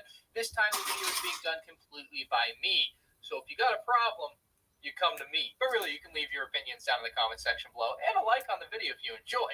Now, there are some sets I'm going to be removing from the last worst to first UCS sets because I don't believe they're really UCS sets. You see, when the last video came out, the LEGO Group had just introduced the Master Builder series with Cloud City, and since then they have done another set like that, but I also feel like there are 4 sets that should be recategorized from UCS to Master Builder series, and that is the original 2008 UCS Death Star, now in my opinion Master Builder series, the Ewok Village, the Hot set, and the 2016 Death Star remake. Get out! I think all 4 of these sets fit much better into the Master Builder Series category than the UCS category, and hence they won't be mentioned in the rankings of this video, but they will get their own video. Do you know that thing I mentioned earlier about possibly having the laptop on a position? I think I figured that out completely. So when we return after the break, that's what it's going to look like. LEGO isn't calling it UCS. They didn't put UCS on the box like they do for all of the other UCS sets as of late, and they specifically used a different display plaque piece that matches up with the buildable characters. We've got to connect it out the way, so this is where it's starting to change its shape a bit. With actual UCS sets. So I truly don't think this should be a UCS set in this video. I originally had it as one, but I'm taking it out. Carry on, me. The Republic. It's kind of like the shaping. Kind of get a view of that. So let's get into it with the worst UCS set ever made. The X-Wing from the turn of the millennium, set 719. So we have 1, 2, 3, 4, 5. We have got 5 more building pages in the stream. The next set that we're about to take a look at, and this was one of the first UCS sets. And I mean, it shows that it's so old. And I'm not adjusting for time here at all. It's just a bad set. I mean, you put it on the shelf nowadays and it's not going to look good. Maybe it did look good in 2000. I don't know. I wasn't looking at LEGO Star Wars sets in the year 2000. I was 3.5 years old. But if I were looking at sets like this, I don't know how I could have looked at it and said, oh, hey, that looks pretty good. The next UCS set on the list, the UCS TIE Interceptor, doesn't look much better. I think it's a little bit of a cleaner look. It's not as like the X-Wing just feels like it has some weird parts and dirty. Like, I feel like you could recolor this TIE Interceptor and it would actually look decent, I suppose. Same can't quite be said for the X-Wing. A paint job isn't going to fix that. But I do feel like a paint job could have fixed this TIE Interceptor. This older blue, I mean, it was the color of all the TIE fighters for LEGO Star Wars until the late 2000s, but it doesn't work. It has aged very poorly, in my opinion. And on top of this design just being generally rudimentary, the other thing with this is, like, with these older sets, they use old gray, and old gray, in my opinion, looks pretty bad. They have since updated to like light bluish gray and dark bluish gray, and you can tell it kind of has a yellowed look to it. Oh, and can we talk about how the box art for both of these sets pictured the sets in black and white instead of in color? I just think that's hilarious. This is probably one of LEGO's bigger box art gaffes. Next up, we have the 2003 UCS Snowspeeder, and I like this one a lot. I always really wanted it as a kid, but man, is it just not a good UCS set. I always really loved the price of this one at $130 too. I thought that was a really good price for a UCS set, especially as big as the Snowspeeder here. And while it does actually hold up pretty well to today, it definitely is outclassed by the newer version, which you'll see later on the list. I do appreciate a lot of the attention to detail in this set, though. It does have a lot going for it. I just think the other sets are better, obviously, coming up. Perhaps this is the one set on the list that I probably should have higher, but ultimately just ended up putting it way too low. I did feel like this would be a pretty cool opportunity to show you guys that there are actually two versions of this set's box art. However, I don't believe the second version ever made it to production. So all of the ones that exist in a box that looks like this. However, the online digital box looks like this, which is pretty cool. Next up, we have one of the first ever built characters that LEGO Star Wars released, and it's a Yoda here. I've had the opportunity to build this one in the last couple of years, and it is phenomenal. He's extremely detailed. He's holding his cane with his hands crossed. He's got his necklace, and the head can rotate. There's been a much nicer, newer Yoda. You won't see him on this list. Maybe a bit creepier, too. But, I mean, this one for the time, just phenomenal. And I still think it really holds up today. It's got a really good LEGO look to it. You can still tell that's a big Yoda, and I love that for it. One of the odd quirks about this one, though, were the building instructions, which were pretty poorly thought out, I think, because you had to build it in this top-down view that made it really hard for some people to perceive where you were supposed to put each brick. But nonetheless, I like this one, and it's still low on the list, unfortunately. We have General Grievous up next, one of the weirder UCS sets, I would say, especially given its stand. Most of these sets that end up with a stand end up with an information plaque that has different information about the ship and vehicle. But I think LEGO felt like since this was General Grievous and it was like 2008, they decided they would just put a plaque that says General Grievous on there with his face behind it in this blue color, which is nice. They do have the color that is in the theming of a UCS set. The General Grievous is absolutely massive, though. He's got all four arms that are separated from each other, and he's holding four separate lightsabers with the correct colors. I think the lightsabers look pretty rough. I definitely wish they were better built. Honestly, they just don't look good.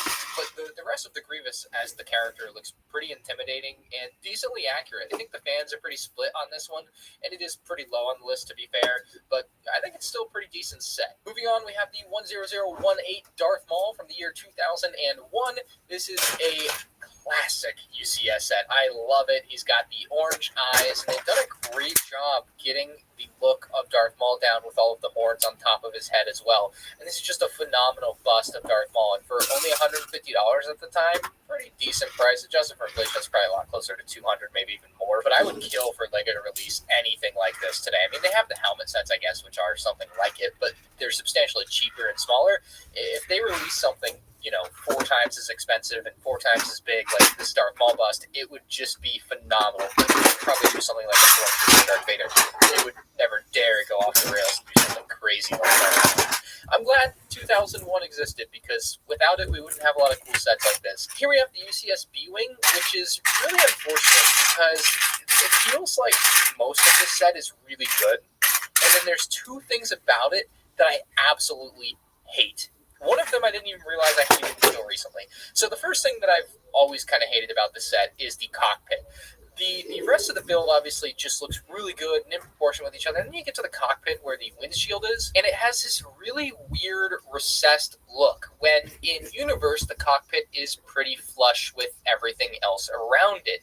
And it's only got this weird recessed look because they refuse to make new windshield pieces sometimes, and this is the case here. They use like a Jedi Starfighter windshield piece, which points for creativity, but it just doesn't look that good. And this is, as far as I'm aware, one of the worst selling UCS sets ever. I got it on May 4th, 2013 for half price. You don't see UCS sets for half price these days, I'll tell you what.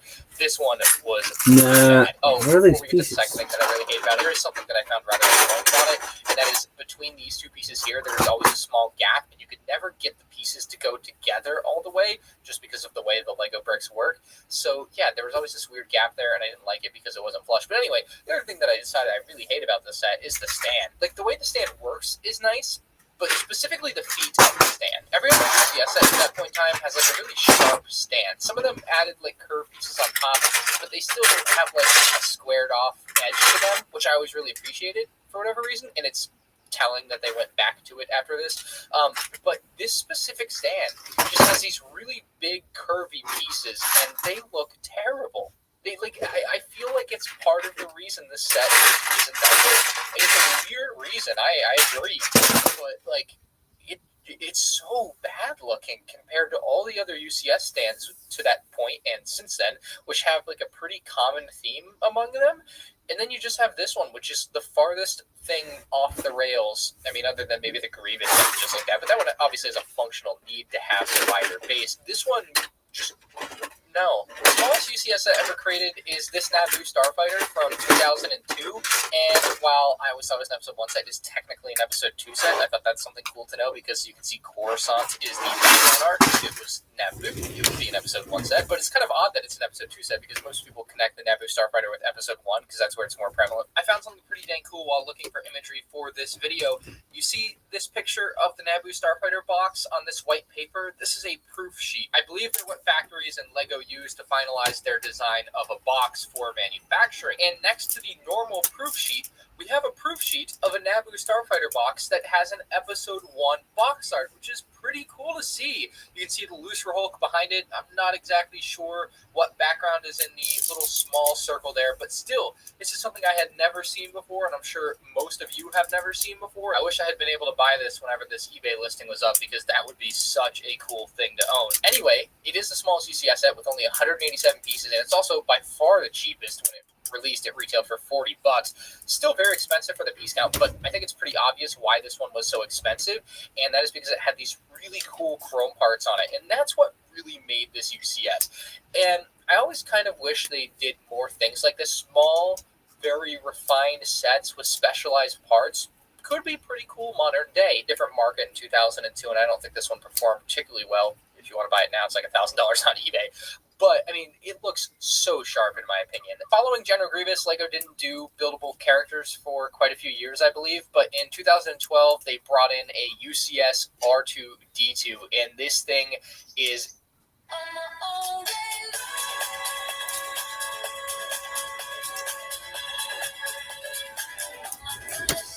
See, swing out arm kind of structures I'm trying to build. There we go.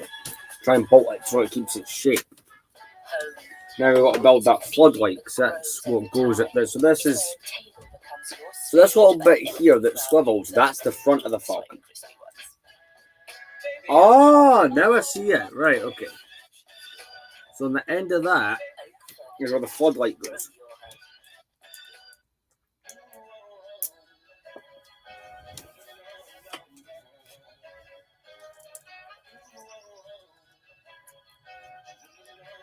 Oh yeah, we're on page 102, so that's something.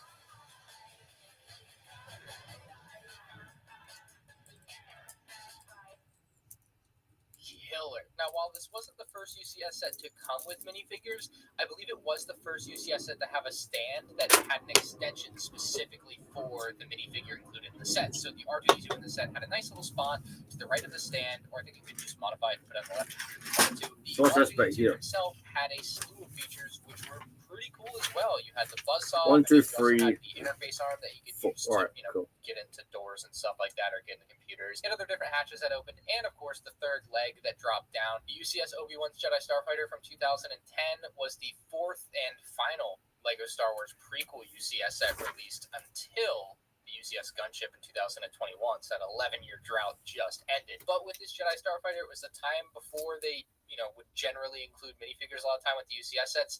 Kind of unfortunate too, because I think an episode 2 Obi-Wan would have been pretty sick to have gotten in this. But this is a pretty good looking UCS set. It's a weird choice, I would say, but it looks phenomenal. I think they knocked it out of the park. You've got the really big R4 dome on top as well, which is a pretty nice touch to have.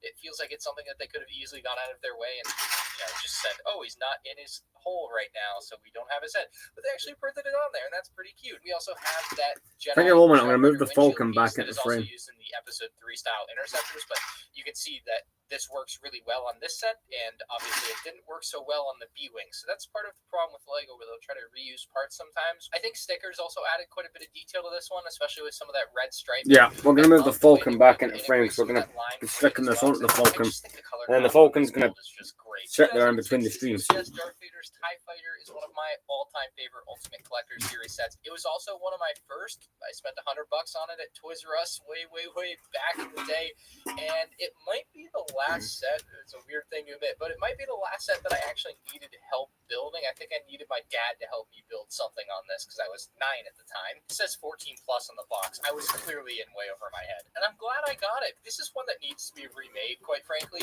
but this is still a really good set. It has become very expensive for sure on like eBay, Bricklink, whatever.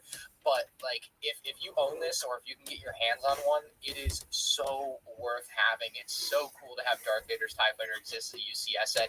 Unfortunately, much like Obi-Wan Starfighter, and this came out 4 years before Obi-Wan Starfighter, it was a time before minifigs existed in UCS sets every time. So, no Darth Vader here to put on the stand with the set. And that's something I think UCS sets have done really well lately. Gunship aside, is their figures and having those there. But it's got the dual lasers underneath the windshield piece, and the windshield piece, I believe, is the same piece with a different print than what was on the UCS TIE Fighter. So that's roughly where that will this go. Really nice dome piece on top for the very top of the cockpit with a very good and accurate print. Always really loved that particular piece on the set. You can actually flip that up to access the interior there, which is fully fleshed out with like controls for a figure, obviously a little bit over minifig scale. Been live for there, over 4 hours. So, details of the cockpit and everything. So this is the longest YouTube live stream, but the longest we've done was actually the first one here, and it was 10 hours. Our next set is the lovely UCS TIE Fighter. This one, as far as the cockpit goes, is considerably different than what we had on Darth Vader's TIE Advance, using a different piece with a much more accurate look. The rest of the build is really sharp. I always loved the wings on this thing, and it has a very sturdy build, which isn't something you can tell looking at the picture, but I always really appreciated how sturdy it was. On top of all that, it includes the TIE Pilot minifigure, so you can't really go wrong there. One of the most legendary LEGO Star Wars sets ever is up next on our list. Perhaps a lot of you guys may think this is way too low, but the 2007 Ultimate Collector Series Millennium Falcon ends up here on the list. The set retailed for $500 when it came out, and it was by far the most expensive LEGO Star Wars set at the time. It's still incredible to this day. It's not a bad set by any means, but man, it has been outclassed by so many of the modern UCS sets, in my opinion. It did include 5 minifigs to fill the cockpit of the Falcon with Luke Skywalker, Princess Leia, Han Solo, Chewbacca, and Ben Kenobi, so that's a pretty proper figure selection if I've ever seen one. But the build to me now just looks pretty dated. You have an open cockpit, so you don't even have a proper windshield piece, which is another problem with this set. It's just a bit of an odd and, like I said, very dated look. The entire top of the thing is pretty much studded. There is very few tiles on there to make it have a smoother look. And this version of the UCS Falcon lacked any interior. It only had that cockpit as far as an interior goes, and everything else was just completely inaccessible. It remains one of the most legendary and expensive UCS sets to this day.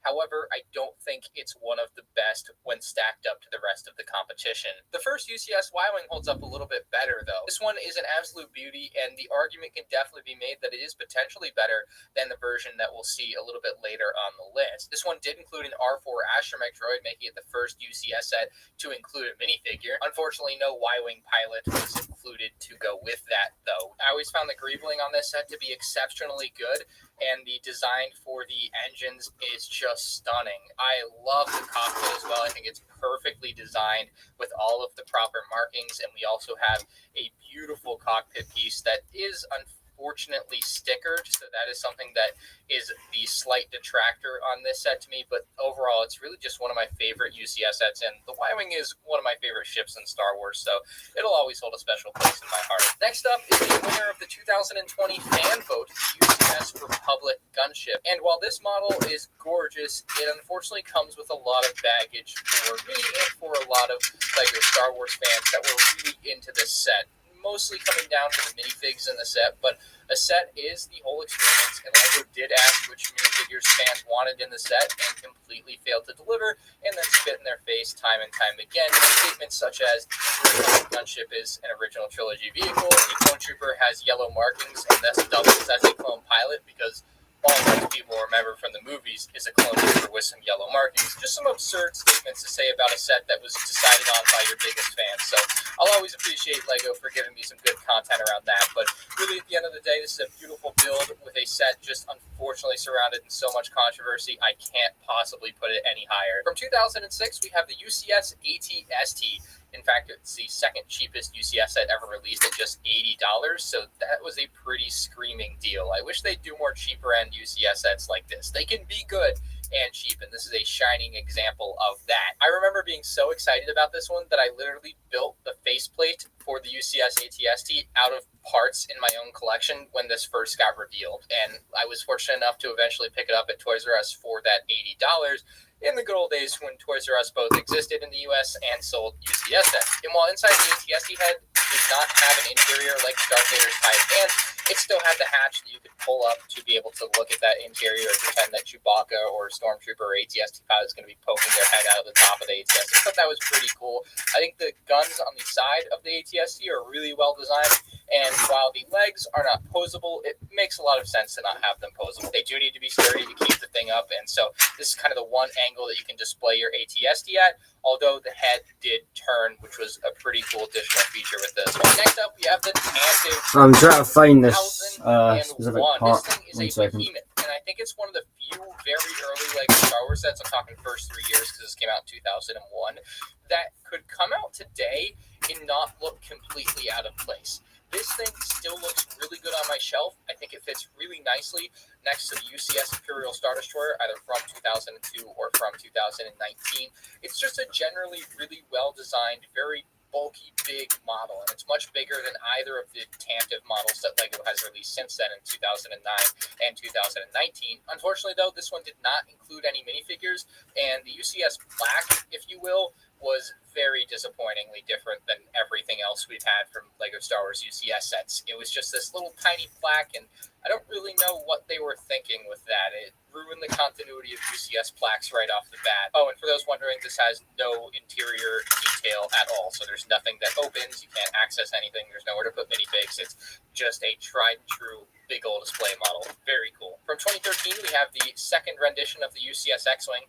Much better than that first edition, if we remember back at the beginning of this video. It included a lone R2-D2 minifigure, so much like with that Y-Wing, we didn't get a pilot to accompany our astromech droid, but the astromech droid, much like with the Y-Wing as well, could be placed into the X-Wing at the back where he's supposed to go. This X-Wing is really gorgeous. I'm trying to find one part and I cannot find it for all these minutes. It's slightly annoying. Application, and when I got my UCS X-Wing, I tried to apply the sticker and I messed it up, and then it leaves your residue, and so you can't put it back on, and I don't know, it's this whole mess, and you got to be really careful with that. But yeah, this is a beautiful UCS set. It just has that one little downside: if when you're building it you mess it up, you're in trouble. The next set on our lovely list is the 2020 UCS A-Wing. It included the A-Wing pilot, which was a great exclusive figure, made a lot of sense. We also had a new canopy piece for the windshield, which worked really nicely for this A-Wing. It fit it perfectly, and they didn't try to force something to work that didn't work like with the UCS B-Wing, and you can see the results of that end up just being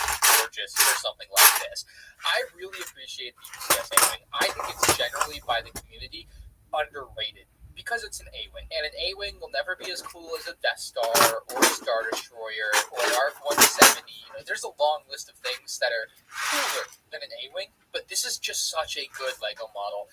It has all of the proper angles and markings as far as I'm concerned. The engines are beautifully designed and built, and even allow for the cannons on the side of the A-Wing to turn up 90 degrees because that was apparently a function of the A-Wing in some of the models for the movie, even though it's not seen in the movie. So that attention to detail on a set like this is really appreciated, and it goes a long way. And if you're watching this video while the UCS A-Wing is still available, it's one I would highly recommend buying if you have the opportunity. A set that you can still buy from LEGO is the UCS Snowspeeder. I think it's equally as good as the orange, slightly better here obviously on the list. It's got 2 minifigures in this set, which is even better than the single minifigure we usually get in these types of UCS sets. So you can place one on either side of the UCS display stand there. One of the kind of underrated aspects about this set that did get a lot of talk when it first came out, but I feel like a lot of people might not know about it, is that the cannons are actually slightly pointed inwards because that's how they are in the actual snowspeeder. So you can see from this top view that it's not a perfectly straight cannon, it's actually slightly angled in. You have the tow cable at the back, you have a beautifully designed cockpit that fits really nicely into the build. Like when you pull it up, it lifts up quickly. When you place it back down, it's really satisfying to plop it back into place for whatever reason. You also have a detailed interior minifigs because this is a minifig scale. It's a beautiful, massive snowspeeder and a great improvement on that original version that we saw earlier in the video. 2018 UCS Y-Wing also includes the minifigs with Dutch Lander and R2-D8T, the Astronaut. Like I said, the Y-Wings are my favorite ships in Star Wars, and this was, it's not there we go, we're back on track. as it should be. Like I think that 2000 this bit here is quite basic. It's just to help hold it on at the other end. That much better than the 2004 model, but it's such a good model. It adds in landing gear, which is hugely underrated on this one. It allows you to display it much more nicely without the stand if you so choose. You have the interior, which is actually built for your Dutch Vander minifigure to fit inside in this one. The cannon on top can spin look, it's starting to rain again. You can, of course, put your astromector in the back, and then the greebling and detail throughout the rest of the body of the Y-Wing is just fantastic. Easily one of the best $200 UCS sets ever released, and if we ever do get another UCS Y-Wing, I don't know how they would improve upon this. 2002 saw the UCS Imperial Star Destroyer. I can't imagine what people must have thought when this first came out, because 2002 was obviously such a very different time for LEGO Star Wars. Big models like this were not common at all, and this was the first, what I would call, truly huge model of a LEGO Star Wars set. It included a micro version of a Tantive 4, but that's just a side note. The massive Star Destroyer that you get, it did have a couple flaws that lead it a little bit lower down on this list, like a pretty big gap in the middle of the set that just wasn't able to be fixed in the finalized design, as well as, I guess, an aging aspect of the set because it used magnets to hold its panels in some places. Apparently, some of the panels would sag over time. Now, I bought mine a couple years ago, and it was basically brand new, so I've yet to experience that, but it is something that I've seen a lot of people say is a problem with this particular model. The UCS Sandcrawler, one of the few UCS sets that I would still consider UCS that doesn't come with a display plaque, oddly enough.